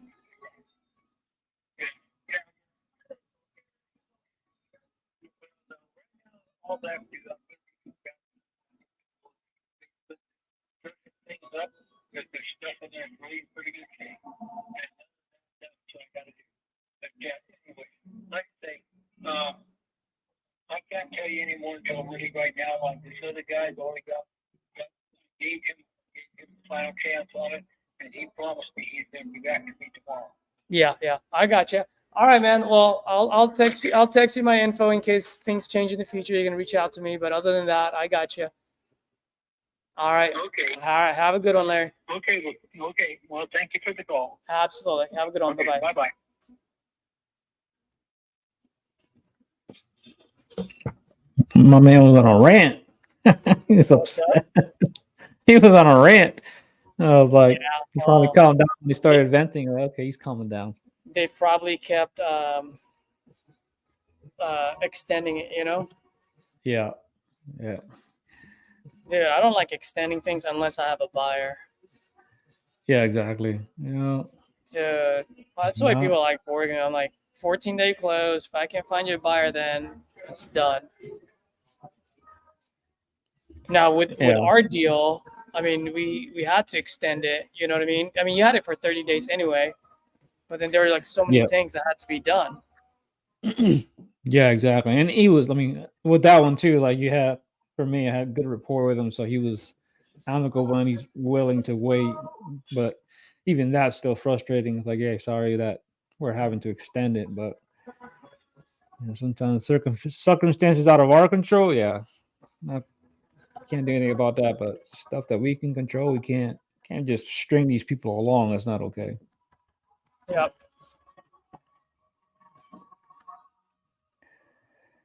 Nobody get in these.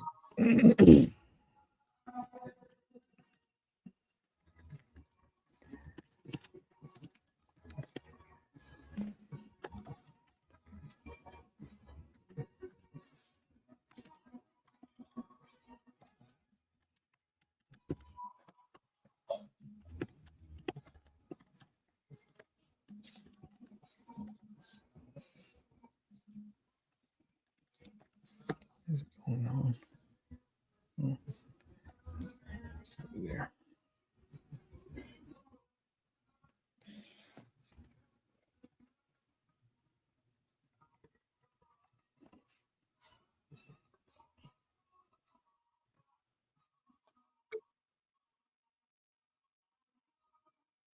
How much did you say you wanted? 290.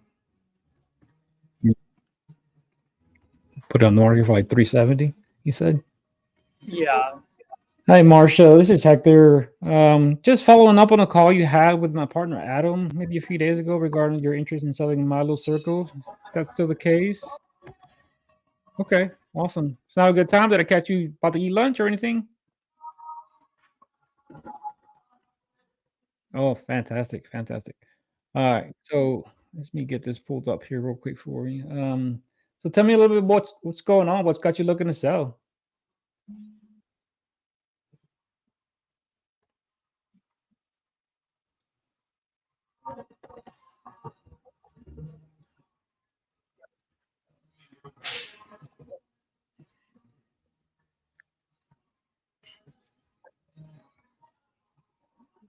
Okay.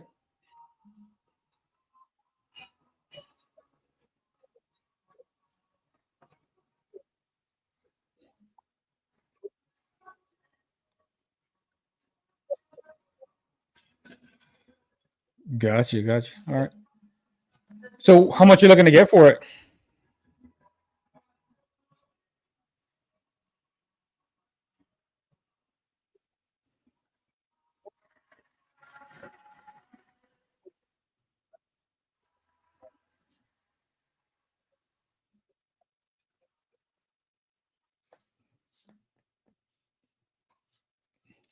Okay.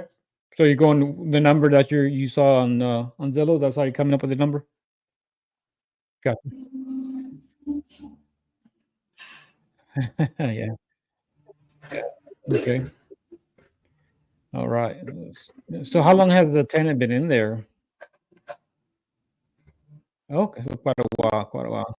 And what are the yeah, that's good. It's very hard when you can't when you find a to find a good tenant, you want definitely want to keep them in there for sure. So that's good. Good for you.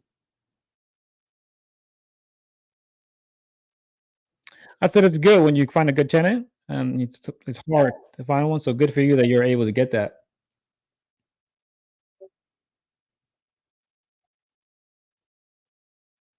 That's fantastic. All right. Yeah, for sure. All right. So you say you want to go, you're going to Zillow Price. What's the condition of the property? Is it something that you're gonna have to renovate, or someone else like myself would come in after the tenant moves out and kind of update it, or is it already up to date like 2024 conditions?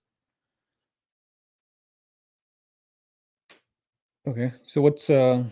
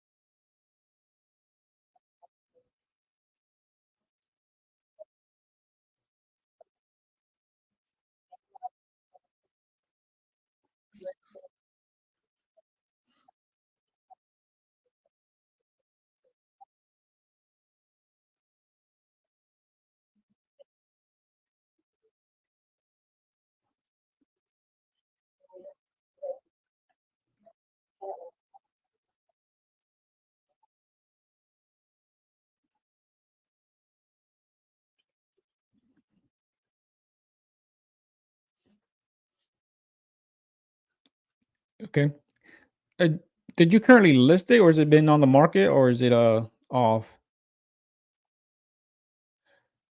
No, do you have it? I'm sorry, do you have it listed like currently on the market, or you kind of just getting your feelers like you said? Okay.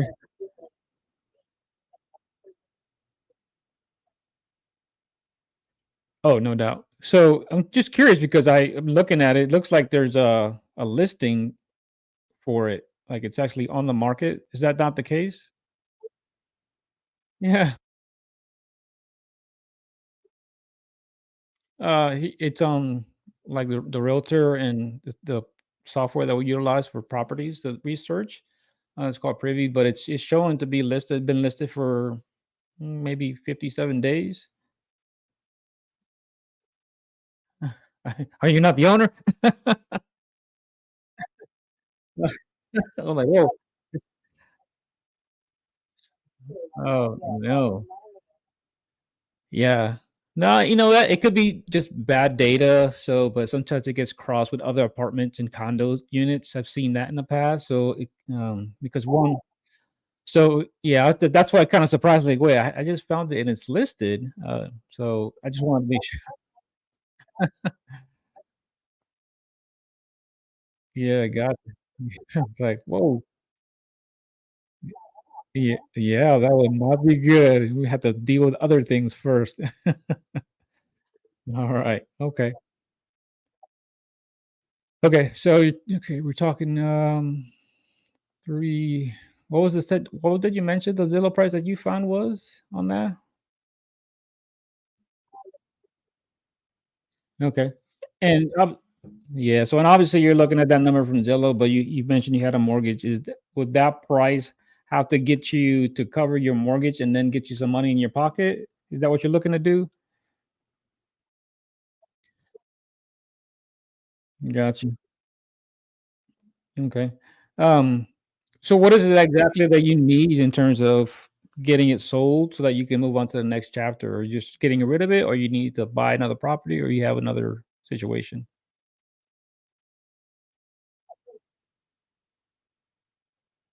Oh,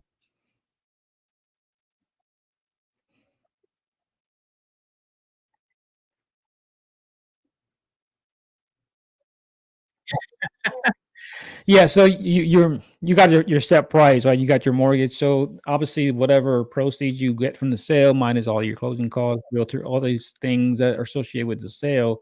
What is it that you're looking to like gain net?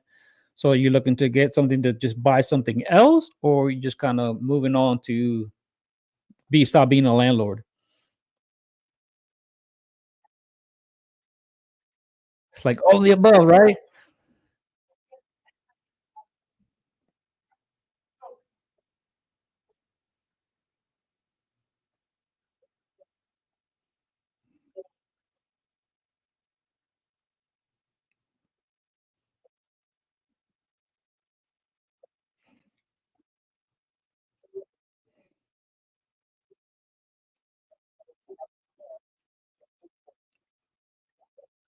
Right. Whenever. Yeah, for sure. Okay. Well, it definitely it's a nice property, Marsha. Obviously, like myself, we're investors, so we need to have something that we can actually turn it into again like a rental, like yourself. Given that you're looking to do that, it'd be pretty difficult for us to make it cash flow. I think your best bet, given that price and what you need, would need to be something on probably on retail market, maybe listing it with a realtor. Have you thought about that? Yeah, yeah. Because mhm.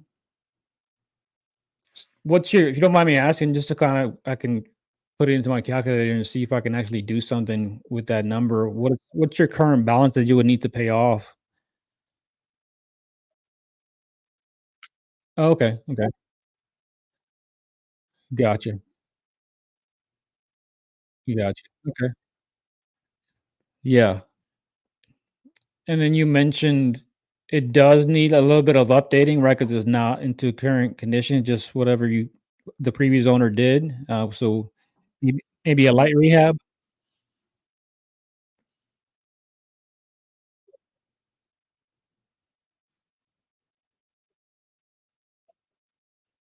Mhm.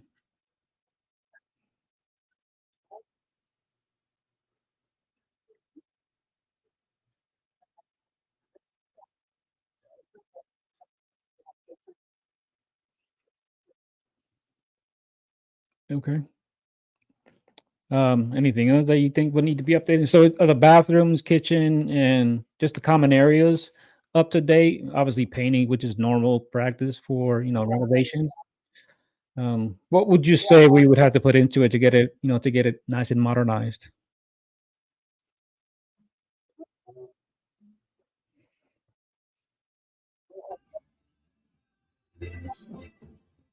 You're done with that call, Hector?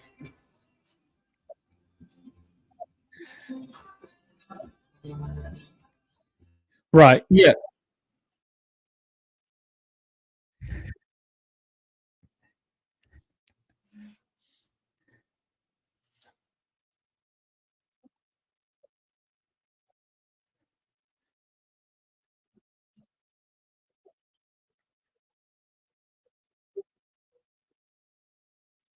Mhm.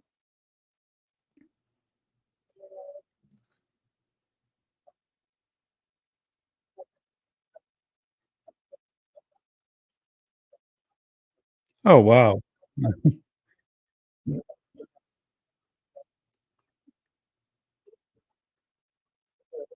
Yeah.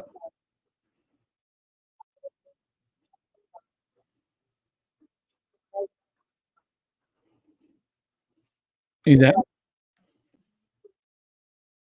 is that monthly, quarterly, or what? Monthly? Gotcha.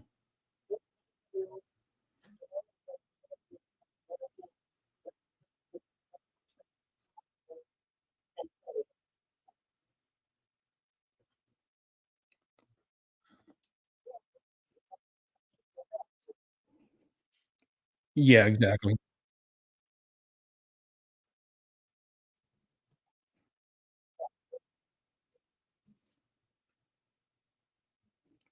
Okay. Let's see. Just working some numbers here, trying to figure out what we can actually do if possible. See if we can be that good buyer for you. It is 2,300 square feet. Is that right, or is it smaller than that? 1,284. Okay. Yeah. Gotcha. Okay. Yeah, I'm having some conflicting information because one place is saying it's like 840 square feet, another one's saying like it's 2,000 square feet. I'm like, what is going on with this place? And it's on the market as well. It's a yeah. Oh man. All right. So let's see. So 1,240. All right. So doing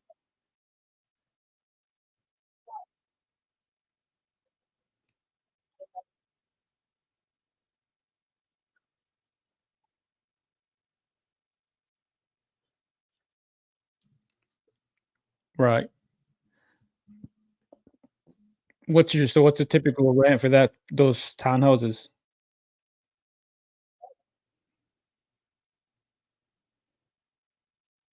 Yeah, you mentioned they're charging her that amount. So what's the typical range for that area? I see some numbers. I'm just kind of curious what you're seeing.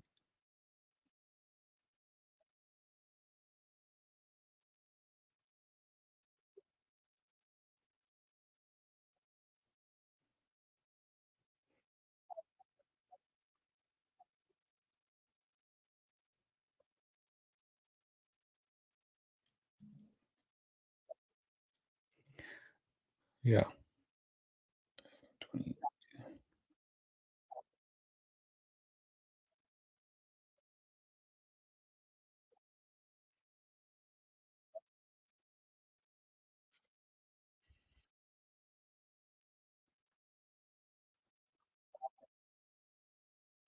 Right.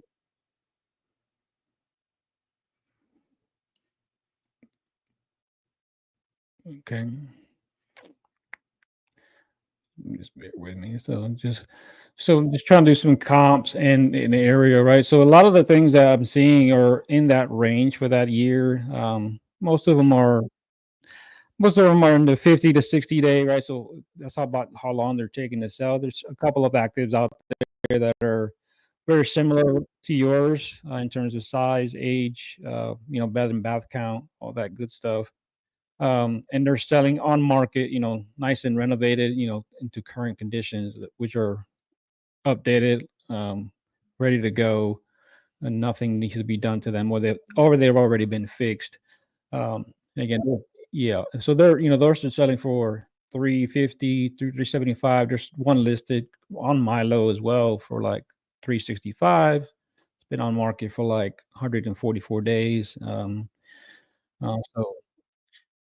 quite a bit. A lot of the looks like a lot of the rental units and townhomes in that particular area are priced what you saw. Some a little higher, some a little lower. Just depends. It's just about the range between the threes to mid threes.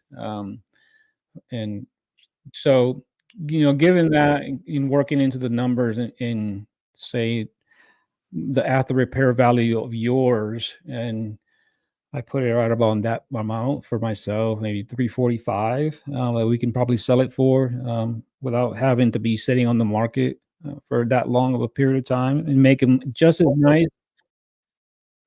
Yeah, right. So that's kind of what we have to do, right?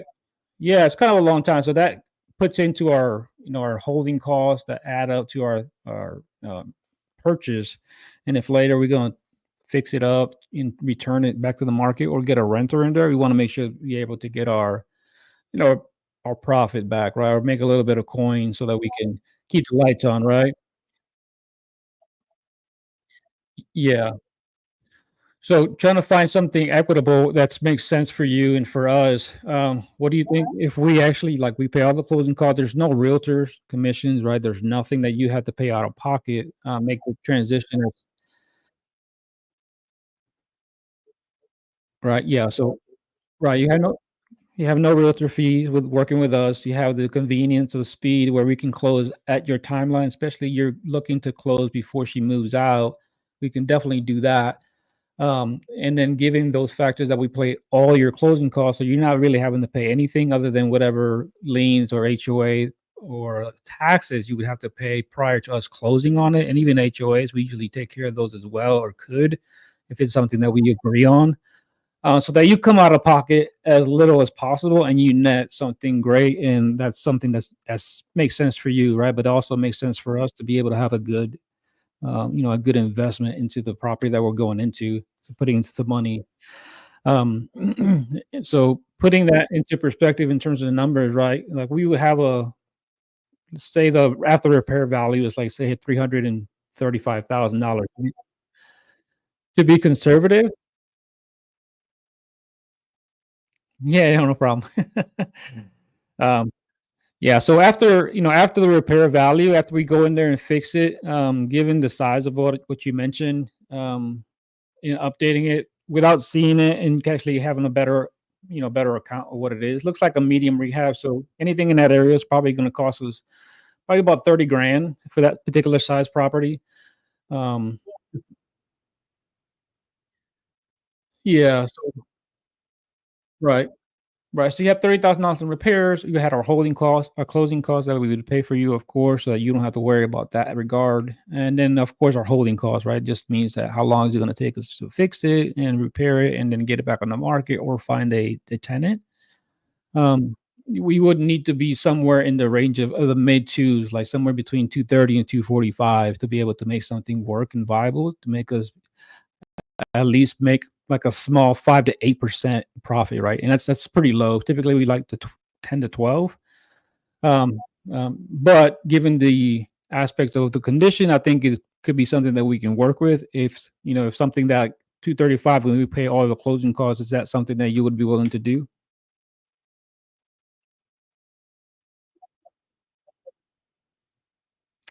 Yeah, great question. So for that, let's say again, like I mentioned, 335 after repair value. If we can get it appraised, and that's what we fix it up at, and that's what it can list for on the market, then which we know we can, right? Because we see some things that are already priced at that amount. So at that, yeah, right. So yeah, exactly, exactly. So as long as we're conservative on that number, our closing costs are probably around 7 to 8%. So we're looking at $24,000, right? Plus the 30,000 for repairs, plus our additional holding costs, which are right about $17,000. So we have those, that's you're looking like $65,000, maybe a little $70,000 in closing costs and holding costs and repairs for us that we would be all in for. And then of course, again, we pay you your 235 so that we can be all in on that piece of property to be able to then profit. If we turn around and sold it, that gives us a very low margin on top, like around again like 6%. Right, so that's kind of the return on that money. So so that's a kind of the offer more on the higher end for us. I mean, realistically, it'd be nicer if we can be lower, but again, I like to create a situation for yourself and for us that it makes sense. And then we can actually make an equity play like that as well, because if that price, we can definitely put it on the market or rent it like you are and probably make some good coin, right? So that's kind of the rehab fix and flip and also the rental numbers. So of course, it could be less than that as far as the repairs and, without me seeing it and then actually walking it, then we can adjust to that. But, if there's something that after we go, we walk and we see something else that we would have to adjust, then of course we will either need to, adjust price, or we would terminate contract because obviously it doesn't work for us or for you. That's kind of the quick and dirty version of those numbers. Again, that's kind of the higher end of our price point. Ideally, we'd like to be probably a little bit lower, just so we can ensure everything. Something always goes wrong with transactions and repairs, so it's always good to have contingencies. So that's kind of where we're at, and that's if yeah. But so, what do you think in terms of us being able to pay for all those things for you? What do you think the best numbers you can do for us?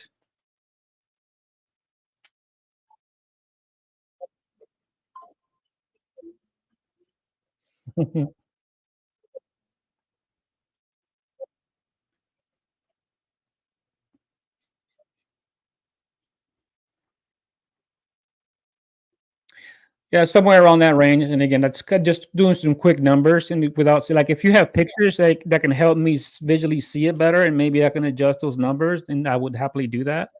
Um, but that's kind of this is a quick analysis without doing a deep dive on it.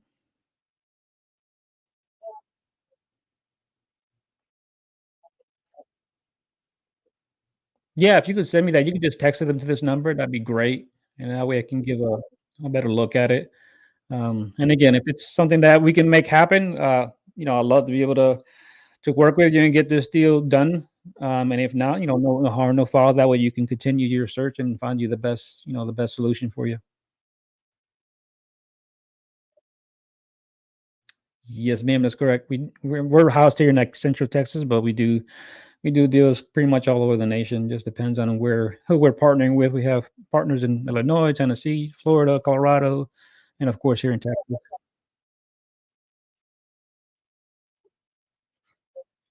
Yep. Yeah, yeah, for sure. Yeah, absolutely. Yeah, we have local investors that we partner with, and then they'll come out, they'll do the inspection for us, they'll check it out, and then give us feedback on whether we're on the right track, and if not, then you know we're on to the next.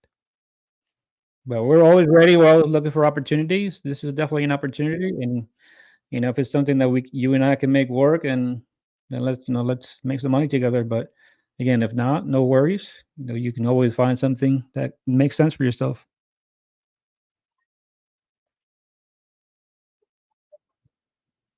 My company is called Rico Ventures. We're only a small company here in Texas, but we partner with other investors. So that's kind of how we operate.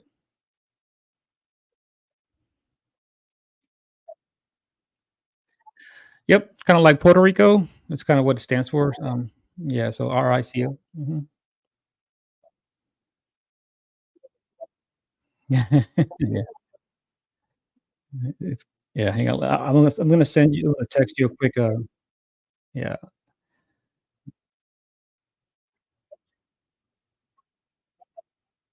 yeah. Here you go.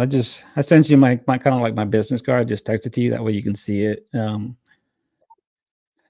But it has my name and my number, email, and then how to spell the company. But yeah, just text me the pictures. I'd love to be able to see them and see what we can do. See if we can make this happen for you.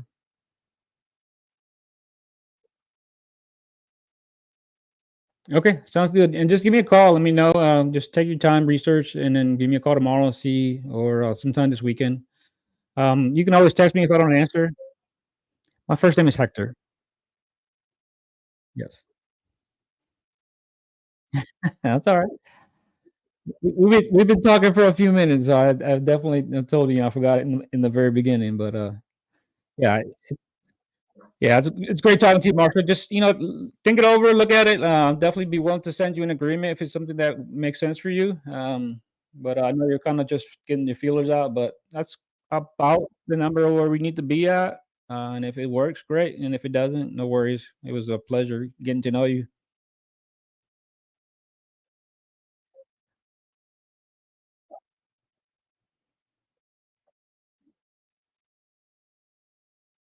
All right, sounds great, Marshall. You take care. All right, bye bye.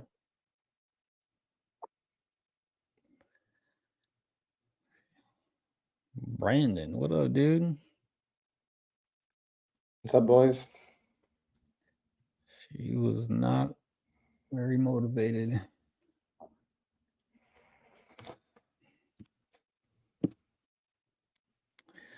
Yeah, I missed most of the titanium call because I had a new lead from Property Leads. I was like, shit. Yeah. I called in. Did I miss anything good besides Eric Klein being a pedo? No, I put it on mute because I was calling myself. So I was listening to when he was analyzing Hyro and he did Angel, and then I kind of muted it after that because I was on calls. But yeah, I was just reviewing. I think he talked about other things, but I didn't hear anything after that. Okay, cool. Yeah, I think before or after I followed RJ, I was following Eric Klein first. And I did see, those photos. And I was like, oh, cool, he likes his kid a lot. But then I saw like the weird ones. I was like, oh, it's so weird. Yeah. That's funny. Any luck with you today? I've been a few calls. Had one I just got off the phone with here in Colorado. She's looking to sell this townhome. She's interested. I was trying to get her even lower. I should have went even lower than what a number I mentioned, because I think she was considering it. Yeah, she's trying to get rid of this property. She's had a tenant in there for quite a while, but I think she sounds reasonable. So hopefully, after she does a little bit of research, maybe she'll come back to me and I can give her a good locked up number and see if I can get her even lower than 230. But yeah, she's a interesting one. She doesn't seem very knowledgeable in the regard, so I was trying to help her understand the numbers, what it would need to be at. Because she's like, oh yeah, Zillow has it at this price. Like it sure does. That's if it's brand new, fixed up, like the rest of them. Yours is not. Yeah. It'd be funny to be like, yeah, that's a Zillow price if Zillow bought it and Zillow put money into the property and Zillow wanted to flip it on the market. Yeah. I was like, no. But yeah, I think she's, there's a few condos or townhomes out there that are selling, but others are just staying on the market for like 60, 70. There's one on her street that's been on the market for like 144 days. Damn. Like it's at 365. It's very similar to hers. It's like, woo. That's why I told her, I was like, well, probably conservatively, maybe you have to repair 335 just so it doesn't sit on the market for so long. But yeah, I'll follow up with her tomorrow, see if she's interested. Maybe I'll send her a contract. Say, hey, kind of been doing more research. I really need to be at this price, just after a thorough deep dive on numbers. Because I think 225 might be a better price. 225, maybe 30 rehab. That puts it at least at close to dollar for dollar, like 27,000 versus 30,000 repairs. Not bad. They always want more. Oh yeah. So, but I think that if I get her locked up at 225, maybe might be some viable option because I just reduce my fee to 10,000 instead of 15. And puts it at pretty close to $30,000 profit, almost dollar for dollar. So maybe. Nice.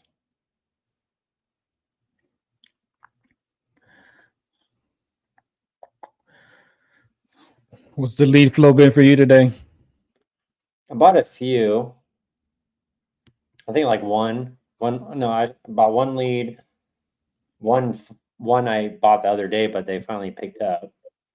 But yeah, just been doing a lot of follow-ups, CRM bullshit. Like mostly follow-ups, but yeah. Yeah. That's what I'm doing. This was like this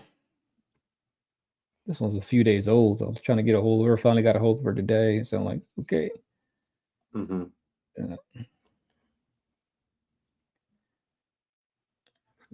let's see.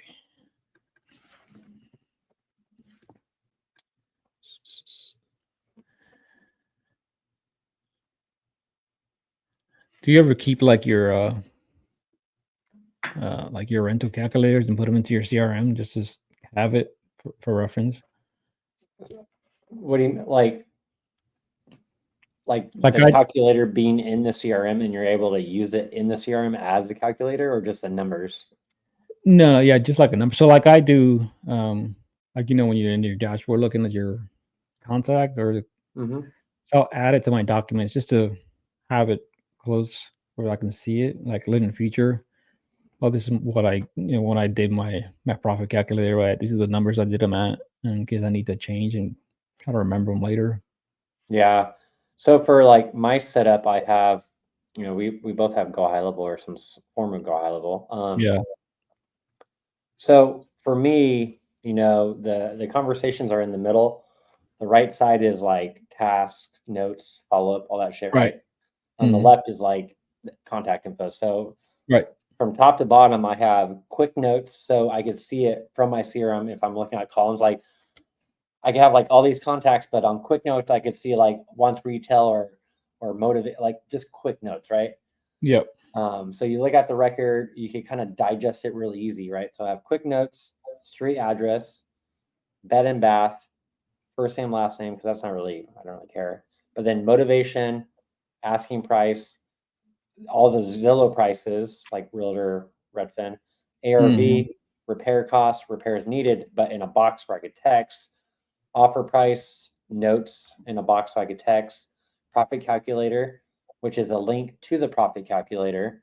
Oh, nice. Phone number, email. We did have offer link, but we don't have offer links anymore. But yeah, I try to keep that open. So I just go down the list. Okay, motivation, type that in. Their asking price. It kind of follows the closer's formula. Then I got the ARV, repair cost. It kind of mimics the closer's formula. So if the boxes are wide open and they're missing some shit, I'm like, okay, well, I need to go back and ask that question, like more motivation if it's empty, Yeah. Yeah, that's something that there's so many, because like on mine that same side, right, that contact side, it's like I need to get rid of some of these fields and just streamline it, because there's so much. I go up and down like, oh, this is way too long. Yeah, like some of the fields, I'll either delete them or I'll move them to like like general info, then additional info. Like I'll just have contacts so you could toggle in and out. But like I had all this bullshit stuff, so I was like that. I want to keep the left side as like you just plug and play sometimes when you're on the phone. Yeah. So like having, like you said, some stuff that doesn't really need to be there, I was able to just delete it. Yeah, because I can go in on the settings and just update that stuff and remove that particular one, that custom field if I don't need it. Yeah, and it's kind of like a form. You fill it out as a form. Like, okay, what's make sure I got the motivation. I'll type some in there. It doesn't need to be a big box, but I just need to make sure there's some motivation right there. Then it has everything. So before I was writing the notes on the right side and just writing notes, then you have to like save it, then you write another one, and like it looks so messy on the right side, right? Yeah, that's why I stopped using that, because it's so annoying. I'm like, let me just do it here, and I'll do it in the left side when they're so like it just makes it easier. One thing I do utilize the right side for is here on out, I'm not writing notes over there because you're in there searching for them and deciphering them, right? The only thing that I could see myself putting down there is like maybe the dates, because it's time stamped, right? So I'll be like, called, he was busy, said call him in 5 days, right? So that's kind of like a timestamp, but maybe like called, seller wasn't motivated. So more like timestamp stuff, not notes. Yeah. Okay. What would you put in that area if you were going to put anything? Well, I would remove a lot of the stuff. It just so that I don't have them. There's just so much stuff in the left side. Too cluttered, huh? Yeah, it's just way too cluttered. I mean, you have like mine has contact, general info, property details, additional details, like has a field for value, rehab, deal status. Then we have a bot, like a closed bot, attachments. Like there's way too many folders and sections in this side that I want to condense it where I'm not having to scroll so much. Yeah, I don't. That's why I put my calculator on the right, where I attach it as a like a document, and then I could just click on it and pull it up if I need to. Mm-hmm. Yeah. So that makes it easier for me as opposed to having to scroll through this whole column of fields. Mm-hmm. But it just keeps it like if you're utilizing that area for like note taking and like inputting data and you're on the phone, you kind of want to minimize your clutter. So like it goes back to your screens, right? I have my laptop right in front of you guys where I just have my CRM, maybe I have another tab for my leads, then I have another tab for like Bitcoin, right? So that doesn't have to be messy. I'm not really looking at it. It's just CRM. Then on my screens, I have like, I have Zillow, Realtor, Redfin, Privy, just like pumping stuff. Then on the left side, I got like the subject property, which is a Zillow, then like my profit calculator. So everything's in a spot where it needs to be, and it's always in that spot. So when you're on the phone, like when you're closing, you look on your CRM, you're like Hector was saying, he's got it lined up where it's not all cluttered. So you could kind of be on the phone, you have your screen set up, and also when you're inputting the data on the CRM, you kind of goes in order. So you could kind of stay on track. Right. How do you have your screen set up to keep you? Because if it's all cluttered, it's hard to do it on the phone. It's so hard. So how do you do it? So I have the same thing. So I have two screens, right? So my left one is smaller than my right screen. So I have, like right now, I have them on my left screen where I have my tabs open for my Privy, my PropStream, and my other comping software along with my profit calculator. And then I have my CRM open, and then I usually have my ISP delete stuff open just so I can see my leads on that one. And when I'm calling ones that I haven't entered yet. So I have that. And then I have on my laptop, which is lower, then I usually have just my inbox for whatever stuff that's open, or for something else. If I need another screen, I can just use my laptop and keep it down there and remove the clutter from my screens here. But yeah, generally I look in directly at my CRM so I can go through my fields and update and add any notes or add things. So that's kind of how I keep it set up, where my left is my on my comping software, my, Google Maps or Street View.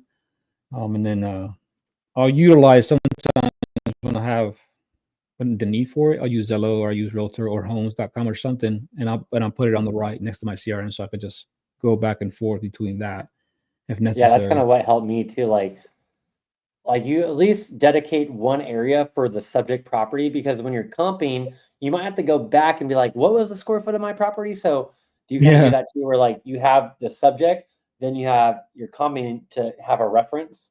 Right. Yep. So I like to have that open. It's like, okay, I don't.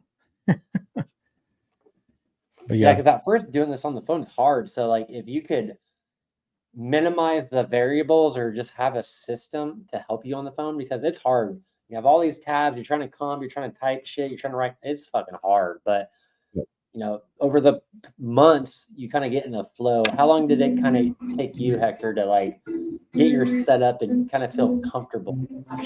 With this one now, it's taking me a few months. This few like this. Even then, like, okay, I feel like it's not working right. Something's off. But like now, my biggest thing is like being on here doing this, but then making a call and then trying to hear the conversation to make sure it gets heard and onto the live feed. So like, how do I do it? It's like, okay. So that's my biggest challenge now. And not have Caesar say, "Are you still on a call?" Yeah, I was like, yeah, I am. Oh, it's hilarious. Yeah, I find it the easiest to have an AirPod in your ear, kind of like, you guys are whispering in my ear, right? Yeah. So I have the AirPods in my ear. Then I have the microphone picking up the computer, not the AirPod, the computer MacBook. Then I just call my phone on speaker. So it took me a while to figure that out when I was doing like sub-2 Zooms and doing this. Like it takes a while to get it dialed, Yeah. So that I found that to be useful. So now I'll use the phone, to connect and just dial from my lead connector, and then have my headphones and listening to the live, and but I'm like, okay, they're too loud. I gotta take these off. I get distracted, and I'm like, I can't do it. So But yeah, it's kind of the way I'm going about it now. Like now I have it just on my external speaker where I can listen to the call, listen to that, and then without having to have my headset on. But yeah, I play with it differently just to see what feels better, what makes it easier. But Definitely. I just worry about being like, can they hear me? Like, am I coming off loud enough? Or so. But yeah, it was funny, Caesar. I was like, "Oh yeah, I'm still on the phone. You don't hear her talking? She's yapping away." You're like, yeah, I am, you dickhead. And it was funny because I clicked off the tab, so I didn't see like if you were there or gone. I was just listening to her. I was just in it. And I was like, "Oh, that's hilarious." I was like, "Oh yeah, I'm still here." She's still yapping. So. Yeah. Could you hear her come across really well, or was it kind of hard to hear her? Yeah, no. I think when I came on, it was just she was paused for a second. As I was like, is he still on the call or not? Okay. Yeah. That's always my concern. Like, can the call be heard? Can you hear it, or is it too low? So. Nah, you're good. You're good. That's fine. Call my man David. Oh. All right, I'm gonna bring this back outside again. I hate talking loud inside a coffee shop because then everyone can hear. Yeah. Right. I was they doing that, and then they're like, "Oh, what's he talking about?" Listening to his conversation. Actually, I don't mind. It's like it's the same thing as if I had a friend here talking. You know what I mean? Like, it's not much of a difference. It's just kind of weird because I got my AirPods on for you guys, but then I'm on speakerphone. Like, what the heck is this guy having his AirPods on? It's still on a speakerphone. Like, does he not know how to use his headset? Somebody help him out. Help him out. That's hilarious. Oh, I gotta call this.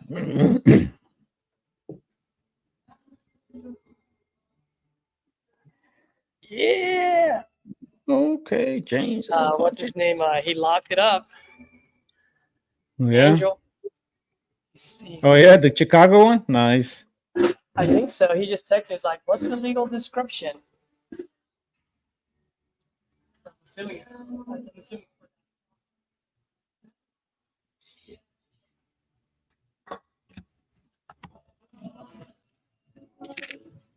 Ooh, is that mine?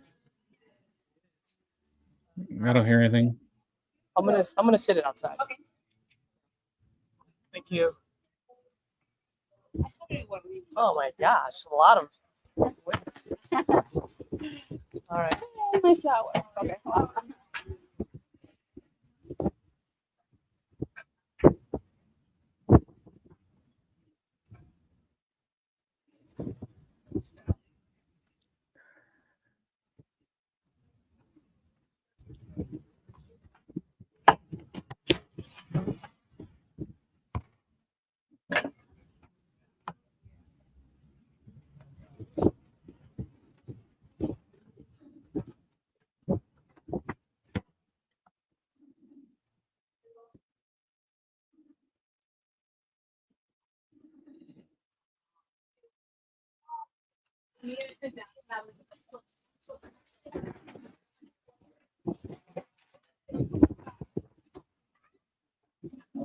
Guys, I'm gonna take a little break and eat. You guys do your thing.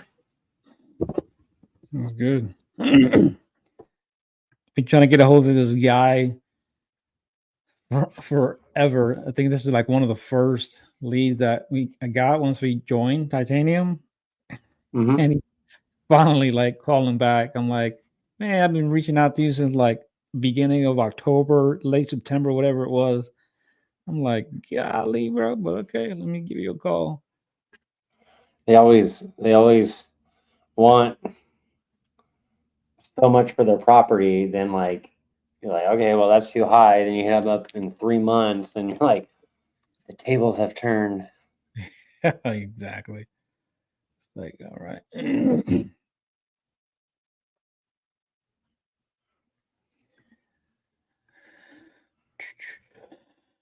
All right. I'm on. So, Angel? You know that I haven't filled out one of these things in such a long time. You gonna learn today? Back in the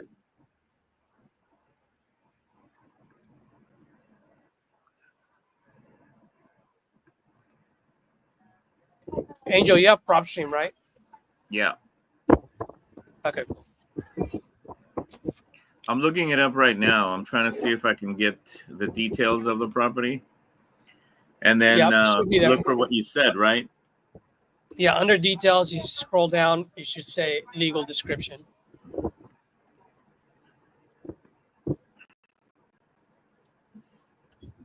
Yeah.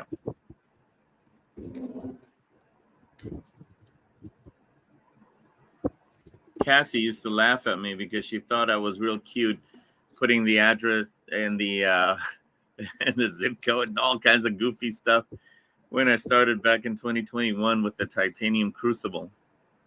Mm. She thought it was real cute the way that I used to enter that information into the purchase contracts.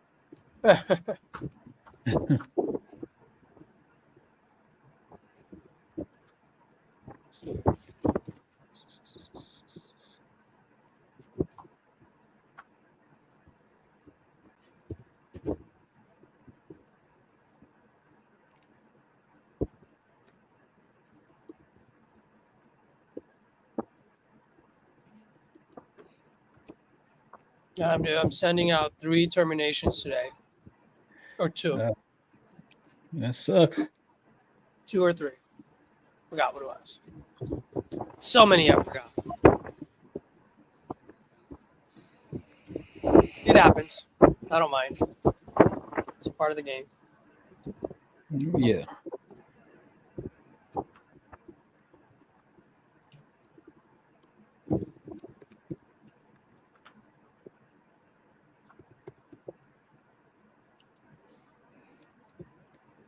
Okay.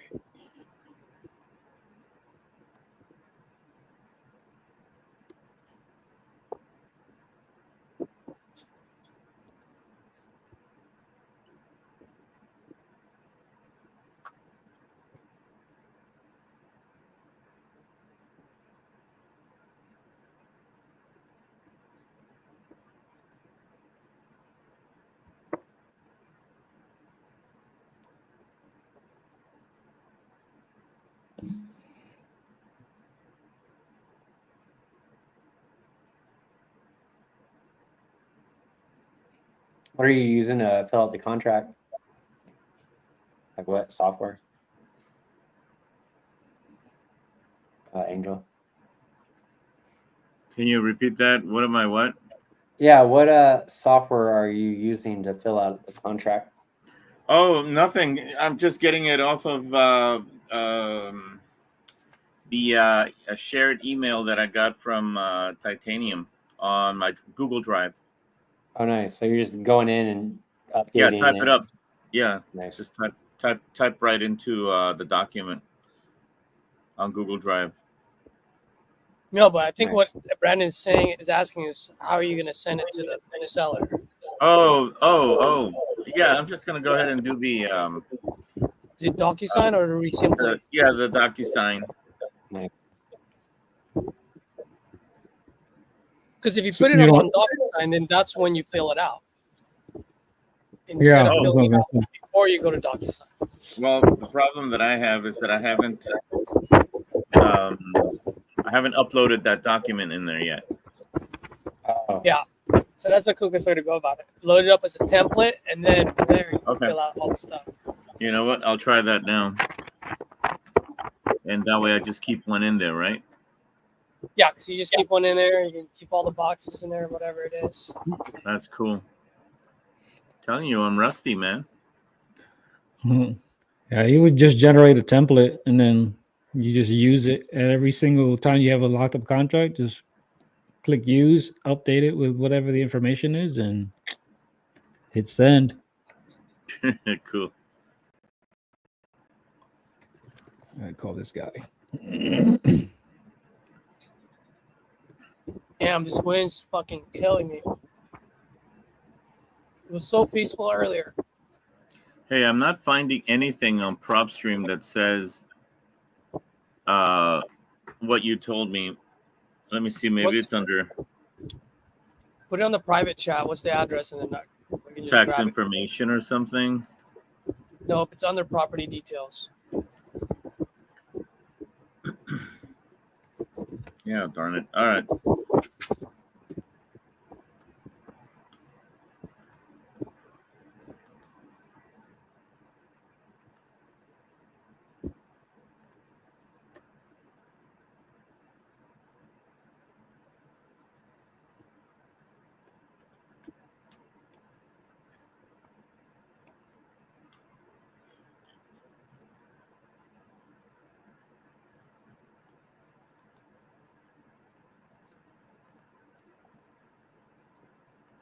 Angel, is this the Chicago one? Yeah, man. Oh, it's still in the private chat. So It's on there. I just okay, looked. cool. Nice, dude. I heard you submitted that as a call review. Yeah, I managed to click on that darn thing before I started recording or talking to the guy, and it started recording right when I was negotiating with the guy. So Yeah.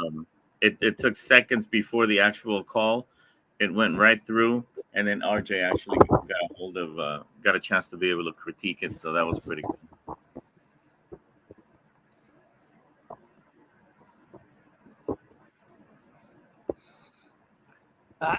Angel, you're right. This might be one of the very few properties that doesn't have a legal description. Yeah. Then just put the APN number then. And no estimate. What? A lot don't have those estimate. Yeah, I didn't get his estimate on this one, so I was trying to figure out where the guy actually got the $65,000 price on it. Jenny sent me a private message while we were on the Titanium U call, and she said that she has some people down there in Chicago that she wants to see if she can float it around, and maybe we can just get that deal sold real quick. Sweet. Yeah, I just under legal description, just put APN and then whatever the APN number is. All those numbers. All right, thanks, bro.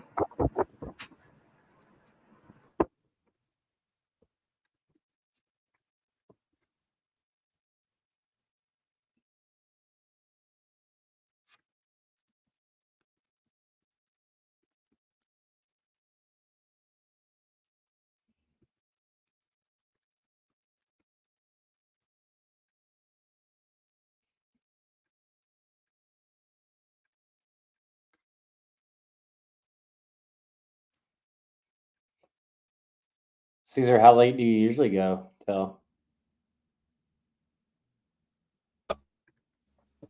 What'd you say? How late do you usually go till? I mean, I've only been going later because of Angel and whoever wants to like hop on like post 9 to 5, you know. Nice. Yeah, so a lot of times by this time I've done most of my calls already. Nice.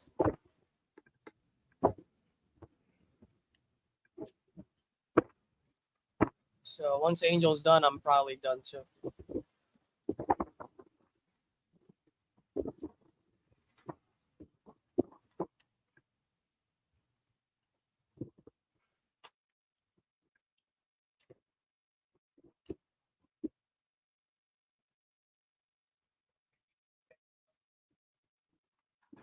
Caesar, I was talking to my daughter. You said what? You're gonna drop off soon? No, I told Brandon was asking me how late do I usually go. I was like, hey, I only do the afternoons for you guys, for anyone that's like wants to do post 9 to 5. So yeah, thanks. Yeah, whenever Angel's done, like, I think 3 o'clock. We can go to 3. Yeah, pretty much when you're done, that's when I log off too. Right. Yeah, we should go to 3 p.m., man. I appreciate that. You can go swim. Yeah, I'm probably gonna take off. Do we have a call tomorrow? Let me check the calendar.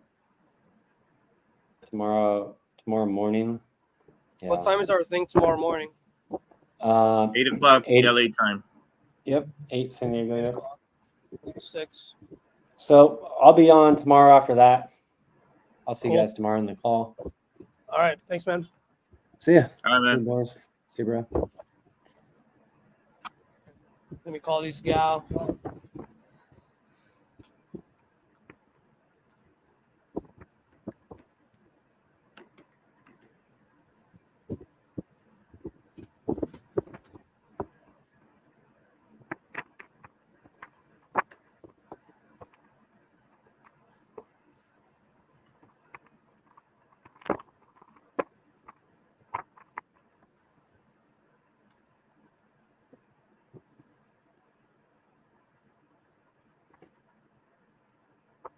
Can you hear all that wind noise or no? I hear all the tapping, the wind a little bit. When you clear your throat.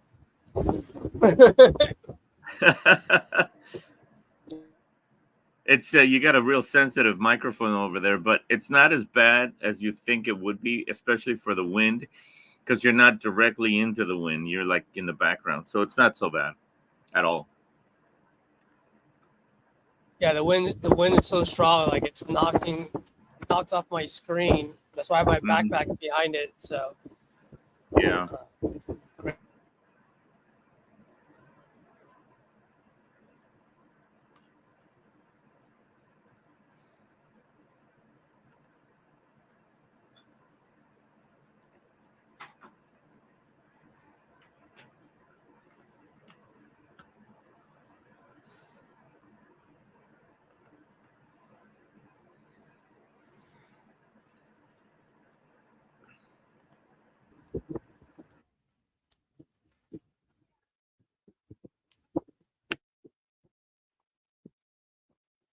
good shit, by the way, for closing that deal, man. I think that might have been the first one that you locked up on the channel. Yeah, absolutely. That's the first one. Been calling and calling and calling. A lot of no pickups. A couple of I never submitted my information, and a few that I spoke to that are a little high on the price. But that's the first the first one that we locked down. Mm-hmm. And I told the guy, that I'll be giving him a call soon. He says he's got another one, also for sale. Good deal, probably. We'll see. Yeah, I kind of heard your guys' conversation, but I was dealing with a buyer at that time, so. But it sounded like, from the little conversation, the little thing that I heard, I was like, oh, it might be a good spread there, and then yeah. And then I heard about the quit claim deed. That's like, oh, okay, like maybe there's something that you guys didn't like. Yeah, it didn't seem like it was something that I wanted to get into because of the quit claim deed. It seems like it anybody can actually pick one of those up and just pretend that it's theirs. And and so I decided, you know what, maybe we should talk to somebody. And then RJ said, what are you doing here? Go lock it up? Yeah, that's what he said. Let's just go ahead and do it. What did he say about the quit claim deed? He said that that would be sorted out in title, that I don't really have to worry about that. Yeah, until it happens. Until it happens, yeah. But he said it was a good deal. He felt that the spread was good enough to be able to make a decent amount of money on it, and that that it would be the best thing that we could do right now is just go ahead and lock it up and open up title and see what's up. Yep. All right, I'm gonna call this lady back and see.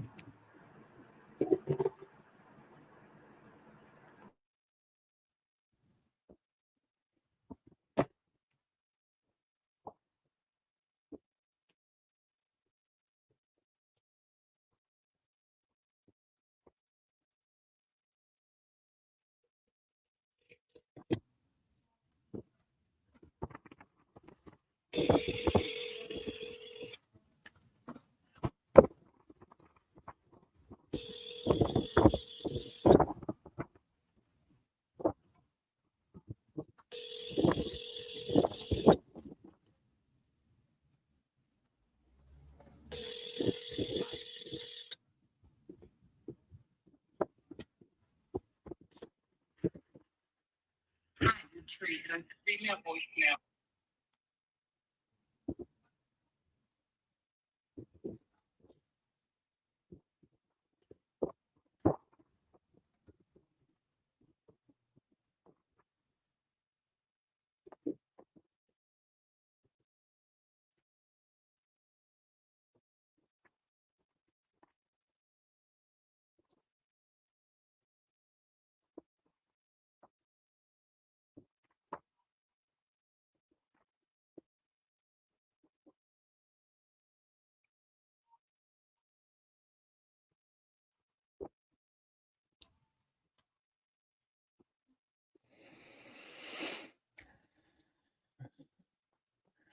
I was trying to call this guy in Cleveland who did not want to have a conversation. I'm like, bro, okay, you know what? I'm not gonna deal with you. Like, either I guess you don't really want to sell. I'm not your buyer. You have a good day. I was like, you want to be ugly? Like, I'm trying to make a connection with you. Like, you're the one that's interested in selling. Yeah. If there's no motivation, you can tell right away. Yeah, and that's kind of the way the call was from the very beginning. I'm like, tell me what you got going on. He's like, oh, I don't know what you mean. What are you talking about? Like, okay.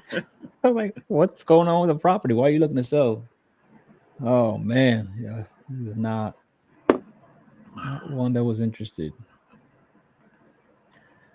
Let me get away from you. On to the next.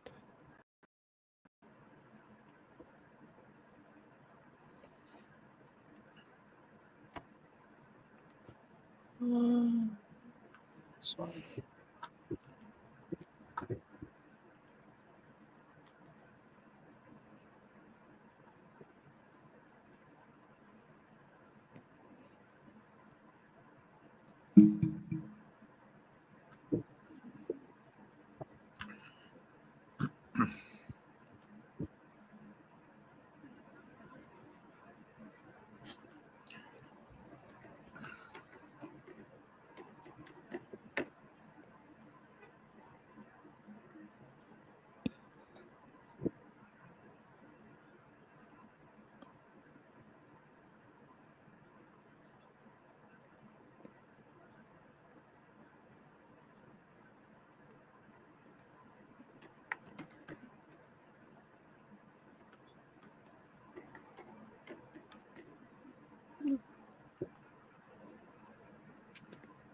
We got a deal.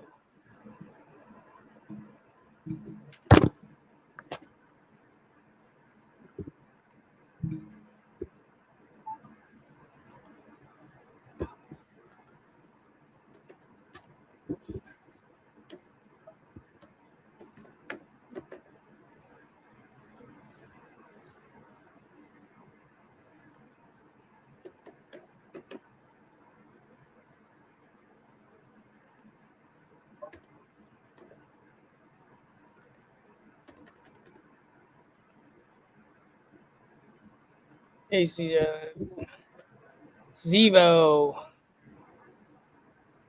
What'd you say? Got potential lead. This guy wants to sell multiple of his properties. I wanted to know if you do JVs and lock up the deal. I do. More than happy to help. What are you thinking of? Did you lock it up already, or you just had an initial conversation? What's the deal? And also, guys, what do you think about doing this? I might start it next week. Like, if some folks that are maybe stuck with the paralysis analysis kind of deal, or maybe they're just, I don't know, getting rid of that fear of making that first phone call. I was thinking of like using this as a platform from time to time. Like, they can hop on, or they can call. They don't even have to hop on. They can call. They can give them my phone number.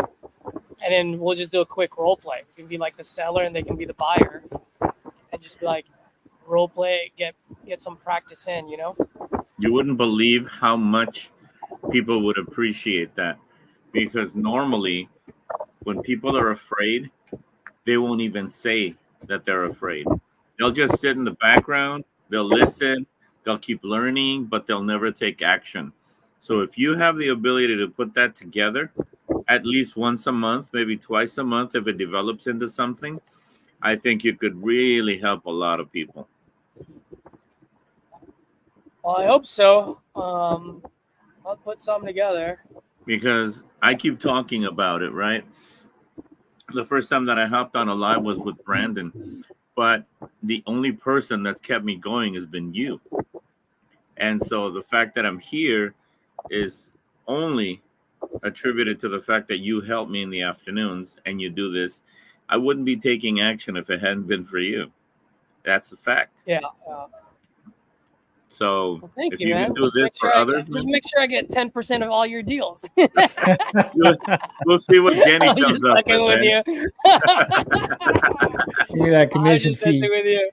That's Yeah, funny. come on, man. I'm mini pace here. I gotta get paid. No, it's all about helping people out, dude. That's all. Well, I'm gonna pay it. I'm gonna pay it forward eventually. Exactly. That's all I asked for. Just pay it forward. That's my thing. I love helping people. But you know, 100%. we've already talked about it, right? As soon as you come back, we'll go out there and do something, man. You're not even that far away. Yeah. I mean, you're down here in San Diego, right? Yeah, San Diego. Yep. Okay. But I might be heading out in LA in December or January. Yeah, I know. We talked about that. Yeah, you gotta hit me up. We'll go somewhere, man.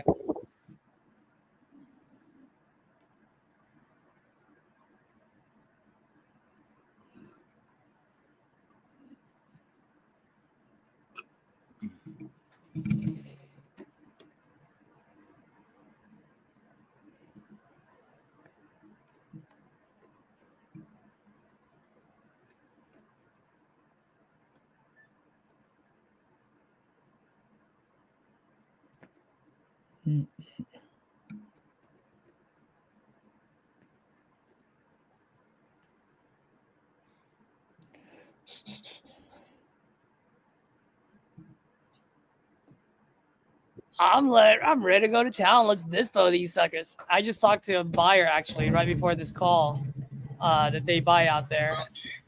Huh? Yeah. I'm telling you, dude, that golf course that both of those are on, but he said, I think number 7, Cinnamon, is actually on the course. That golf course is like, I mean, I don't even play golf anymore, dude, but it is like, it's a beautiful oceanfront golf course, man. That's perfect. All right, man. I'm signing these. Tell your guy. All right, so you got a copy for me. Yeah, you should have gotten a copy already. I'll reach out to him. I got the clock starts today. What are you going to do with the $10? You need me to $10 or you got that? For what? I'm not opening title until I. $10 EMG, or do we not have to do that until the 15th day as well? So it's like $50,000 and $20. Yeah, I mean, I'm not opening title until we get a buyer, so it's fine. Okay. We're good. All right, cool, man. All right, man. So, are you on the channel right now? I am. All right. Whose channel? Are you on yours or are you on Brandon's? I'm on mine, but we're gonna hop off probably in the next half an hour. All right, man. I'm getting ready to get rolling. It's probably about that amount of time. But All right, cool, man. do you need me to help you do anything with that, dude? Let me figure this out first, and then I'll let you know.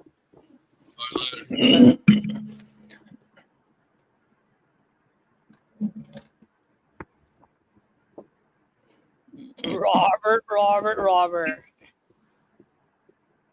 We locked up 2 deals that were on. Both of them were on the market. Oh, no way. One was on the market for 1.8. We locked it up for 1.3. Oh, you did good thing. And then the other one was 1.4. We locked it up for 1.15. Jeez, man, those are big numbers. Yeah, the guy's like, I don't care how you guys split it. I just want 2.45 between the two. And so we're like, okay, well, we can always amend it later if we have to. Yeah. That's amazing, man. That's big money. We'll see. Yeah, Both of them, one is brand new. You literally have nothing to do. The other one can do some fixing. So I forgot how much I put on there, but I put some dollar value. But it's pretty much turnkey. So we'll see how that goes.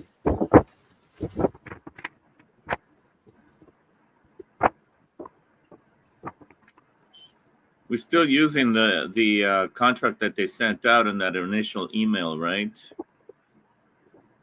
Which one? The one from Titanium. It's not like they updated one recently, have they? Like in the last 30 or 60 days? Oh, I don't know. Okay. Yeah, that's the same one. Should be the one you got.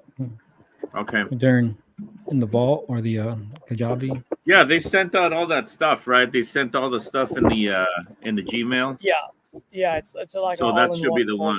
folder. Yeah.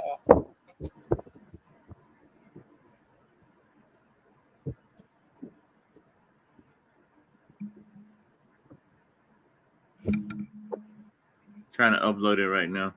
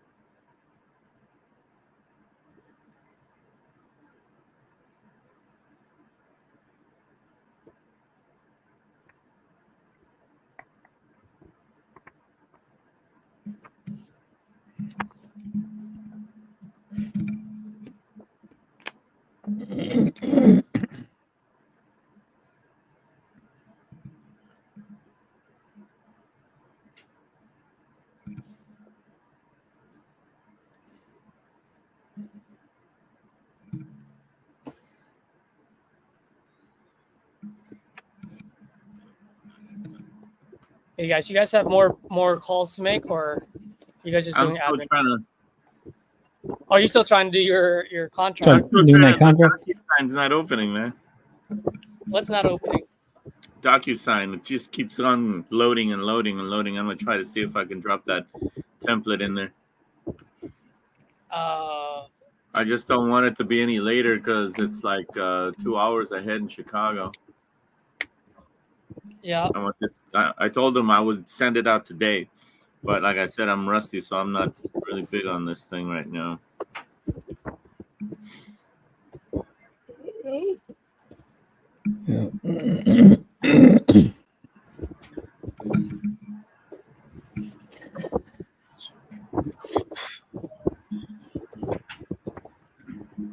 Once you have it up, you can share your screen. You can just don't do the address yet or the legal description. Just show you like Okay. where to put the boxes for the other ones, and then at least once I show you how to do that, you can see how to do the others.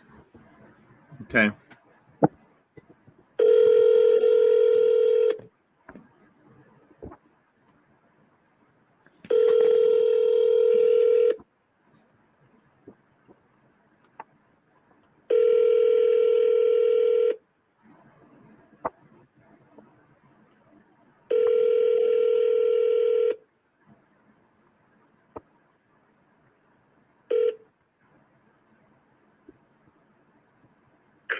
Hey, this is David.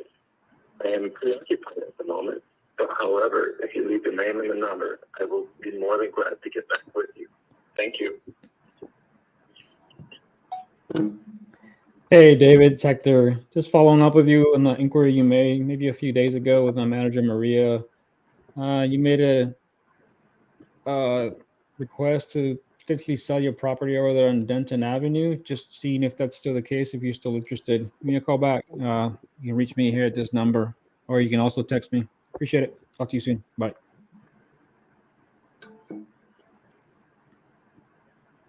Forgot what I wanted to say now. Like, what I want to say.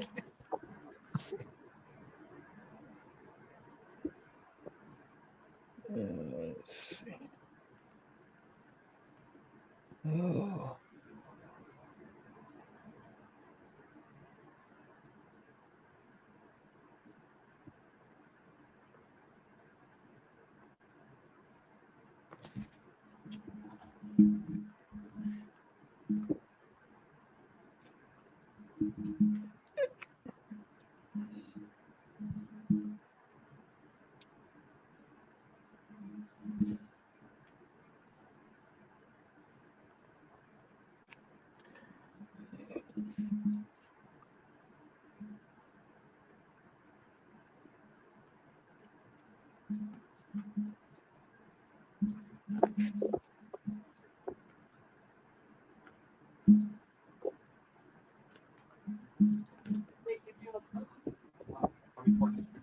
You don't remember? I do.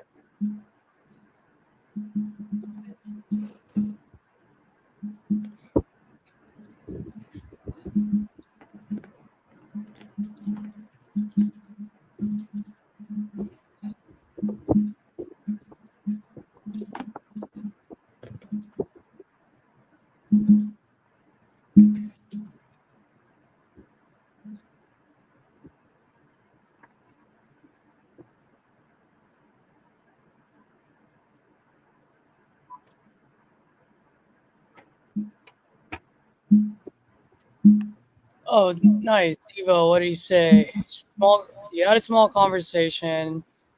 You did send him an agreement already, but I think it might have had it too high of a purchase price. He hasn't signed it yet.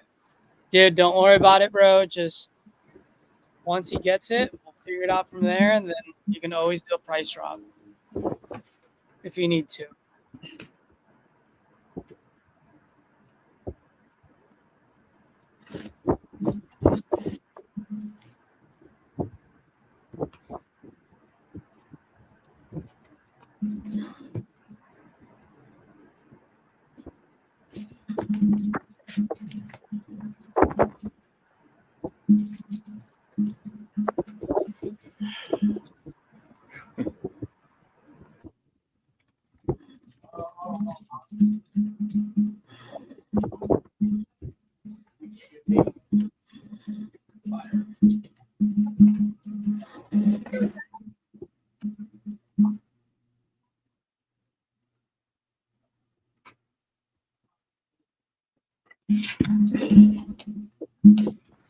It looks like you're on the boardwalk with those people walking behind you.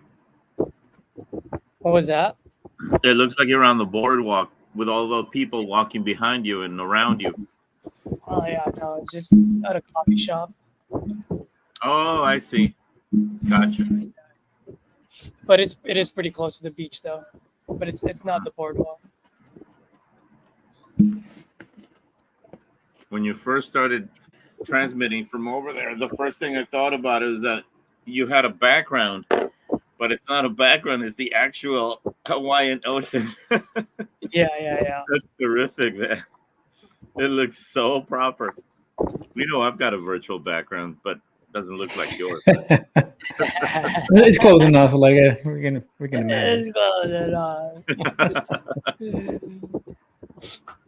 Well, what's crazy is like the new laptop and new MacBook and the new iPhone. Whenever I'm on my FaceTime or whenever I'm on Zoom using my phone, like people will go, "Dude, is that a virtual background or is that real?" I'm like, "Yeah, it's real." It looks so animated. It's insane.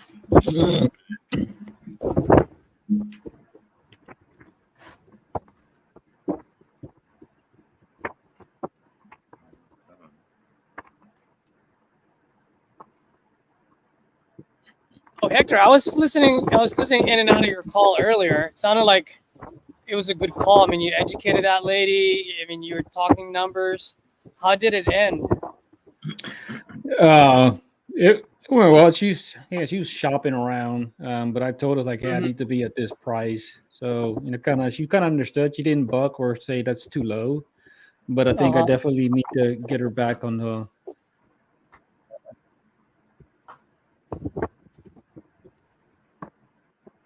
Yeah. Oh, Angel. Hector. Oh. Hi, it's David.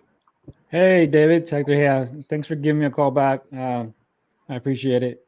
Yes, I'll just following up with you. I apologize. I was on the phone with an important business meeting. You know what I mean? Oh yeah, no problem at all. I definitely understand that. It's like seems to be on the phone all the time myself, so I totally get it.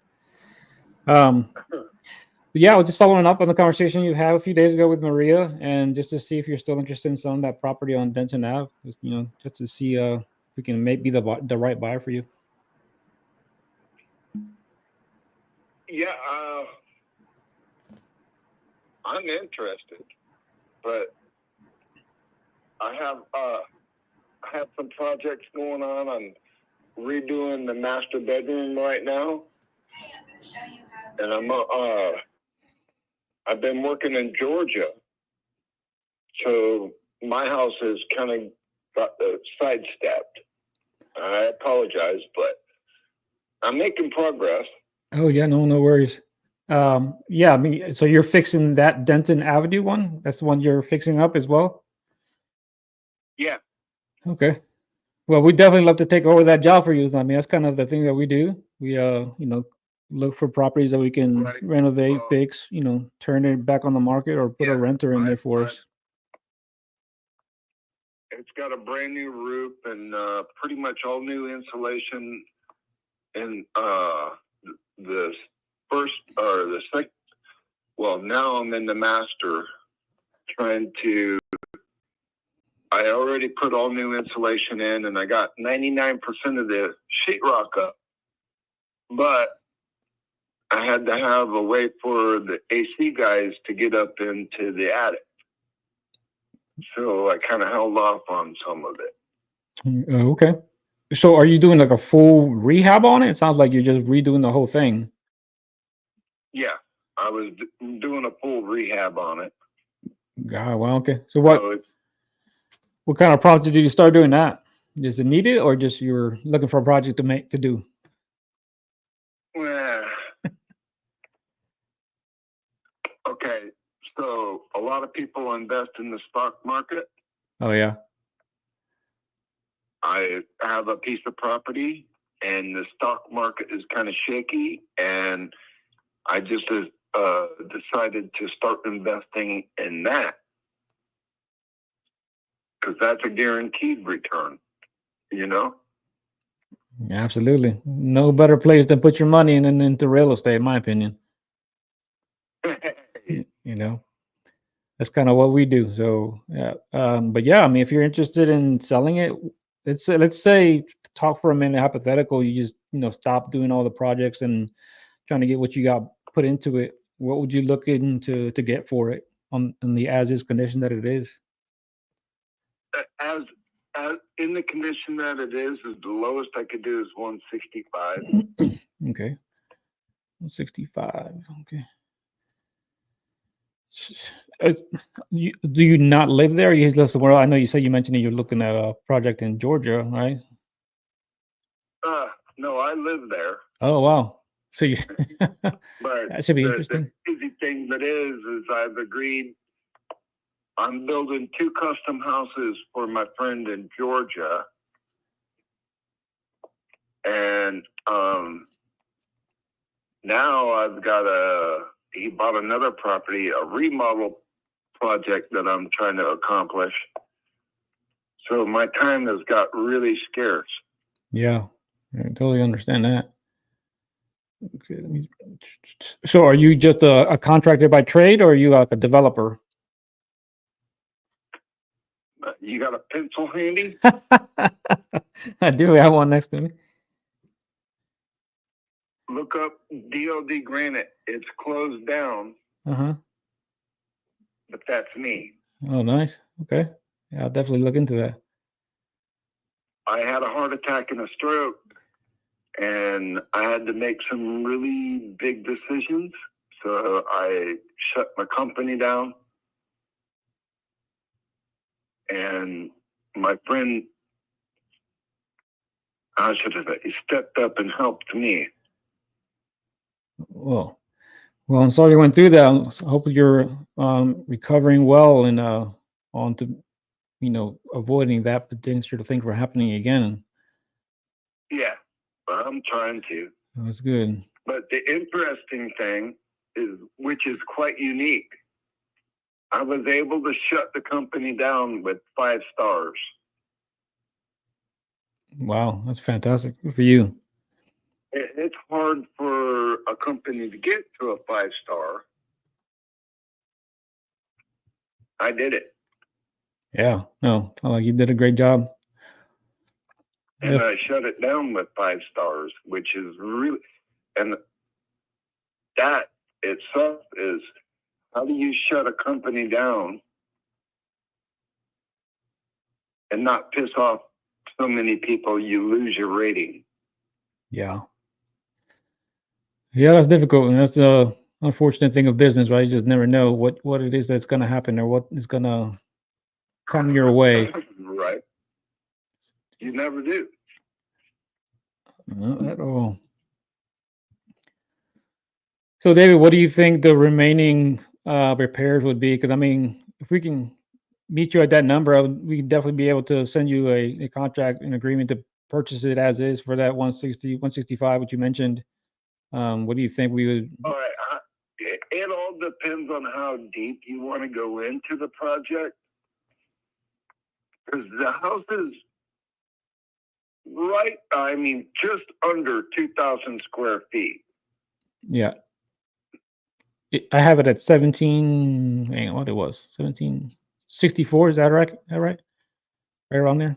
It's Or a little bit more bigger. like it's more like 1850. Okay, 1850. Just And the thing of it is I would say there's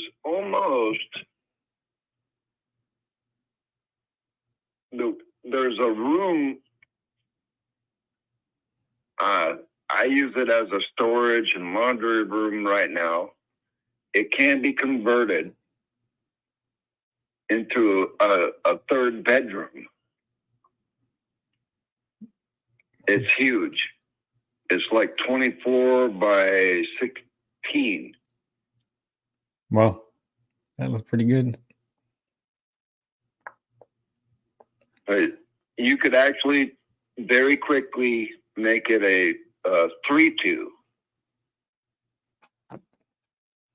Yeah, we can definitely do that, right? That always adds that good value to it, especially if it's a reasonable. Is the outside exterior still vinyl, right? Is that right? Is that what that looks like, or is it something else? Yes, and that's one of my next steps. I was gonna put new windows in it, and then redo the siding. The houses that I'm building here are board and batten. Oh my God, I'm starting to really like that.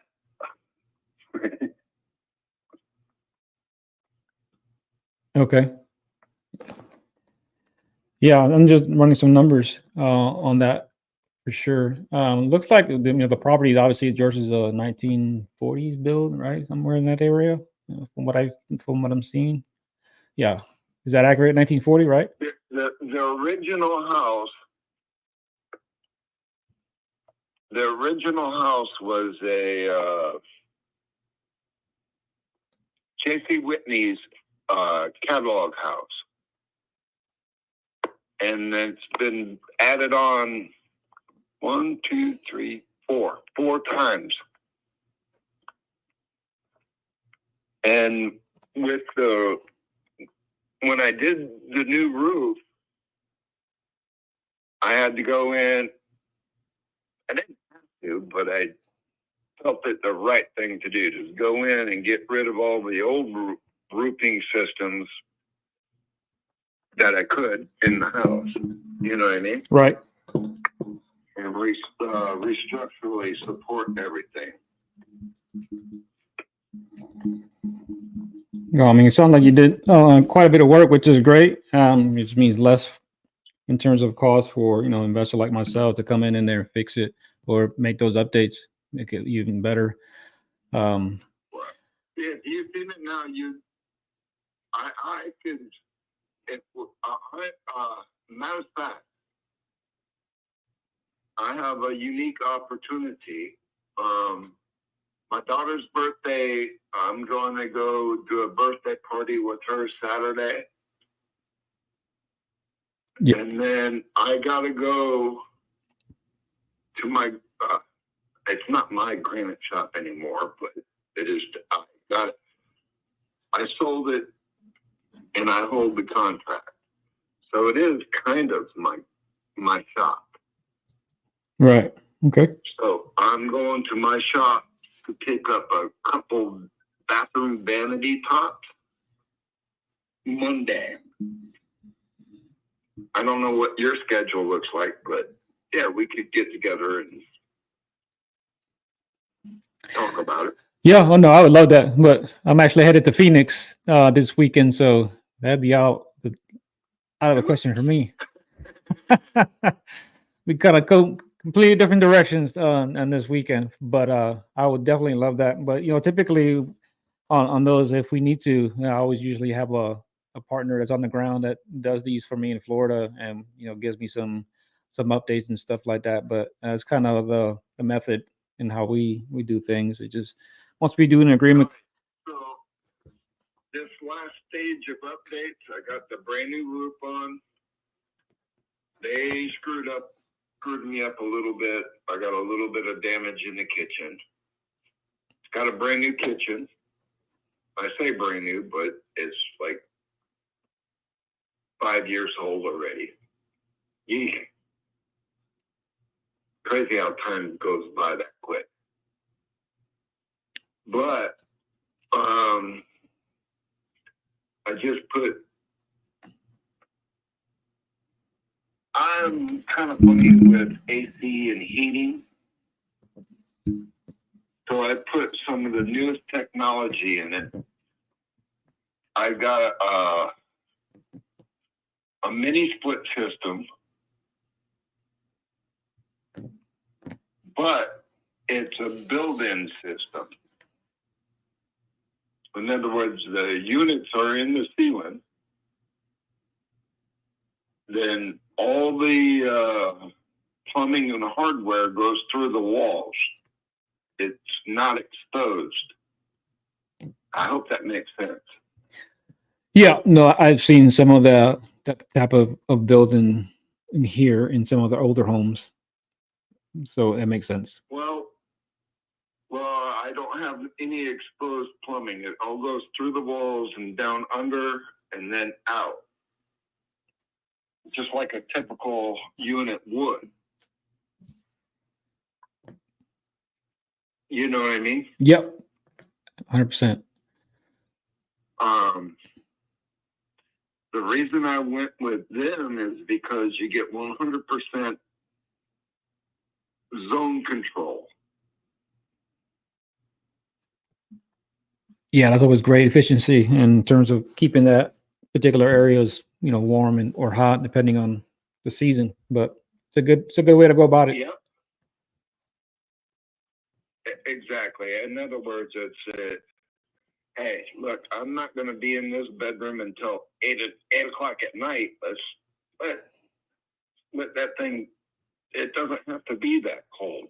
Yeah, or right. that hot. Absolutely. You know what I mean? It's not like I'm going to go set a thermostat for the whole damn house to be at one temperature. You know what I mean? Oh, yeah. Indeed. So looking at it at the on the street, David, is it how busy is that Denton Avenue? Because obviously it's right on that roadway, so that's kind of always a concern for for buyers like myself. Is if it's busy road or is it? It's a funny thing because me and the neighbors, we actually blocked it's a good thing but a bad thing. Right now we blocked a contractor from building houses. There's a big plot there. They want to build I think it's 55 houses right across the street. It's interesting. Right now, right now, the congestion. Okay, this is where it gets. You asked a really good question. This is interesting because when they back about 30 years ago, they expanded Denton Avenue.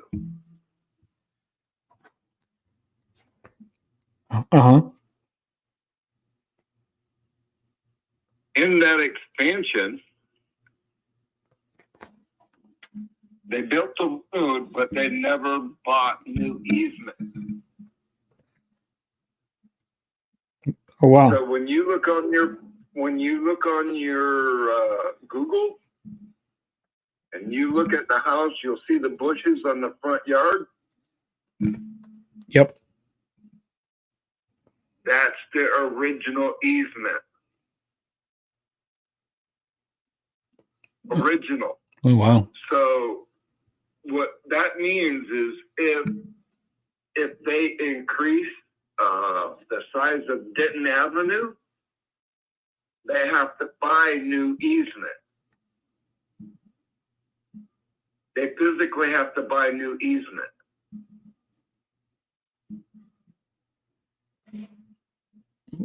Interesting. Okay. And then it gets better. I mean, there's an acre and a quarter there. I was actually thinking about setting the front entrance down and just changing the address to the back street because it's going to drive, you drive right through the driveway from one street to the other street, or you know what I mean? Oh yeah, yeah. I can actually see that on the map. Yeah, that's pretty interesting. That's cool. Kind of gives you dual access. Yeah. Yep. Love that. It's a good selling point right there. Well, Dave, I really like the property. I think it's something that we are very interested in. You know, and looking at the numbers after having this conversation with you, everything you've done, and I'd love to be able to take this difficult job off your hands, let you rest up and focus on your other projects. But I'm definitely a buyer for it. I'd love to be able to shoot you an agreement and get you stopping on working on this thing and let us take it over for you. I'm definitely right at that price point. I mean, I could definitely do like probably looks like 164, like 164 300, or even 164 500. Right around that. You know, it's pretty close to what you're saying, but that's just kind of gives me a few $100 to play with. And I'm willing to talk to you with that. Okay. So here's what I like to do. I like to just kind of send you an agreement. You can look it over, or I can do it now. And then you can look it over. Pretty simple. It's a DocuSign electric. If any issues come up, you're more than happy to give me a call back, or I'll call you back and go over it with you. But I'm willing to go ahead and send it and offer you that price and buy that for free from you if you're ready to go on it and get rid of this. What was your name? My name is Hector. Hector? Yes, sir. All right, I'm going to go ahead and store this phone number, and I don't do that for anybody. Well, I certainly appreciate that, David. Yeah, let's go get this done for you. I can. Oh, let me send you a text right now. Right, that way you can have that. You can also save this. But yeah, I'll put together an agreement at that price. Like I said, I'll do that at 160. What was I say? 164 3, whatever I said. 164 3. That sound right? 164. Okay, I got to push you. I got to push you to the higher one. What did I say? 164 5. All right. That sounds good. We can do that. 164 5. I can put that agreement together, shoot it over for you at that price. It's pretty simple. And just to give you a quick rundown, I don't know if I mentioned it because we've been having some good conversation, and I really appreciate that. So typical deals for us, we'll go ahead and go under contract. We'll pay all the closing costs. There's no realtor commissions, obviously. So, you're netting that full amount in regards to what we're offering, obviously minus any, prorated taxes that need to be paid prior to the closing. All of that is done through Penny Mac. Yep. Okay. The only thing ultimately just got to take care of pinning that, and I understand that. Yeah, and yeah, exactly, and that's stuff that gets taken care of at title. So we'll open title, and then everything gets taken care of. So, but yeah, we'll pay all closing costs, and as long as everything lines up in terms of what the repairs that we need to finish and do to get it back into livable condition, and then we'll be ready to go and move forward on that. I really like the property, and it's something that we could definitely make updated for our portfolio. What was that? I'm sorry, I talked over you. I apologize. No, I apologize. I said, sounds great. Okay, awesome. All right. Well, I'm gonna put this together, David. I will take me about 10 minutes or so, and then it'll be in your inbox. Let me get a good email for you because I don't think I have that. Just have your phone number here. Hang on, give me a second. Right. Okay, it's all lowercase. David, D-A-V-I-D. Hang on a second for me, David. Hang on a second.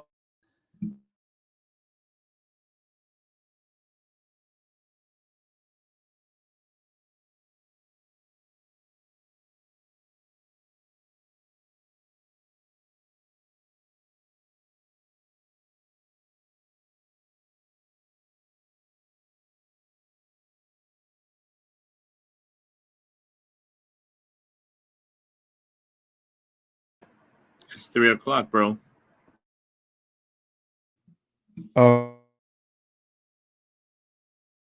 And send it over to you. I will text you that I sent it just to know that you got it, and you can check your inbox. And again, if you feel you need to, it's pretty simple. It's like 2-page documents, pretty self-explanatory.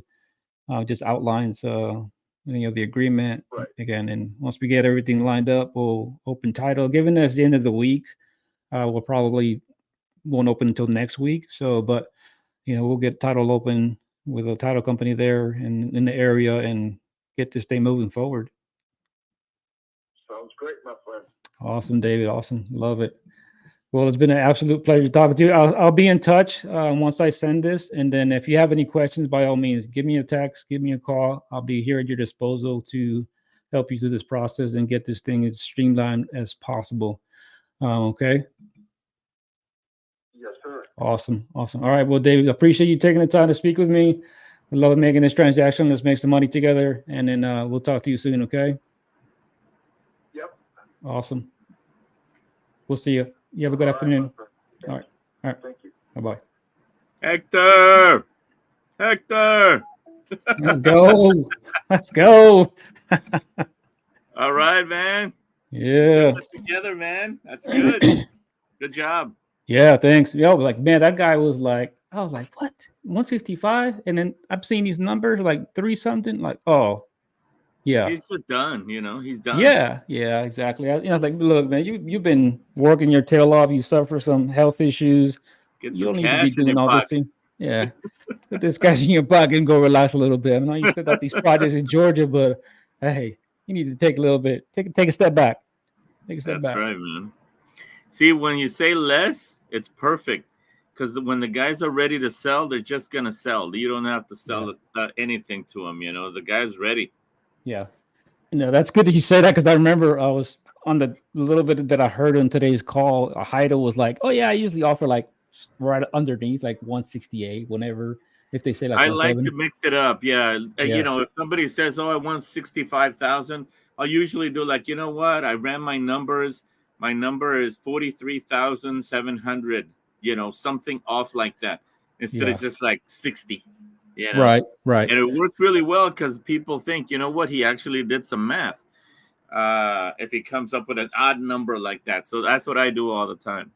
Yeah. Very nice. Yeah, I just hope these numbers, like I got the rehab like at mid, since he's done a lot. I put it at 45 just because as long as it doesn't, even that, like 165, and as long as the rehab numbers don't go up too much and then ARV is between that range, I put it at 320, be conservative.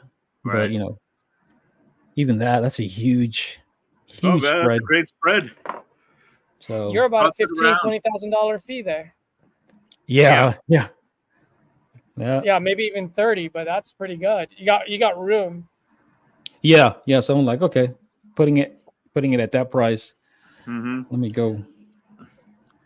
Toss it around with a couple of people that you trust. Make sure you get that ARV locked down. Yeah. I'll see. That's good stuff. All right, fellas. Yeah. Cool. I know it's 3:00. I know there are still a few folks watching. I don't know if you guys were here earlier, but I mentioned probably next week or even tomorrow if you guys are down.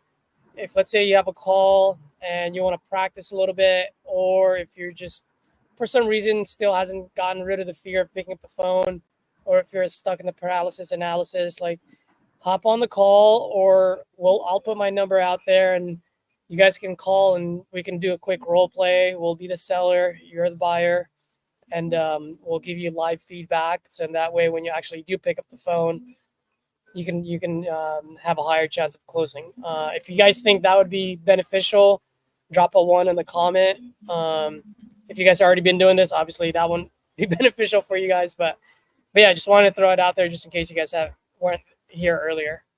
But that's it, Hector, man. That was good shit.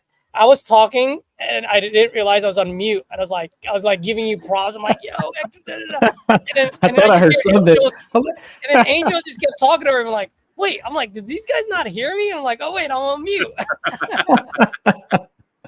That's funny. Yeah. So how did give me feedback as far as the conversation? I know like I kept you in my head, Angel. I'm like, slow it down, easy mirror. Like he's having cool, smooth conversation. What I can tell you is that you have to be more concise with what you say rather than going around the subject a lot. It's very simple to be able to get tripped up in your own words because what we do, we try to sell. We try to make sure that we sell ourselves to the customer. But in reality, if you analyze the person that you're on the phone with, you'll see whether that person is motivated. So you don't actually have to do any of the selling. They'll do it for you.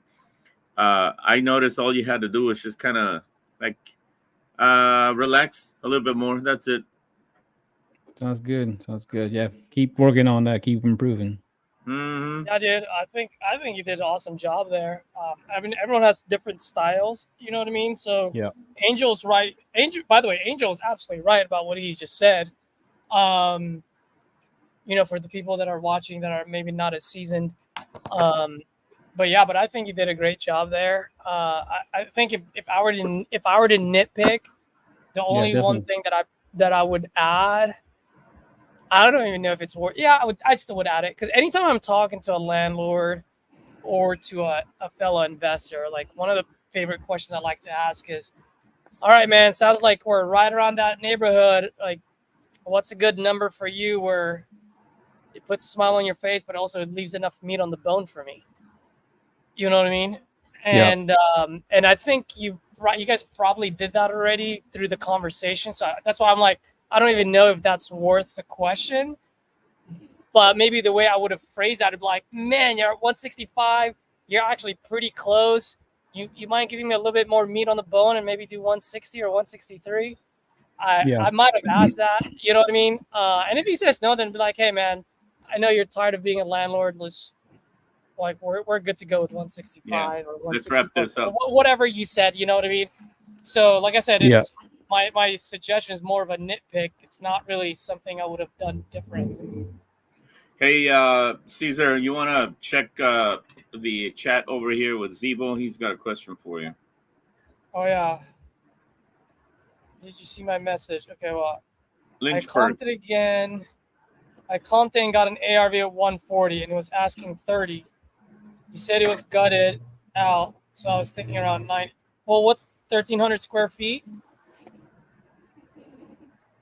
So on the 1,300 square feet, 90 grand for the rehab. It's a little hot for me. What is it on our calculator for 1,300 for full gut? Hold on. 70,000, 80. So it's not that far off. Right, 20 grand. So 80,000 to be safe on a full gut. Where's the exit screen? and it's 140. Where would you guys put that, guys? So 140. Is this going to be a flip or a rental? And is it a full rehab or is it a gut? Like He's talking about a gut. Two different things. It's a gut job, so like it's down to the studs. That's apparently the guy took it down to the studs. That's what he said. Yeah. And he wants to do a flip. Okay, so 140 full gut on 1,300 square feet. I mean, if the guy took it down to the studs, you don't actually have to have a crew to come in and demo. So that's something. And ARV's 140?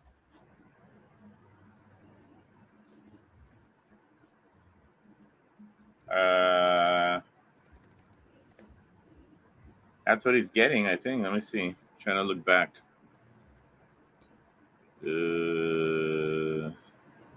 I'll buy it for 5,000.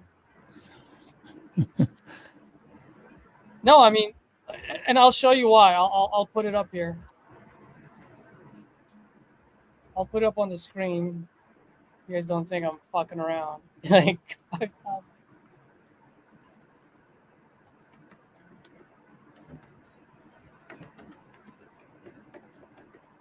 Right? If you're saying ARV's 140 on a 1,300 square feet for a full gut, it's actually 78,000, right? So we're looking at 80,000 bucks. I mean, Hector, you've flipped houses before, right? Or no? I think yeah. Not myself, no. But what are Okay. we talking about? I'm trying to put this contract together. Oh no, do your thing. I'll just talk to Zivo. Angel, I know you said you have to hop off, so if you have to hop off, go for it. Because after this, I'll be done. Zivo, if you want to give me the address, like DM me on Instagram or Facebook, so that way it's not posted live, because people might steal it. You can find me on Facebook or Instagram on my screen. You can see it there. But you guys can see my screen, right? Like the profit calculator. Yeah, I can see it on there. Yeah, so like 140, $80,000 of repairs, like that's rough, dude. On a full gut. How can I make sense out of this? Now, if it's buyer, do you know what's the rent rate over there, Zivo?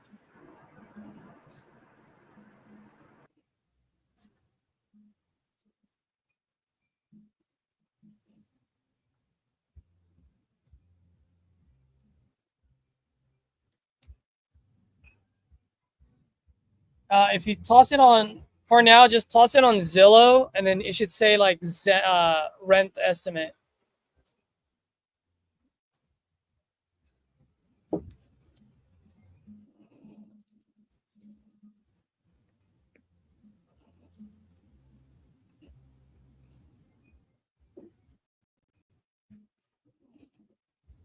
Okay. But yeah, how would you do this, Hector? Like, I don't know, man. 140,000 with $80,000 gut rehab. I mean, for a gut, 78,000. You know what I mean? Like, that's rough. I would buy it for 5, not 30. Because think about it. If you put it at 30,000, here's what an end buyer is going to look like. Mm-hmm. Like, will you put in $80,000 to earn 8,000? Actually, your all-in number is 132,000. Like, no one's going to do that, you know? So I don't know if you got to make sure this number is correct. Well, this one's correct based on what you're saying. If it's a gut job at 1,300, so I would write up at 5,000, right? At best, I mean, like you said, I think we need to definitely reevaluate that ARV if that's accurate. If we can get it higher, great. If not, then yeah, you need that at a very low price point, especially at that high of a rehab. Yep. I mean, you're definitely not getting all that money back, but you definitely want to get close to that, 40, 50 if you can. But Exactly. I don't see it. I don't see it either. I would lock it up for 5,000. That's it. Just let them know, like, oh, you said 1,200 square feet. Okay, so let's look if that changes it. Yeah, it's still the same, 70,000. So if I have it at 70,000 now, I would still be at $5,000 price range. Mm-hmm. And you can explain it to them. Hey, 140,000 is what I can sell that for. If I put in 70,000, I only have 70,000 left. I got to put in my closing cost, my carrying cost, which is what? It's about 17,000. So from 70 to 17, that is 53,000 left.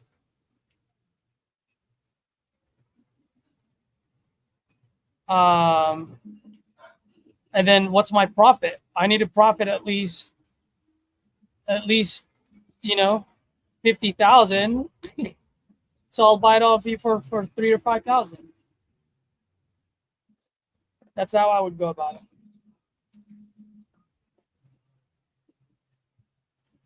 Oh, 1,200 in rent. Yeah. So then if I put 1,200, so let's look at this for a second.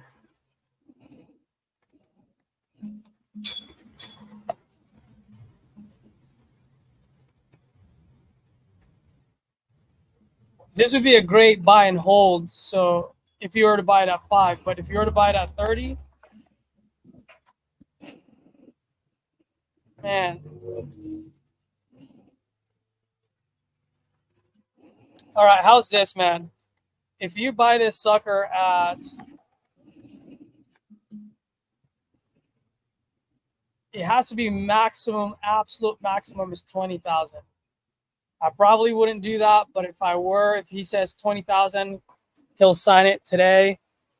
I'll lock it up at 20, and then if we have to price drop, we'll price drop, because at 20,000, that still gives a 1.5% rent rate. But also what's good about it is that that person's all-in number is 77,000. If you're right about the ARV, that person can get it appraised at 140 and take out 80% of that 140, which is what? 112 or 122? Yeah, 112. So 112,000. So he pretty much gets a free house. So if you lock this up at 20, then you'll mark it as a fix and flip, but it's more of a buy and hold, really, because fix and flip would suck at 20,000.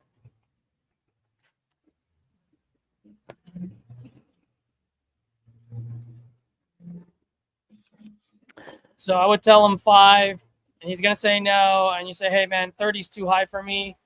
If 5,000 is too low for you, 30,000 is too high for me. What's a good number in between that still puts a smile on your face? And he might just say 20. And if he says 20, just be like, all right, man, meet me in the middle like peanut butter and jelly and close it at 15. And then you'll lock it up at 15. And see, do you ever put anything in your other agreement section as part of the contract? Are you asking me? Yeah, you ever put anything in that field? Only if there's anything, if there's any other terms that's not typical. Are there any other terms? No. Like if there's a lease back, that's what I would put on there. You know what I mean? Right, yeah.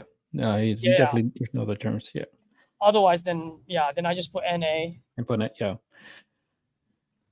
I mean, that's what I normally done in the past, like unless it's something specific that I need. Yeah. All right, Florida. Here we go. Ziva, hopefully that helped out, man, on what I was talking about. If I was going too fast, just obviously you can replay this. And then feel free to hit me up. I'll be more than happy to help. Yep. When I had this issue come happen before, when you send yours, do you Now, do you use your template like you have a pre-filled template, right, or a prepared template? We just fill in the fields. Is that how you do yours in DocuSign? Yeah, so I have it already as a templated, and then I just Right. have my boxes on there already. Right. Okay. So in that, when you send it, because I can, for whatever reason, that last two that I sent, it's going out blank. I was like, what is going on? It's because you have to. So you're probably, so you know how it's color coded, like your Yeah. color is blue and then theirs is yellow. Yeah. So the boxes that you put in there, are they your color or their color? They're my color, but I put like, I don't put the required field just because I know if No, I no, send no. it So first. yeah, so if they're your color, so click on one of those boxes right now. Yeah. Mm-hmm. Just click on it. Just click on them, Yeah. and Yeah. then on the right hand side, like all those tabs on the right hand side, Yep. you should see collaboration. Do you see where it says Oh, collaboration? yeah. I see it. Yeah. The bottom. Okay. All right, so Yeah. so click on it. Got it. Okay. And then you need to check box. Is there a check on the box that says collaborate? Yeah. Recipients can collaborate. Yeah. It has to be checked on it. Yeah. It's checked. So, Mm-hmm. oh, it is. So then Yeah. that wouldn't be blank on their side. Okay. But if it's unchecked, then it would be blank on their side. Gotcha. So Yeah. just to be safe, make sure you're filling it out with their box, with their color, not your color. Oh, I see what you're saying. So Because even if it's not collaborated, it's their box, so they'll always see what you put in their box. I see what you're saying. So let me see. So let me change it to recipient. Yes, even if I change it to them, and then that's checked. Recipients can collaborate. Yeah. Yeah. You always want to make sure you can collaborate in every single box, so both of you guys see it. Yeah. So I don't know if so when you use it as a template, do you just load up the document and that's it? Or do you already put the boxes in there? Yeah, so I have a pre-saved template, so I just got to go in there, right? All the fields are there, and I just go boom and just fill all the information, and then just hit send. Once I fill out everything, yeah.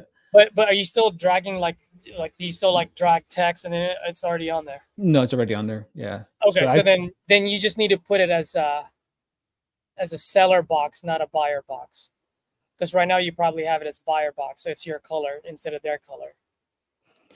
Yeah, that's what I mean. So I could probably change it to theirs instead of mine. Yeah, that's it. Right. Okay. So that's because that was like the issue when I just like, oh, I need to send it so they can see, so they can sign it first, and I don't sign it first. Yeah. Oh, and then when you in the beginning, I don't put don't set signing order. Oh, you don't set that? Like mine always pops up. Well, I guess you can set it because then it'll email you once they signed it. So at least that triggers. So if you like it that way, then yeah. Yeah, I would have them sign first, and then I'm listed as second. That's how. Yeah. I mean, that's how I never sign it unless they sign first. But I just got rid of the the signing order. Yeah, well, it was just that. Like I would send it, and then it showed. It would be blank. They're like, "Hey, the thing is blank." I was like, "What? What's going on?" And I'm not sure why. Yeah. So what I started. Yeah, what I started doing is just making sure that it's not a required field, and I pre-fill everything, uncheck that box, so that they can see it. Yeah. As I send it. But let me try. I don't know if that will do it, but I know the collaboration will definitely do it. We'll definitely fix it. Okay. Well, I'm gonna change it. Like, just make sure every box you have on there that you have to fill out, that you guys can collaborate. Okay. Oh yeah, I see that one's not changed. Okay. I've lost the deal before in the beginning. It's like, well, you set my son a blank agreement. Yeah, that's what happened to me. It happened to me like in a Houston deal that I sent to this guy. It's like, hey, I can't sign anything. It's blank. It's like, what? It shouldn't be blank. I was like, okay, let me look at it again. But yeah, sure, it was blank when I looked at it. I was like, why is it doing that? Yeah, yeah. So okay. I'll make sure to pay attention to that collaboration. I wonder if I could save that setting in my template. Make sure I do. You can. You can, because once you have the box there, as long as you click collaboration and everything, then you save as template, then it will save it the way you have it set up. Yeah. Yep, That's what I figured. But all right, cool, man. Hey, thanks, Hector. I really appreciate you hopping on. yeah, it was good to. You got some pretty good calls today, so thank you, and I'll be on again tomorrow. Yes, sir. I'll be here.